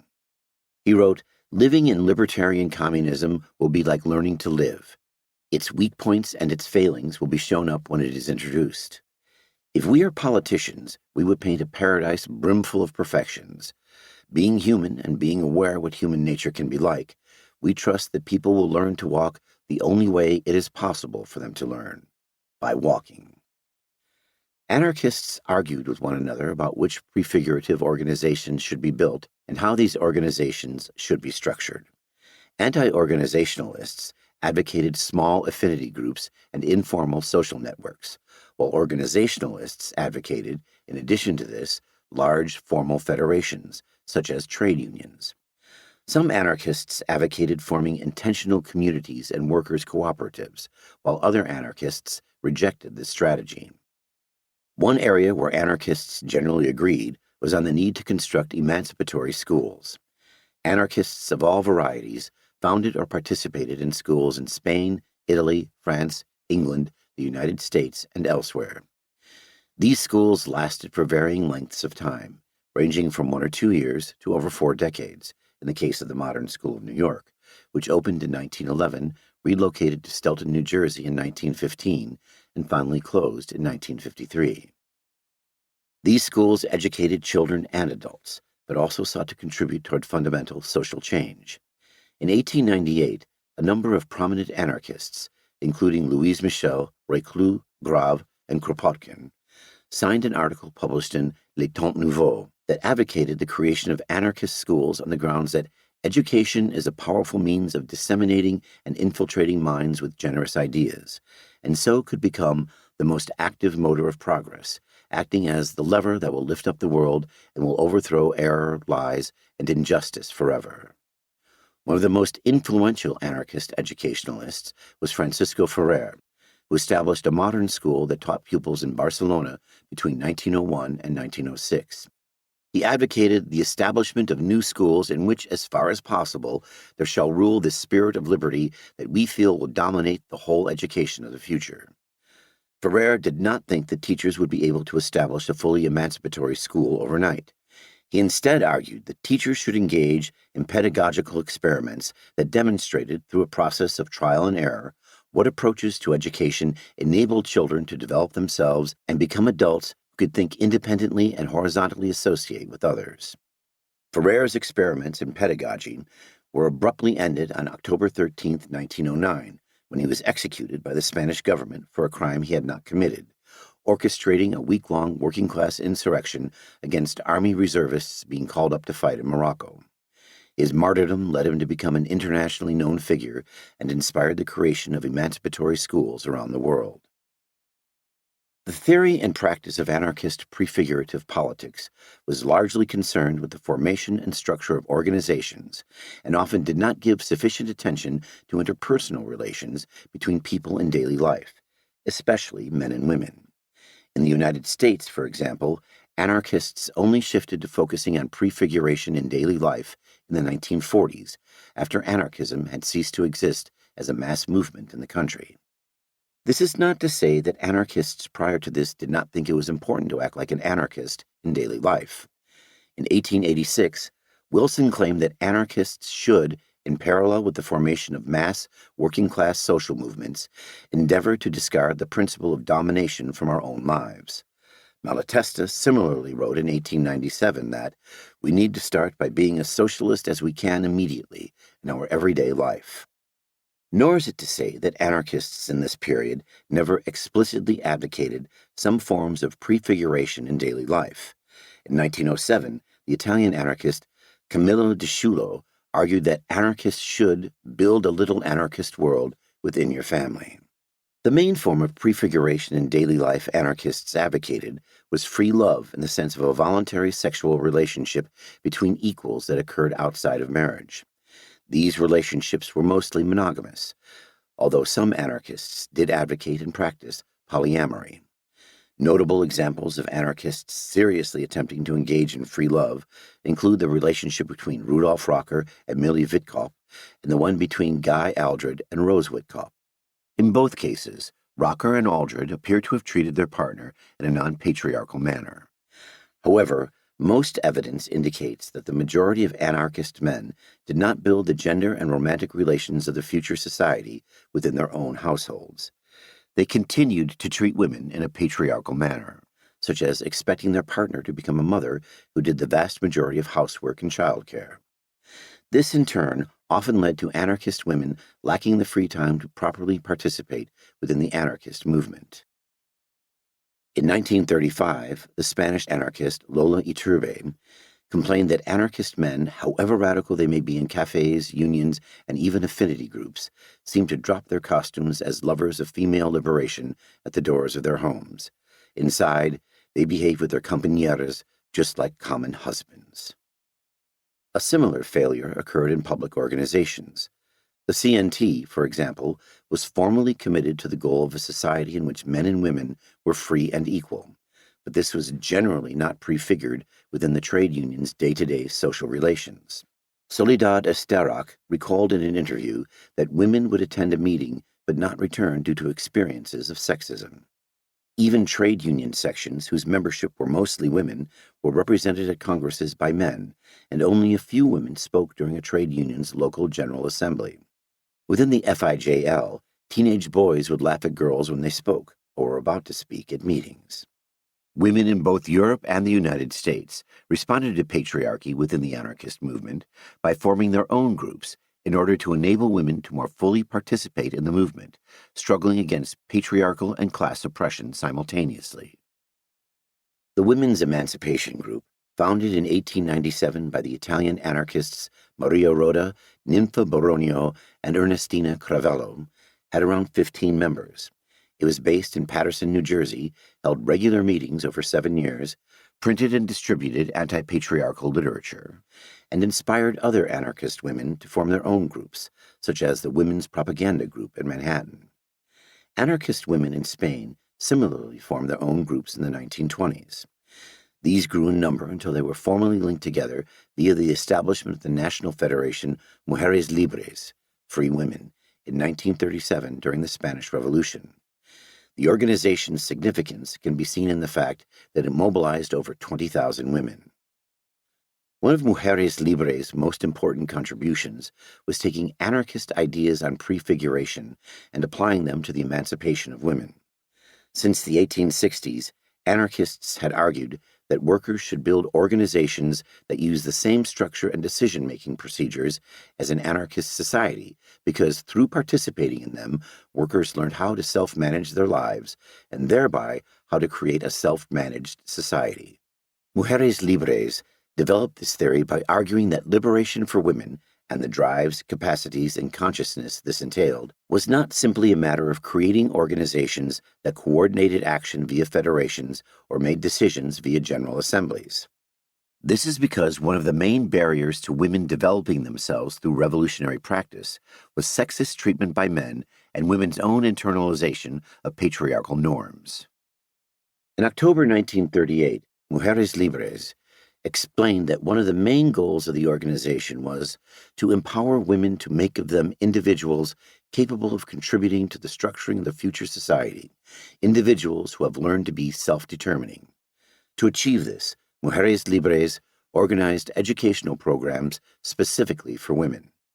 These taught not only basic skills, such as reading and writing, but also courses on social formation that focused on how women were capable of developing themselves and had to learn to take initiative and act independently of the men in their lives.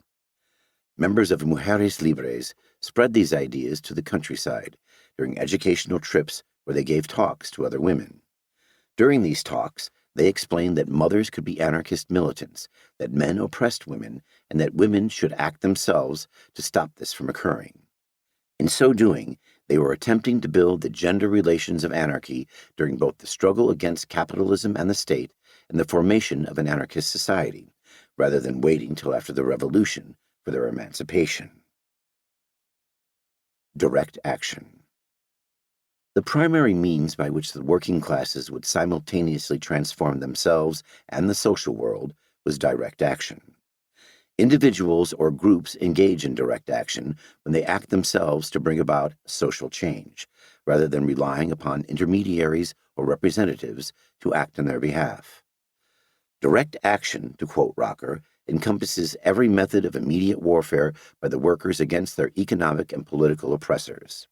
By immediate warfare, Rocker meant actions such as strikes, boycotts, industrial sabotage, distributing anti-militarist propaganda, and, in certain circumstances, the armed resistance of the people for the protection of life and liberty.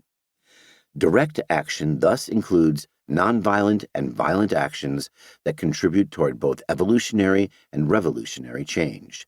The social revolution is, in a sense, the ultimate form of direct action. Anarchists initially did not use the term direct action and instead deployed a variety of equivalent phrases. It is difficult to trace, using texts that have been translated into English, when the term direct action was first adopted by the anarchist movement. One early example is Wilson's 1886 advocacy of direct personal action in the first issue of Freedom. The term direct action appears to have become commonly used due to the emergence and growth of revolutionary syndicalism as a social movement in France between the 1890s and the early 1900s. During this period, revolutionary syndicalists, many of whom were anarchists, consistently advocated and engaged in what they termed direct action. This phrase initially referred to when workers drew on their own strength to personally struggle against capitalism and thereby achieve their own liberation through their own actions. This perspective can be seen in Émile Pouget's appropriately titled 1907 pamphlet, Direct Action. According to Pouget, who was both an anarchist and a revolutionary syndicalist, direct action meant that the working class expects nothing from outside people, powers, or forces, but rather creates its own conditions of struggle and looks to itself for its methodology. It means that from now on, the producer means to mount a direct attack upon the capitalist mode of production in order to transform it by eliminating the employer and thereby achieving sovereignty in the workshop. For Pouget, direct action is therefore merely trade union action, without capitalist compromises, without the flirtation with the bosses of which the sycophants of social peace dream, without friends in the government, and with no go-betweens horning in on the debate. By the early 20th century, the term direct action had become a staple of anarchist parlance and was used in a much broader sense that can be found in early revolutionary syndicalist texts. In 1910, Goldman argued that direct action, having proven effective along economic lines, is equally potent in the environment of the individual. There 100 forces encroach upon his being, and only persistent resistance to them will finally set him free. Direct action against the authority in the shop, direct action against the authority of the law, direct action against the invasive, meddlesome authority of our moral code is the logical, consistent method of anarchism. Goldman applied this idea to abolishing patriarchy and argued that women should emancipate themselves through their own direct action, rather than trying to win the right to vote and elect representatives who would act on their behalf. She declared that a woman's development, her freedom, her independence, must come from and through herself. First, by asserting herself as a personality and not as a sex commodity. Second, by refusing the right of anyone over her body, by refusing to bear children unless she wants them, by refusing to be a servant to God, the state, society, the husband, the family, etc., by freeing herself from the fear of public opinion and public condemnation. Only that, and not the ballot, will set women free. This broader notion of direct action was shared by de Cleyre. During a 1912 lecture in Chicago, she said that every person who ever had a plan to do anything and went and did it, or who laid his plan before others and won their cooperation to do it with him, without going to external authorities to please do the thing for them, was a direct actionist. Equipped with this more expansive definition, de Cleyre illustrated the idea by referring not only to the actions of unionized workers. She also pointed to abolitionists who helped slaves escape their owners through the Underground Railroad, and to John Brown, who killed supporters of slavery and attempted to free and arm slaves through the seizure of the Federal Armory at Harper's Ferry. Anarchists themselves engaged in a wide variety of different forms of direct action, both small and large scale.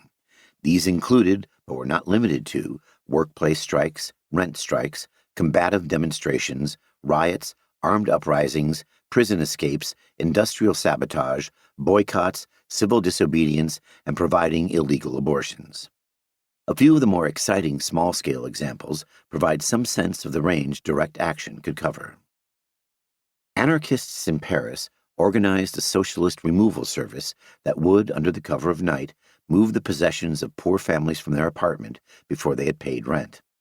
On at least one occasion, anarchists gagged, tied up, and left a landlord or concierge on his bed in order to achieve this. In 1900, anarchists living in the United States unsuccessfully attempted to free Berkman from prison by digging an underground tunnel through which he could escape. 5 years later, anarchists in the Russian Empire defended Jewish people during the 1905 pogroms by organizing mobile defense units armed with pistols and bombs. In 1919, nearly 150 anarchists, mostly women, rioted at the docks in Lower Manhattan, New York. This was in response to their family members and loved ones being arrested by the American government and deported to Russia for being anarchists. In September 1923, the Spanish anarchist affinity group, Los Solidarios, which included Buenaventura Durruti, stole 650,000 pesetas from the Gijón branch of the Bank of Spain in order to buy weapons for a planned, but never carried out, insurrectionary general strike. On numerous other occasions, anarchists participated in larger acts of collective direct action carried out by mass movements. In early 1902, Galliani and other anarchists organized a series of meetings among dye workers in Paterson, New Jersey. These culminated in a small strike being launched in mid-April by Italian dye workers. Over the following weeks, the strike massively expanded, and on June 17th, a general strike was proclaimed that mobilized around 15,000 dye and textile workers in the city and surrounding area. This expansion of the strike was driven forward by the efforts of anarchist militants who distributed local anarchist papers and organized meetings in Italian, German, and English. On June 18th, Galliani gave a speech where he called upon the striking workers to rise up and answer the legal violence of capital with the human violence of revolt. A group of between 1,500 and 2,000 striking dyers then marched into Paterson and proceeded to break the windows and doors of several dye works in order to drive out scabs and to close down production. This soon escalated into an extended gun battle with the police, during which Galliani, who was armed with a revolver, received a minor gunshot wound to the face. The strike continued over the following week and ended with workers gaining a general wage increase. From these examples, it is clear why anarchists advocated direct action. When successful, it either immediately results in a goal being achieved or imposes costs onto the ruling classes, such that they acquire an incentive to give in to the demands of workers. A strike stops production, and so a capitalist's ability to earn profit. If a capitalist wants to stay in business and is unable to break the strike, they have no choice but to increase wages, reduce hours of work, improve safety conditions, and so on. Anarchists advocated direct action not only because it was an effective means for achieving social change, but also because it positively transformed those who engaged in it. According to the Austrian anarchist Siegfried Nacht, it is above all through action that the people can educate themselves. Little by little, action will give them a revolutionary mentality. Puget held that direct action has an unmatched educational value.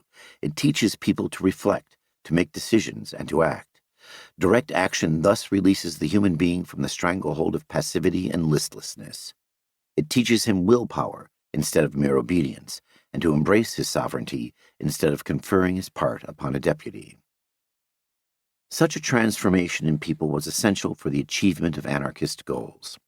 The overthrow of class society and the construction of an anarchist society required the working classes to learn to act for themselves and collectively self-organize and self-determine their lives. This viewpoint was grounded in the theory that there is a connection between means and ends.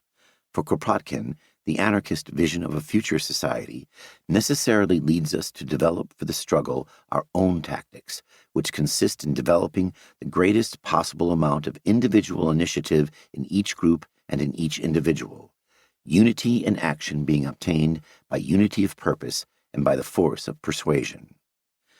The social revolution would, after all, only be successful if the working classes had already, to quote Puget, acquired the capacity and will to transform society and overcome the difficulties that will crop up through their own direct efforts on the capabilities that it possesses within itself.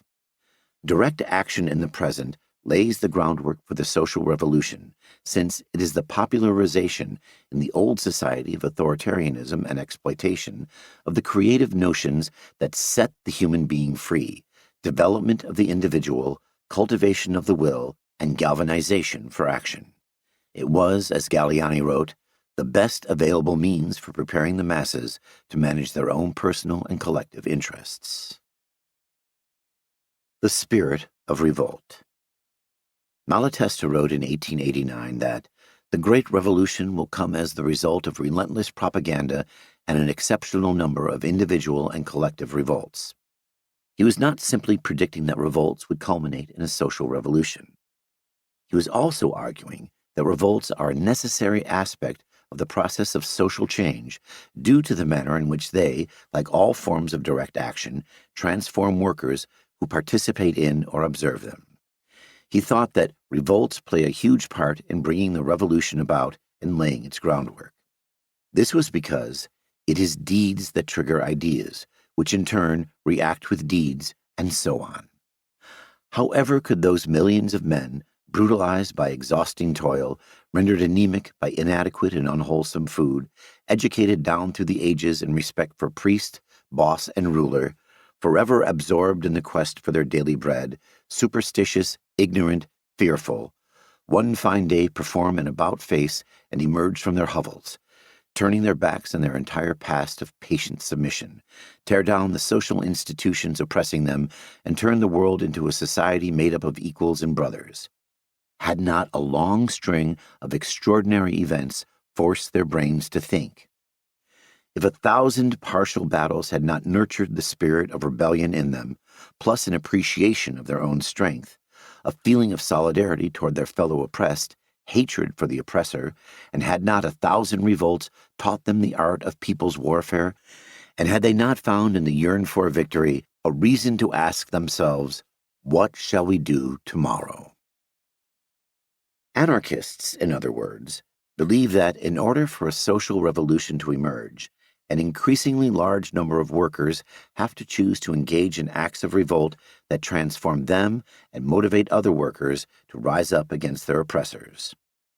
During the early 1880s, Kropotkin argued that this process must be driven forward by anarchist workers engaging in acts that spread what he called the spirit of revolt.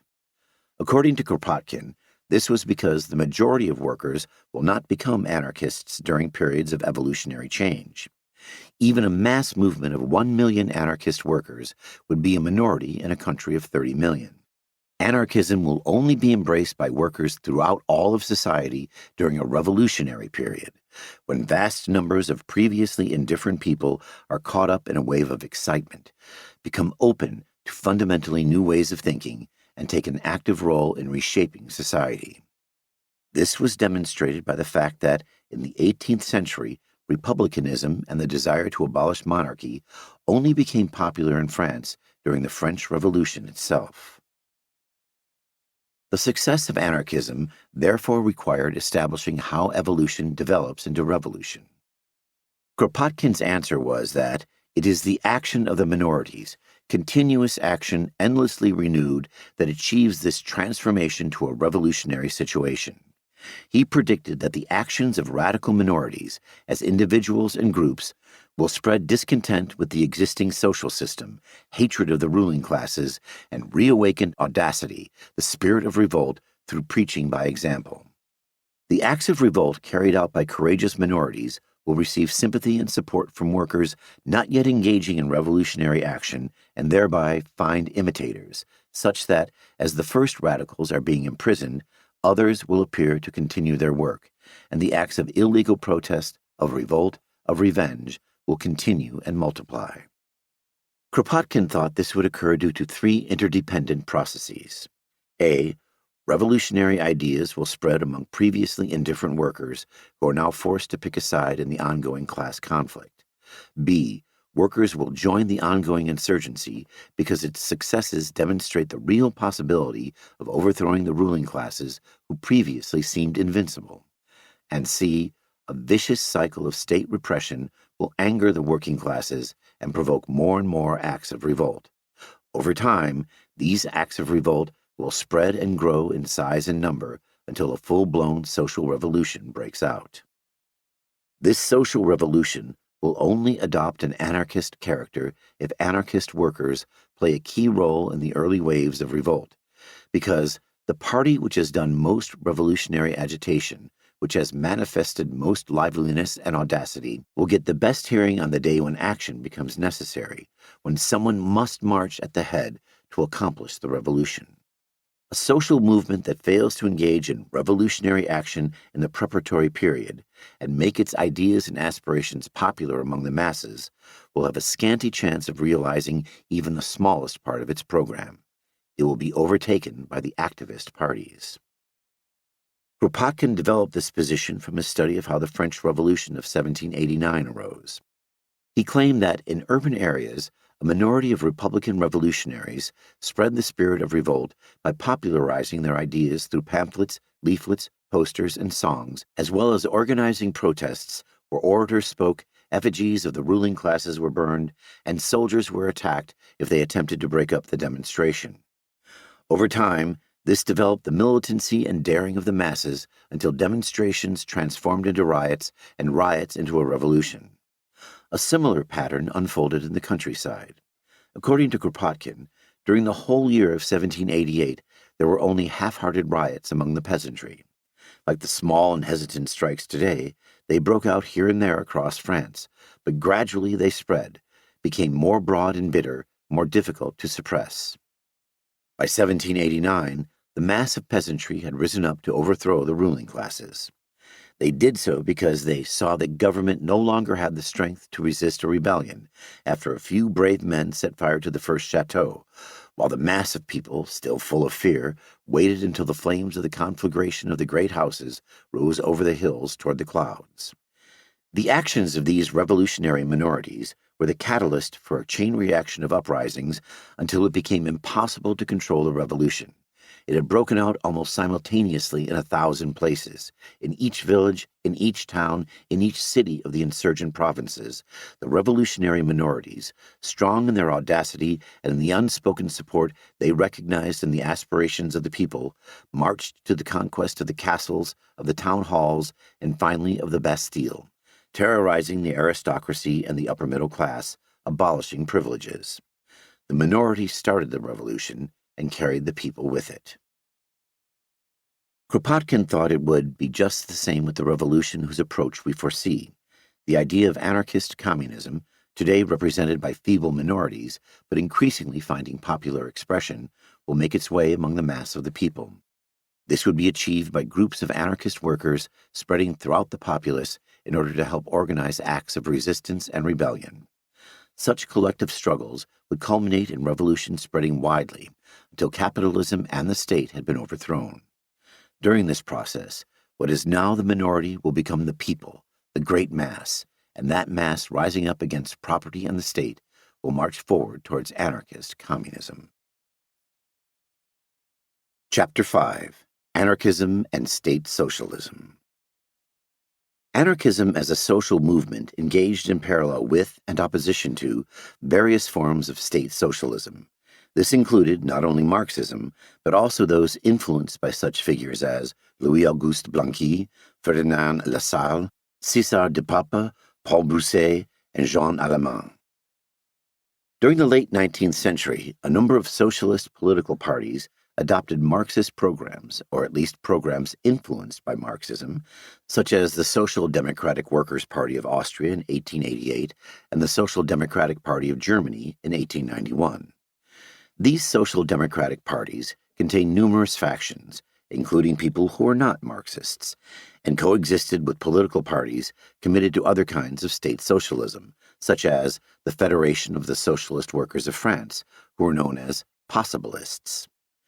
From 1889 onward, the various state socialist parties of the time were linked together through a loosely organized coalition known as the Second International. This coalition disintegrated from 1914 onward, when the majority of socialist parties in Europe supported their respective nation-states in World War I and voted for war credits. This was followed by the Russian Revolution of 1917, during which the Marxist Bolshevik Party seized state power and established a one-party dictatorship. These two events led to a split in state socialism and the formation of various national communist parties, which affiliated with the centralized, Bolshevik-led Third International, Comintern, that had been founded in March 1919. These communist parties, in contrast to a significant chunk of social democracy, were explicit Marxist parties and became the main rivals of anarchism within international socialism. The anarchist critique of state socialist strategies was largely articulated in response to the programs, newspapers, Congress resolutions, and actions of the various socialist and later communist political parties that confronted them.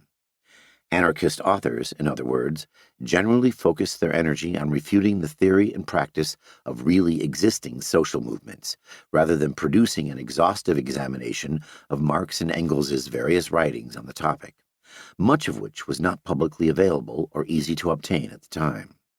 This is not to say that anarchists never argued against Marx and Engels. Anarchist critiques of state socialism frequently mentioned Marx and Engels by name, or responded to an idea that Marx and Engels had advocated in their best-known works, such as the Manifesto of the Communist Party or Anti-Dühring. Yet, even when critiquing the strategy of Marx and Engels, anarchists tended to interpret their ideas through the lens provided to them by socialist political parties at the time, rather than understanding Marx and Engels on their own terms. According to anarchists in this period, state socialists generally argued that, in order to achieve a stateless, classless society, essentially an anarchist society, the working classes must first conquer state power and use it to overthrow the capitalist class, reconstruct the economy along socialist lines, and defend the revolution from counterattack. The conquest of state power would be achieved by forming political parties that either won state power through parliamentary elections or seized state power via force. The government of the bourgeoisie would be transformed into or replaced with a democratic workers' republic that, at least in theory, was based on the genuine self-rule of the working classes.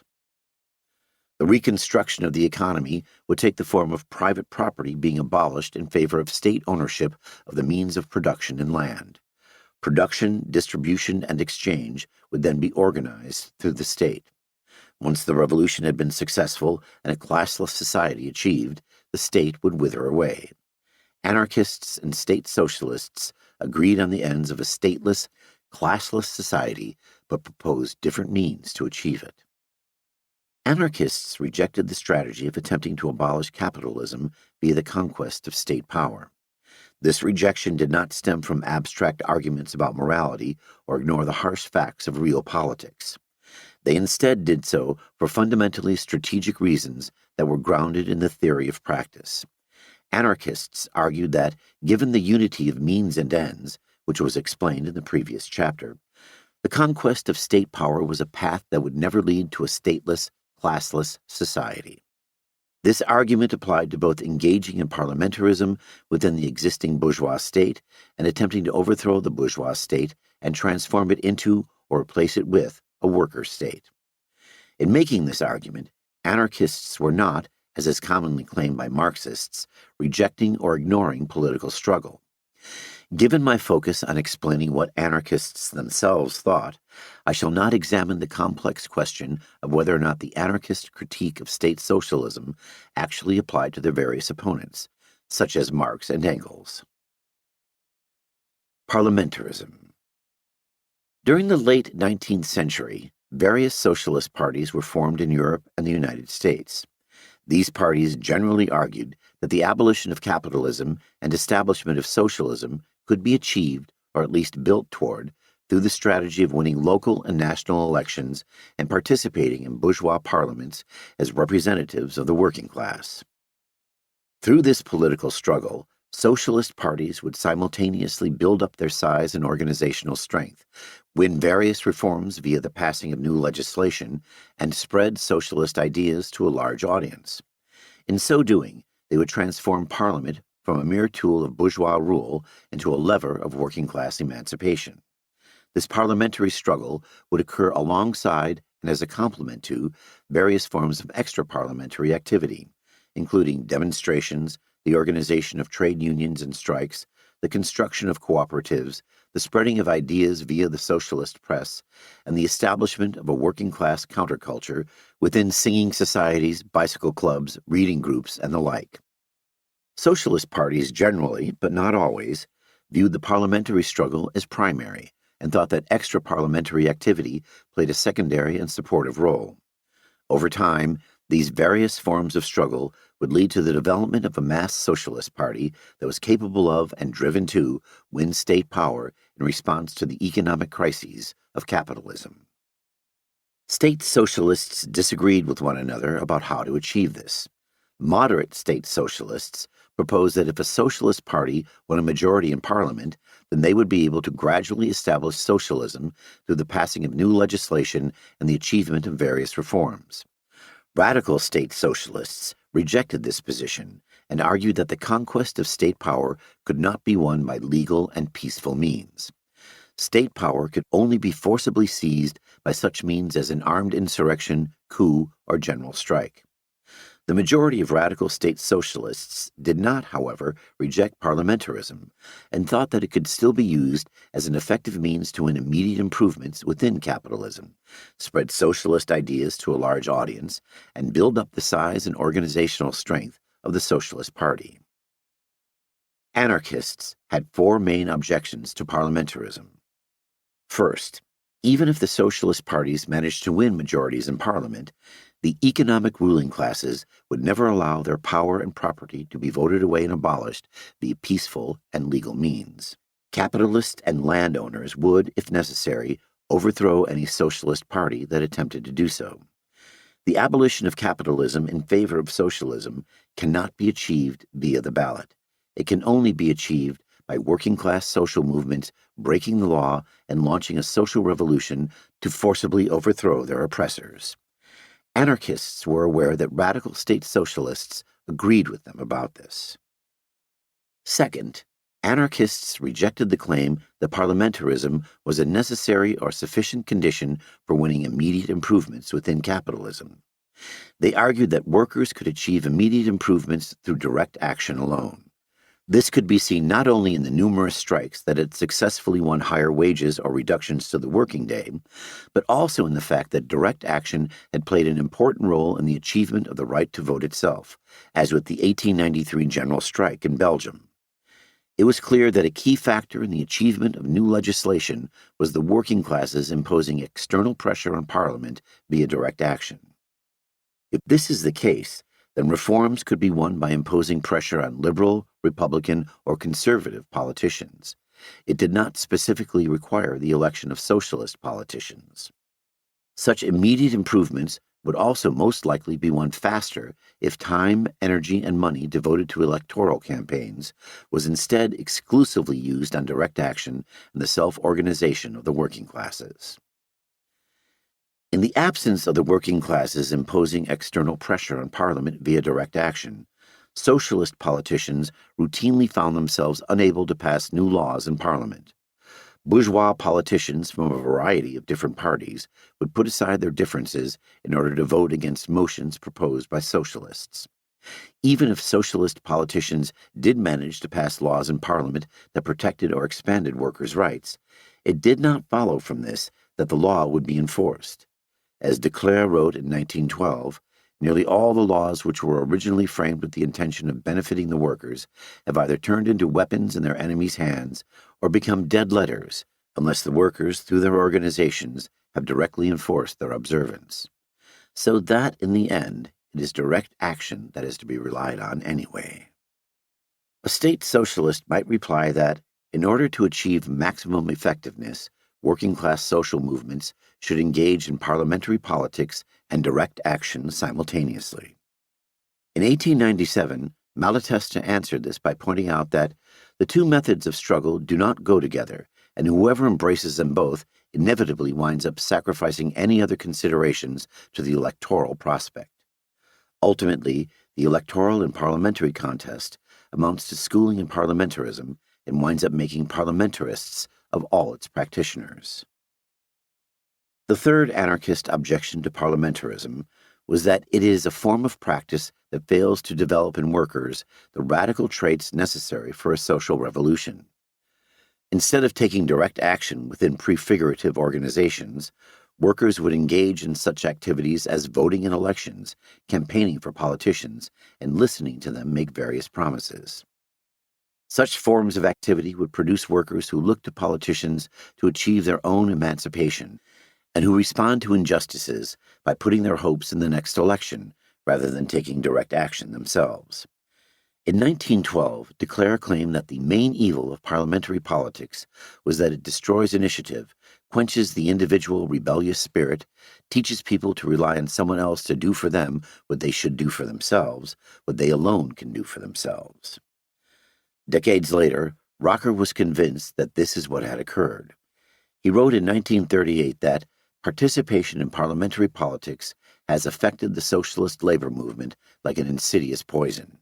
It destroyed the impulse to self-help by inoculating people with the ruinous delusion that salvation always comes from above. Anarchists thought that this would be especially harmful during a revolutionary situation.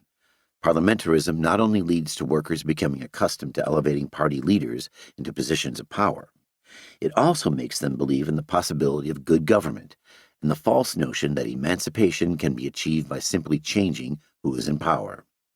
In a revolution, workers would thus most likely establish a new government based on minority rule by a political ruling class. This government would then, for reasons that will be discussed later, turn on and repress working-class social movements.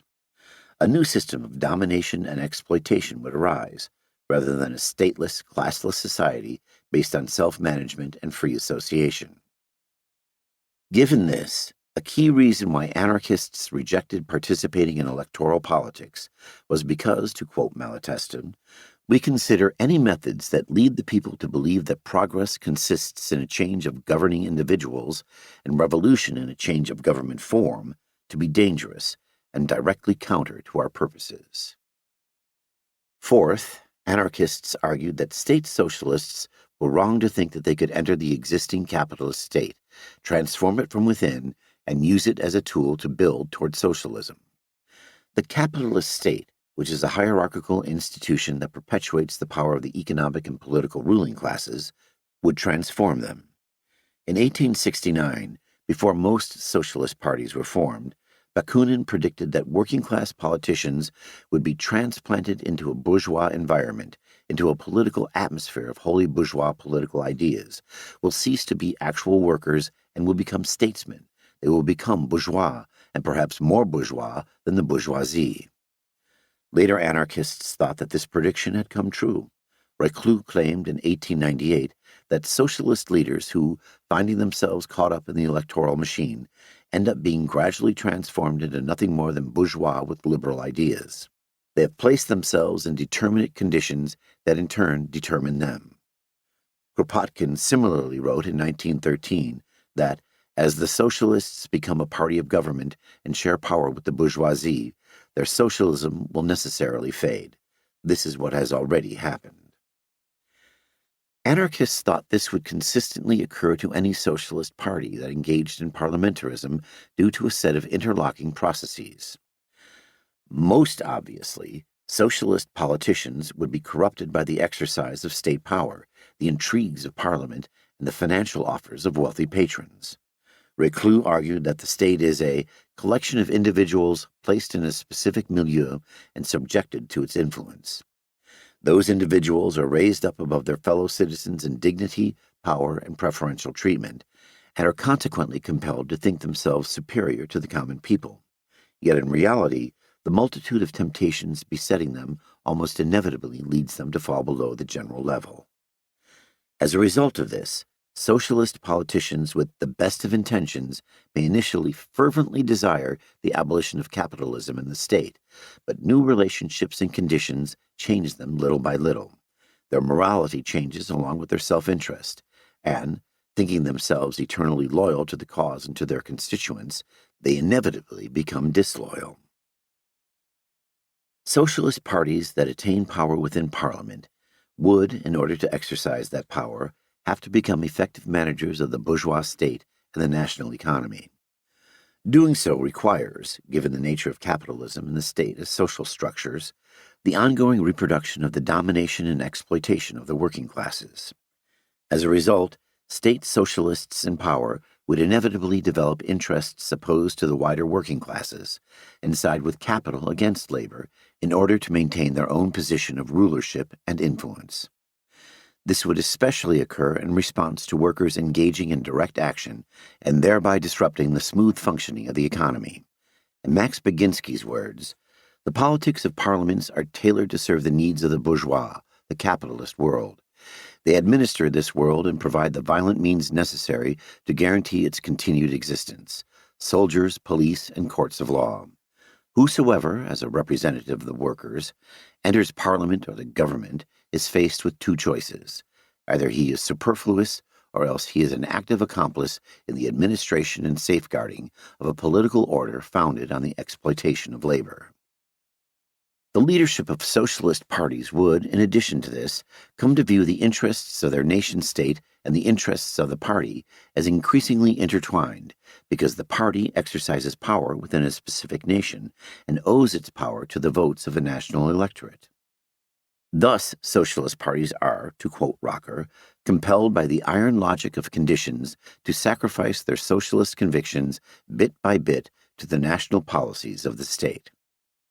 This would result in the labor movement being gradually incorporated in the equipment of the national state, until it had become a social force that maintained the stability and equilibrium of capitalism.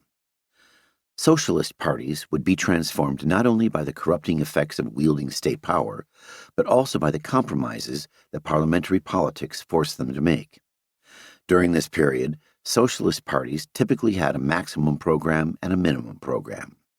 The maximum program were its long-term goals, such as universal human emancipation and the abolition of private property.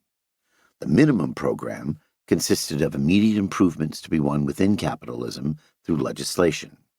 These typically included such demands as universal suffrage, banning child labor, the 8-hour day, compulsory secular state education, free health care, and freedom of speech, the press, and assembly. Anarchists thought that socialist parties would begin as revolutionary organizations that focused on the attainment of the minimum program, but gradually, over time, become reformist organizations that had abandoned the maximum program and mistakenly viewed the minimum program as the essence of socialism. This would consistently occur because, in order to win elections at both a local and national level, socialist parties must secure as many votes as possible by appealing to as many people as possible, including non-socialists who would otherwise vote for Republican, liberal, or conservative political parties. This would, especially in countries without universal suffrage, include people with class interests that were opposed to those of the working classes, such as small merchants and shopkeepers. Socialist parties, in addition to this, have to ensure that they maintain a legal existence and do not engage in activity that could preclude them from standing in elections or sitting in parliament. The need to appeal to as many voters as possible, alongside the need to operate within the confines of the law, would force socialist parties to A. reduce their political program to very minor reforms to capitalist society, and B. oppose workers within the party or affiliated trade unions engaging in militant direct action that might scare voters away. This process only accelerates over time as the Socialist Party grows in size and attracts, to quote Rocker, bourgeois minds and career-hungry politicians into the socialist camp. In order to achieve these minor social reforms, socialist parties, given the nature of the parliamentary system, would be compelled to form alliances with bourgeois political parties in order to form coalition governments or successfully pass laws in parliament. For Bakunin, one of the most notable examples of the dangers of forming alliances with bourgeois political parties occurred when the Geneva section of the First International supported the 1872 electoral campaign of the lawyer Jean-Antoine Amberny, a member of both the First International and the Bourgeois Radical Party. During his campaign, he publicly promised fellow members of the bourgeoisie that the First International in Geneva would not engage in strikes that year, and in so doing, acted against the interests of local construction workers, who were at the time considering taking strike action in response to reduced wages. The leadership of the Geneva section chose to intervene on the side of Amberny, and thereby sacrificed the direct struggle of workers themselves in order to protect the electability of a bourgeois candidate. This included unsuccessfully attempting to persuade construction workers to issue a declaration that they were not planning to go on strike. In response to these events, Bakunin concluded that whenever workers' associations ally themselves with the politics of the bourgeoisie, they can only become, willingly or unwillingly, their instrument. Anarchists predicted that the combined effect of these various processes, which are inherent in parliamentarianism as a social structure, would result in socialist parties abandoning their revolutionary ideas and becoming socialist in name only.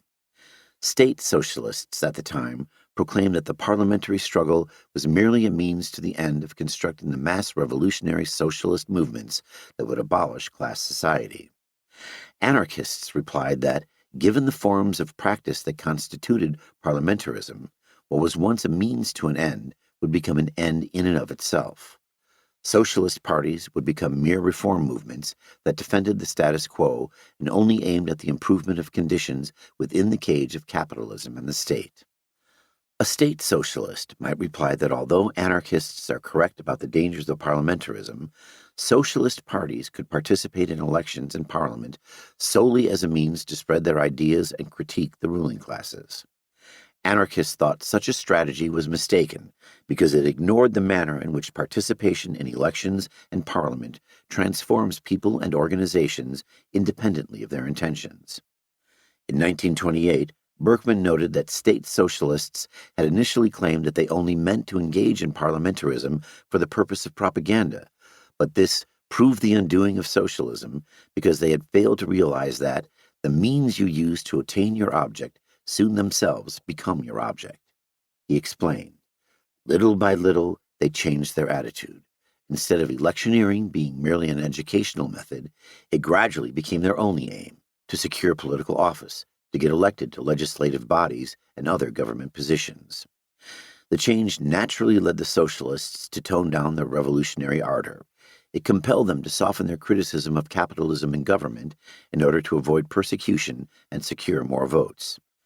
Today, the main stress of socialist propaganda is not laid anymore on the educational value of politics, but on the actual election of socialists to office. Anarchists thought that their critique of parliamentarism was confirmed by the history of state socialism. To focus on France, the socialist Alexandre Milon joined the bourgeois cabinet of Pierre Waldeck-Rousseau in 1899 and became Minister of Commerce and Industry. His colleagues included the Minister of War, Gaston de Galliffet, who had ordered the murder of a large number of workers during the suppression of the Paris Commune. Once in power, Milon attempted to establish compulsory arbitration in industrial disputes and thereby harm the ability of trade unions to engage in direct action. Puget responded to this by labeling Milon a prisoner of capital who could not break the mold. He is only a cog in the machine of oppression, and whether he wishes it or not, he must, as minister, participate in the job of crushing the proletariat. Several years later, in 1906, socialist René Viviani became Minister of Labor, and under his watch, 19 workers were killed and an estimated 700 were injured due to state repression during strike actions.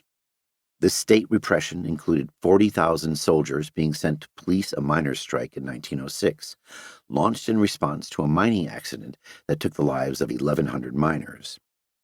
In 1910, Aristide Briand, who had once been a socialist and an advocate of the general strike, joined Viviani in government as Minister of the Interior. He proceeded to defeat a French railway strike by arresting the strike committee, declaring a military emergency, and conscripting the railway workers into the army.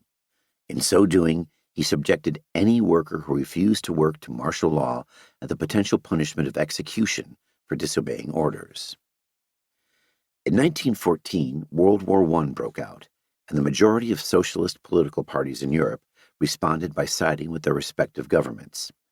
A minority of state socialists, which grew in size as the war progressed, remained committed to working-class internationalism, opposed all sides in the war, and organized the anti-militarist Zimmerwald Conference in 1915. The majority of the anarchist movement, in comparison, refused to side with any state in the conflict and suffered a significant amount of state repression due to this. Anarchists did not think that socialist political parties abandoned anti-militarism simply due to the treachery or negative personality traits of politicians. Rather, they focused on the manner in which socialist parties had been transformed through the social structures they participated in and the forms of practice that constituted them. Berkman argued in 1928 that the life we lead, the environment we live in, the thoughts we think, and the deeds we do all subtly fashion our character and make us what we are. The socialists' long political activity and cooperation with bourgeois politics gradually turned their thoughts and mental habits from socialist ways of thinking. This gradual process culminated in socialist parties abandoning their principles and becoming the handmaiden of the militarists and jingo nationalists who sent the toilers to murder each other. From these and other events, anarchists concluded that their predictions had come true. State socialists who entered Parliament in order to work toward the conquest of political power and the abolition of classes had not conquered the state. The state had conquered them, and genuine socialist parties had, gradually over time, become fundamentally bourgeois and opposed to the self-emancipation of the working classes. Worker state. Anarchists did not limit themselves to critiquing parliamentarism within the existing bourgeois state. They went further and rejected the strategy of overthrowing the bourgeois state and transforming it into or replacing it with a worker state. They viewed the conquest of state power as a means that would never achieve the ends of a stateless, classless society. To understand why, one must first understand the anarchist theory of the state. Anarchists argued that, given their in-depth analysis of the state as a social structure, both historically and when they were writing, the state is necessarily a centralized and hierarchical institution wielded by a political ruling class. This class possesses the authority to make laws and issue commands at a societal level that others must obey due to the threat or exercise of institutionalized force. Kropotkin was convinced that this was the essence of every state, and that if an organization ceased to be structured in this manner, then it ceases to be the state. Since the state is a centralized and hierarchical institution that rules over an extended territory, it follows that the political power of the so-called worker state could not in reality be wielded by the working classes as a whole. State power would at best be exercised by a minority of elected representatives acting in the name of the working classes. Bakunin predicted it is bound to be impossible for a few thousand, let alone tens or hundreds of thousands of men, to wield that power effectively. It will have to be exercised by proxy, which means entrusting it to a group of men elected to represent and govern them. Anarchists thought that there was an inherent connection between the organizational form and function of any social structure. And the organizational form of the state did not develop by accident. The state is structured in a hierarchical and centralized manner because of the function that it performs and was created to perform, establishing and maintaining the domination and exploitation of the working classes by the ruling classes. This applied not only to monarchies and individual dictatorships, but also to republics governed by parliaments of elected representatives. A social structure characterized by a specific organizational form cannot be used to perform just any possible function. Centralization and hierarchy enable and result in the rule of a minority over a majority. Therefore, the state cannot be transformed into an instrument of liberation simply by writing a new constitution or electing good people with the right ideas into positions of authority. The minority of governors who actually exercise state power would, even if they were genuine socialists elected by universal suffrage, become tyrants who dominate and exploit the majority of the population. This would occur due to a specific set of processes. Since the state is a social structure like any other, it follows that it is constituted by social relation and forms of practice that produce and reproduce people with particular capacities, drives, and consciousness. According to Malatesta, the government is the aggregate of the governors, those who have the power to make laws, to regulate relations between men, and to force obedience to these laws. This force is exercised via various institutionalized mechanisms of coercion, such as the police, army, courts, and prisons. The exercise of state power is therefore necessarily constituted by social relations of command and obedience, of domination and subordination. The minority of socialists who wield this power will use it to implement their own ideas and further their interests. In so doing, they will inevitably come into conflict with different groups of workers who have ideas and interests of their own. This will especially occur with workers who are other kinds of socialist. Given the vast differences in power, the workers will be compelled to follow the commands of their superiors. If they do not do so and choose to ignore, resist, or rebel against the will of the governors, they will be met with violent state repression, including censorship, beatings, arrest, imprisonment, and even execution. The result is always the same. Workers would not self-determine their lives or the society in which they lived. They would instead be subject to the will of a governing minority. As Malatesta explained, a government already constitutes a class privileged and separated from the rest of the community. Such a class, like every elected body, will seek instinctively to enlarge its powers, to place itself above the control of the people, to impose its tendencies, and to make its own interests predominate. Placed in a privileged position, the government always finds itself in antagonism to the masses, of whose forces it disposes. One might object by arguing that these socialist representatives are workers themselves, and so do not form a class distinct from the workers who elected them. Bakunin responded to this argument in 1873. He insisted that the governing minority are former workers, who, as soon as they become rulers or representatives of the people, will cease to be workers and will begin to look upon the whole workers' world from the heights of the state. They will no longer represent the people, but themselves and their own pretensions to govern the people. In other words, they have transitioned from being members of the working classes to being members of the political ruling class in control of the state. State socialists fail to realize that class is not only about a person's relationship to the means of production. It is also determined by a person's relationship to the means of institutionalized coercion.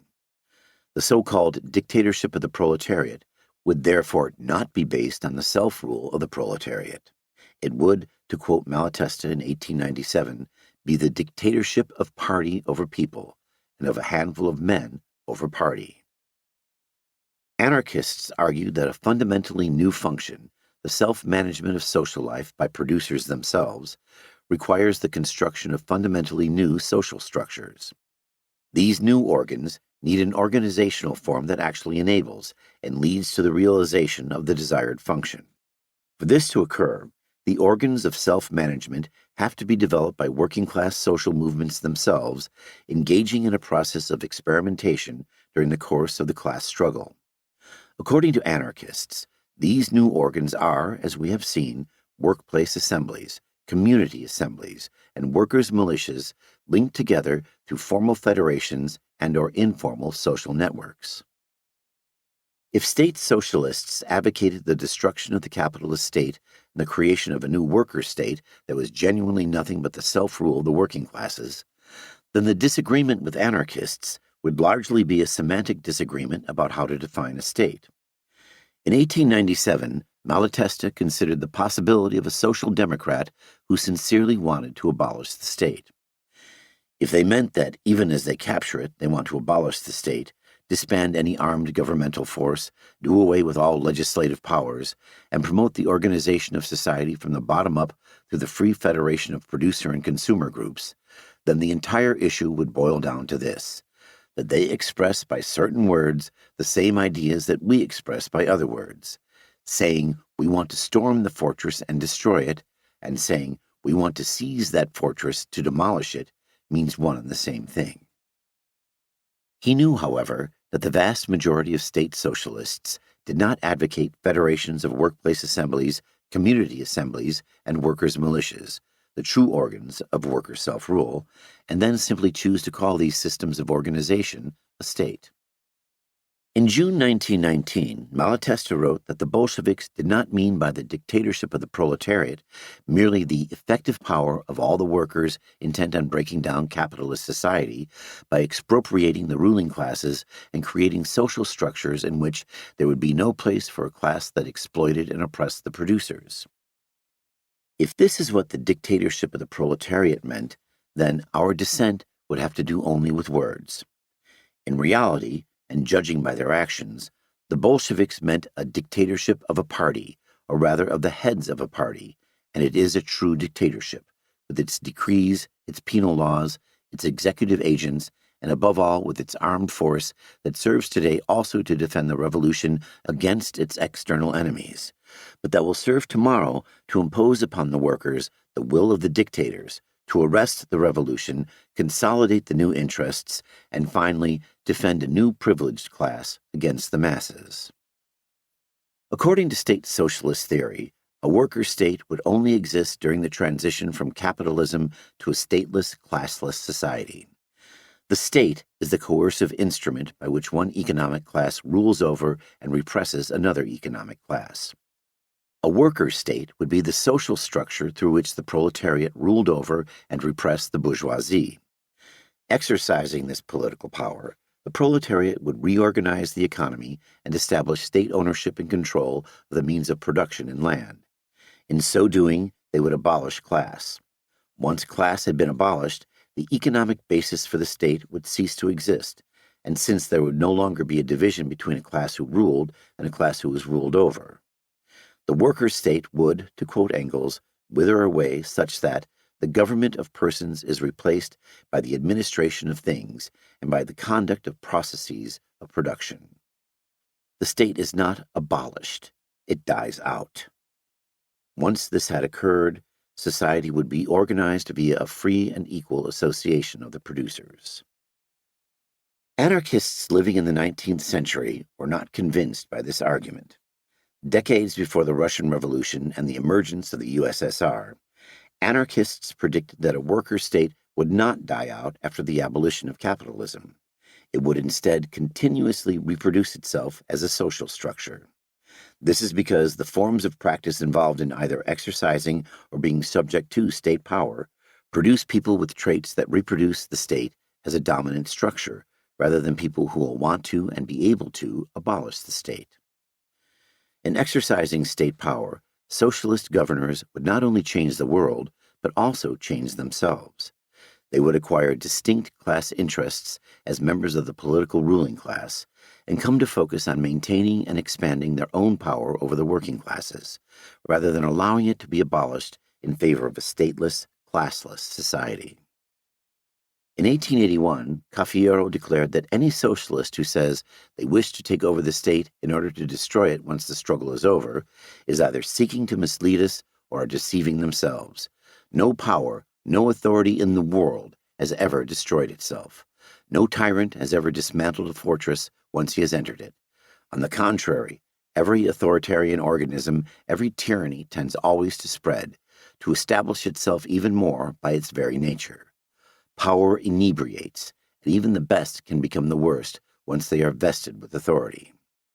In short, to quote Bakunin, the habit of commanding and the exercise of power never fail to produce this demoralization, contempt for the masses, and for the man in power, an exaggerated sense of his own worth.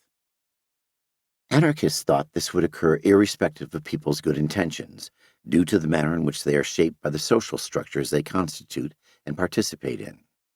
Malatesta wrote, "It is not a question here of the good faith or goodwill of this man or of that, but of the necessity of situations and the general tendencies that men exhibit when they find themselves in certain circumstances."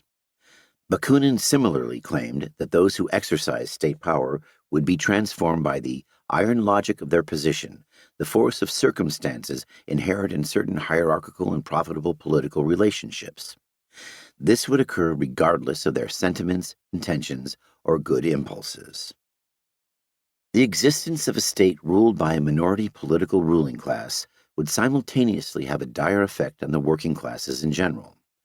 Instead of directly self-managing their lives themselves, the working classes would be subject to the rule of a governing minority, and so engage in forms of practice that led them to become accustomed to oppressive social relationships after their supposed liberation. They would learn to obey and defer to their superiors, rather than to think and act for themselves. Rather than learning how to associate with others as equals, they would learn to put those in power on a pedestal and venerate them in just the same way that people under capitalism learn to hero worship so-called captains of industry or political figureheads like royal families and charismatic presidents. Workers would come to support the ongoing existence of the state and view it as a natural and necessary aspect of human existence that cannot be changed. Authority, to quote Berkman, debases its victims and makes those subject to it acquiesce in wrong, subservient, and servile. Anarchists predicted that the minority political ruling class in control of the so-called worker state would, in order to defend and maintain their position of authority, create a new economic ruling class that owed them allegiance and so would protect their class interests. This new economic ruling class would initially appear within the state bureaucracy itself, given that the so-called worker state would own and manage the whole or majority of the economy. Over time, the new economic ruling class would grow in power due to the extreme importance of production and distribution in social life, and gradually transform the state into an institution that primarily serves their distinct economic interests. This would culminate in the reintroduction of private property and market capitalism. The state was, to quote Fabre, more than an outcome of class divisions. It is, at one and the same time, the creator of privilege, thereby bringing about new class divisions. According to Malatesta, anyone in power means to stay there, and no matter what the costs, he intends to impose his will. And since wealth is a very effective instrument of power, the ruler, even if he personally does not abuse or steal, he promotes the rise of a class around him that owes to him its privileges and has a vested interest in his remaining in power. Abolish private property without abolishing government, and the former will be resurrected by those who govern. Supporters of worker states in this period generally believed that state socialism was a necessary transitional phase between capitalism and communism. Anarchists replied that state socialism would ultimately be the transitional phase between capitalism and capitalism. Given the self-reproducing nature of the state and its tendency to establish new class divisions, it could not be used to achieve a stateless, classless society. Although, as Bakunin noted, state socialists claimed that this state yoke, this dictatorship, is a necessary transitional device for achieving the total liberation of the people. Anarchy or freedom is the goal, the state or dictatorship the means. They failed to realize that no dictatorship can have any other objective than to perpetuate itself, and that it can engender and nurture only slavery in the people who endure it. The state would never wither away. It had to be intentionally and violently destroyed. State capitalism. From an economic perspective, anarchists also rejected the idea that a state socialist society would be socialist at all. They thought it was more appropriate to label such a society state capitalism. The term was used by Lenin and the Bolsheviks in a different sense to refer to the Soviet Republic's new economic policy of 1921, in which capitalist markets and small private businesses existed alongside state ownership and management of large-scale industry, but were subject to control by a self-proclaimed worker state. The earlier and broader anarchist usage of the term should not be confused with this. It should also be kept in mind that the anarchist claim that the state socialist societies would be instances of state capitalism was distinct from their prediction that state socialism would result in the resurrection of private property and market capitalism. From this perspective, it would begin as one form of capitalism and then later transform into another kind of capitalism. State socialists aim to establish state ownership of the means of production and land, organize production and distribution through centralized state planning, and have workers become employees of the state. Were this to happen, then a single entity, the state, would own and control the whole or the majority of the economy. Under this system, the economy would, due to the state's centralized and hierarchical nature, be owned and controlled by the minority of people who in fact wielded state power, rather than the working classes they claimed to represent. These workers would, instead of directly owning and controlling the economy themselves through organs of self-management, labor within state-owned workplaces hierarchically managed by state bureaucrats. These bureaucrats would implement the policies decided by the minority ruling class who, even if elected via universal suffrage, actually exercised decision-making power on a day-to-day basis. Under such a system, workers become wage laborers employed by the state and subject to its domination within the workplace in the same manner that they had previously been employed and dominated by individual capitalists and landowners.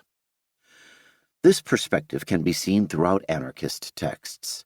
Bakunin predicted in Statism and Anarchy that the leaders of socialist parties would, if they seized state power, concentrate in their own hands all commercial, industrial, agricultural, and even scientific production, and will divide the people into two armies, one industrial and one agrarian, under the direct command of state engineers, who will form a new privileged scientific and political class.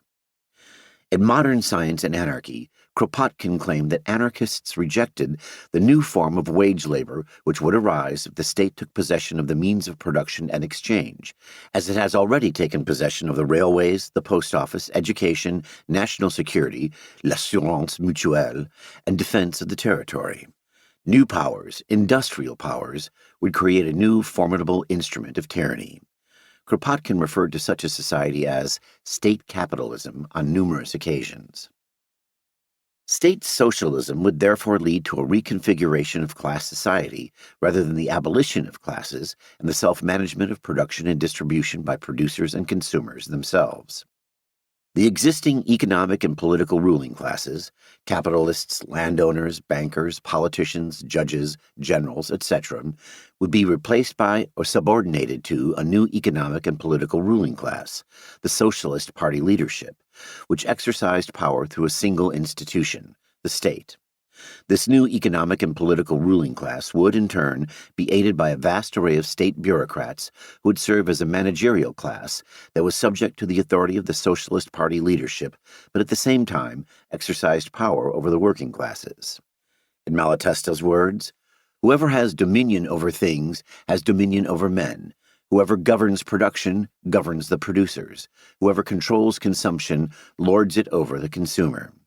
The question is this: either things are administered in accordance with agreements freely reached by those concerned, in which case we have anarchy, or they are administered in accordance with law made by the administrators, and we have government, the state, which inevitably turns tyrannical. Since state socialists sought to seize existing state power, it followed that the managerial class would be largely composed of the same bureaucrats who had previously managed the market capitalist state. State socialists would transform certain aspects of the state during their seizure of state power, such as writing a new constitution, but the bulk of the state's bureaucratic machinery would remain intact, since the state could not function without it. This would occur even if state socialists genuinely wanted to smash the old state bureaucracy and immediately construct a new one. During a revolutionary period, the leaders of the Socialist Party would not be in the position to replace or fundamentally reorganize the state bureaucracy, especially in societies where most people were illiterate.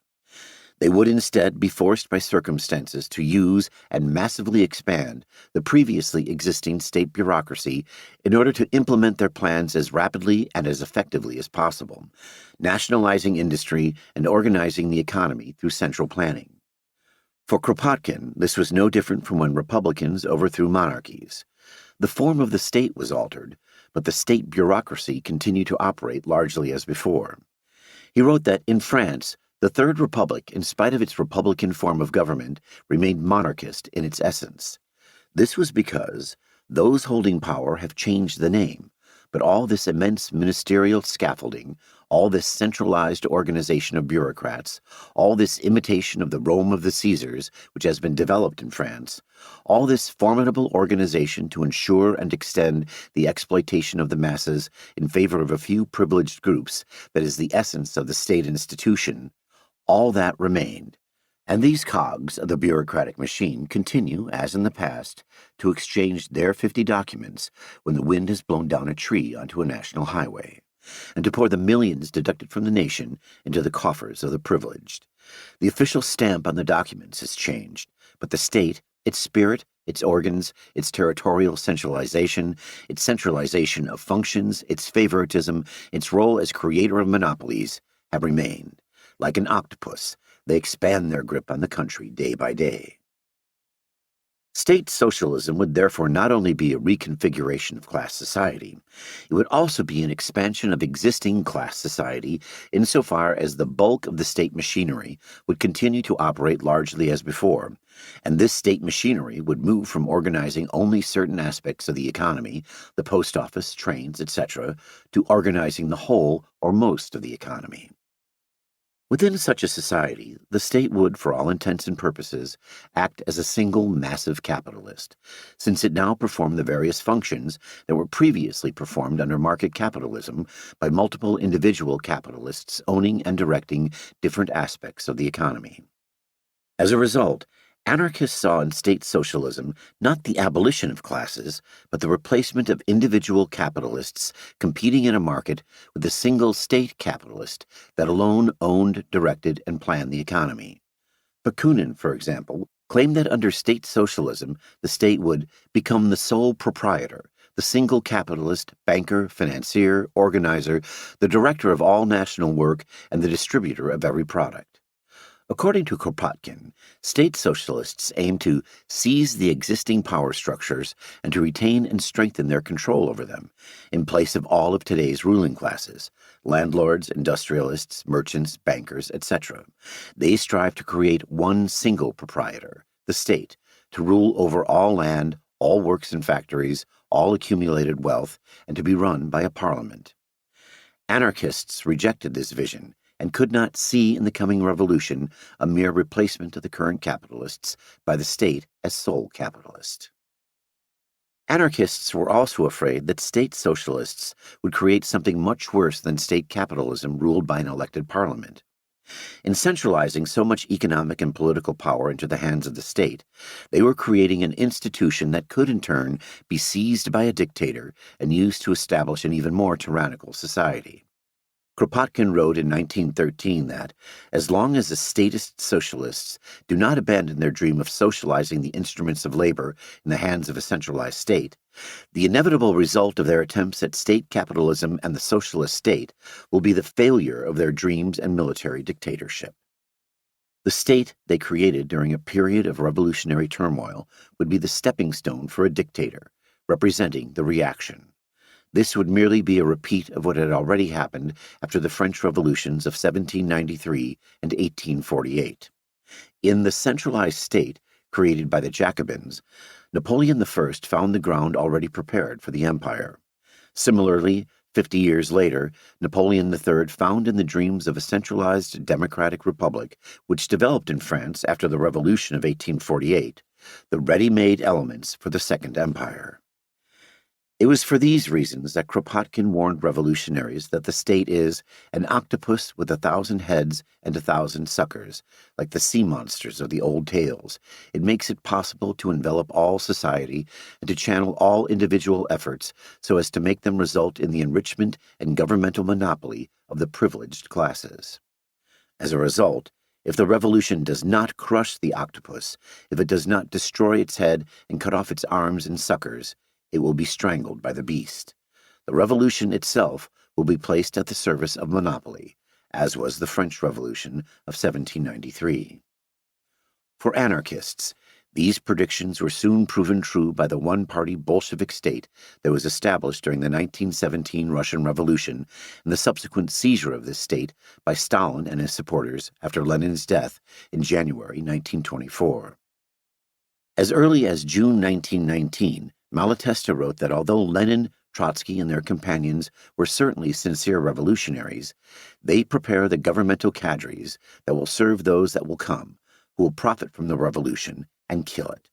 They will be the first victims of their method, and with them, I fear, will fall the revolution.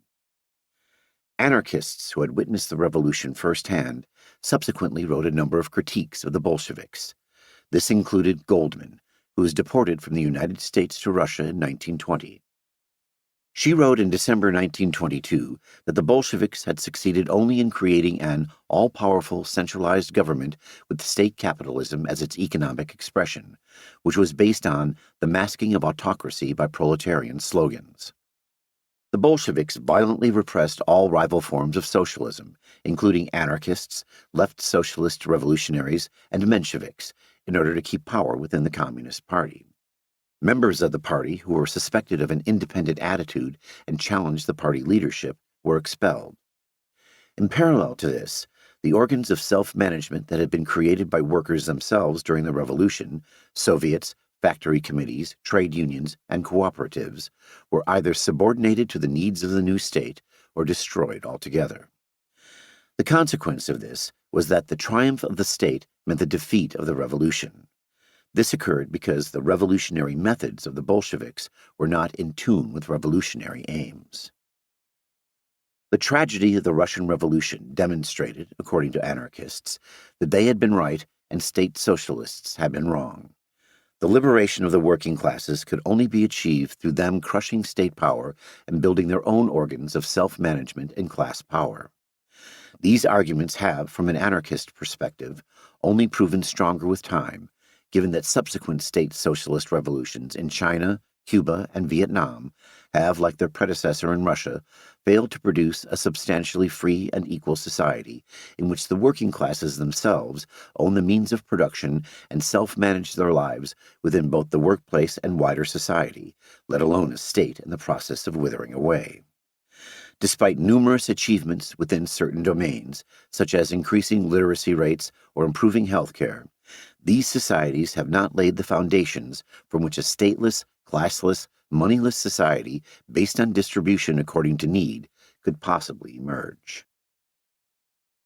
Anarchism and political struggle. The anarchist rejection of seizing state power has led some Marxists to assert that anarchists opposed and so ignored the need for political struggle. This argument dates back to Marx and Engels themselves. Marx wrote in an 1870 letter to Paul Lafargue that Bakunin thought that the industrial working class must not occupy itself with politics, and instead only organized themselves by trades unions, and thus making what Marx saw as the fatal error of allowing the governments, these great trade unions of the ruling classes, to do as they like. Bakunin had, according to Marx, failed to see that every class movement as a class movement is necessarily and was always a political movement. After the First International's Hague Congress of 1872, Marx gave a speech in which he said that a group has been formed in our midst which advocates that the worker should abstain from political activity, and thereby ignored that the worker will have to seize political supremacy to establish the new organization of labor.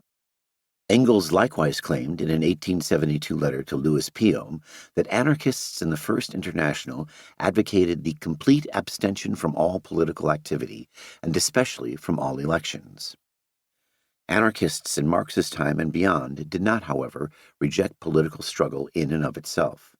They rejected one form of political struggle, attempting to conquer state power via elections or armed insurrection, in favor of a different form of political struggle, engaging in direct action outside of and against the state with the long-term aim of abolishing it. This position was grounded in the idea that working-class social movements should only engage in forms of political struggle that built toward a social revolution that abolished capitalism and the state, rather than leading workers away from it.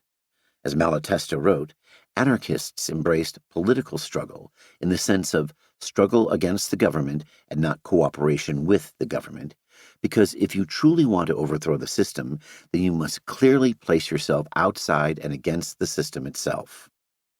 For many anarchists, this political struggle included engaging in direct action to gain or enforce political liberties that expanded the ability of workers to self-organize, such as freedom of assembly, freedom of speech, and freedom of the press. The anarchist view on political struggle can be seen in Bakunin's distinction between bourgeois reformist politics and the revolutionary proletarian politics of the anarchist movement. According to Bakunin, it would be the death of the proletariat if it were preoccupied exclusively and solely with economic matters and ignored political questions. This is because any significant attempt by the working classes to emancipate themselves economically will be met by state violence. In Bakunin's words, the political question is inseparable from the economic question. Politics, the institution and mutual relations of states, has no other object except that of ensuring that the ruling classes can legally exploit the proletariat. So in consequence, the moment the proletariat wishes to free itself, it is forced to consider politics, to fight it and overcome it. The First International would, for this same reason, be compelled to intervene in politics so long as it is forced to struggle against the bourgeoisie. Its task as an organization is not just some economic or simply material creative activity. It is at the same time and to the same degree an eminently political process. The question for Bakunin was not whether we should engage in politics, but what form our political interventions should take. He was careful to distinguish between bourgeois politics, which did not aim to achieve the immediate emancipation of workers, and the politics of labor or social revolution, which aimed to abolish the state in order to establish socialism. Given this, it is not true to say that we completely ignore politics. We do not ignore it, for we definitely want to destroy it. And here we have the essential point separating us from political parties and bourgeois radical socialists.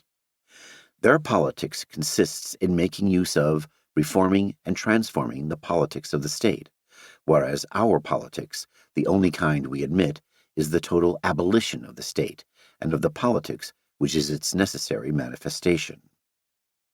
Bakunin's distinction between bourgeois politics and revolutionary proletarian politics was shared by other anarchists. During the First International's 1872 Hague Congress, which was attended by Marx and Engels, Guillaume claimed that the anarchist idea of politics was not political indifferentism, but a special kind of politics negating bourgeois politics, and which we should call the politics of labor, which sought the destruction of political power. Andrea Costo wrote, with Bakunin's assistance, a program for the Italian section of the Saint-Imier International sometime in late 1872. The program distinguished between the negative politics of abolishing ruling class institutions and the positive politics of constructing a new society through the revolutionary power of the working classes. Over 2 decades later, in 1897, Malatesta remarked that, "Who has outdone us in arguing that the battle against capitalism has to be harnessed to the fight against the state, meaning the political struggle? There is a school of thought these days in which political struggle means achieving public office through elections. But logic forces other methods of struggle upon those seeking to do away with government rather than capture it." For Malatesta, like Bakunin before him, economic struggles would be transformed into political struggles. He argued that from the economic struggle one must pass to the political struggle, that is, to the struggle against government, because workers who want to free themselves, or even only to effectively improve their conditions, will be faced with the need to defend themselves from the government that violently protects private property rights and the interests of the economic ruling classes. Workers will be forced to oppose the rifles and guns which defend property with the more effective means that the people will be able to find to defeat force by force. The manner in which capitalism and the state support and co-create one another led Malatesta to conclude that the economic struggle against capitalism and the political struggle against the state are so interconnected that they should be viewed as two aspects of a single struggle against the ruling classes, rather than as two separate struggles. A significant number of anarchists held that politics would be abolished via the social revolution. One Spanish anarchist poem, for example, declared that politics would disappear from the world via the establishment of anarchy. Other anarchists, in comparison, thought that politics was not inherently state-centric and would continue to exist, albeit in a very different form, after the abolition of the state. Kropotkin argued that the new forms of economical life will require also new forms of political life, and these new forms cannot be a reinforcement of the power of the state by giving up in its hands the production and distribution of wealth and its exchange. These new forms of political life must instead be created by the workers themselves, in their unions, their federations, completely outside the state. Given this, the free commune is the political form that the social revolution must take. Different kinds of anarchism. Anarchists in this historical period generally shared the basic strategic commitments that have been explained in chapters 4 and 5. They nonetheless also disagreed with one another about a wide variety of more specific topics. This included such questions as what kind of organizations they should build, what tactics they should engage in, and how anarchists should act to help bring about the social revolution. Broadly speaking, the anarchist movement can be divided into two main strategic schools of thought: insurrectionist anarchism and mass anarchism. Insurrectionist anarchism advocated the formation of small, loosely organized groups that attempted to trigger, or at least build toward, a social revolution by engaging in an escalating series of individual and collective violent acts against the ruling classes and their institutions. Mass anarchism, in comparison, advocated the formation of large-scale formal organizations that struggled for immediate reforms in the present via direct action. They viewed such struggles as the most effective means to construct a mass movement capable of launching a social revolution via an armed insurrection. The terms insurrectionist anarchist and mass anarchist were not used by anarchists historically and are anachronistic. In Spain during the 1880s, the debate occurred between anarchist communists, insurrectionist anarchists, and anarchist collectivists, mass anarchists. In Italy during the 1890s and 1900s, it occurred between anarchist communists who were either organizationalists, mass anarchists, or anti-organizationalists, insurrectionist anarchists. Given the wide variety of different terms that were used historically, I decided to make things clearer by using the same terminology consistently.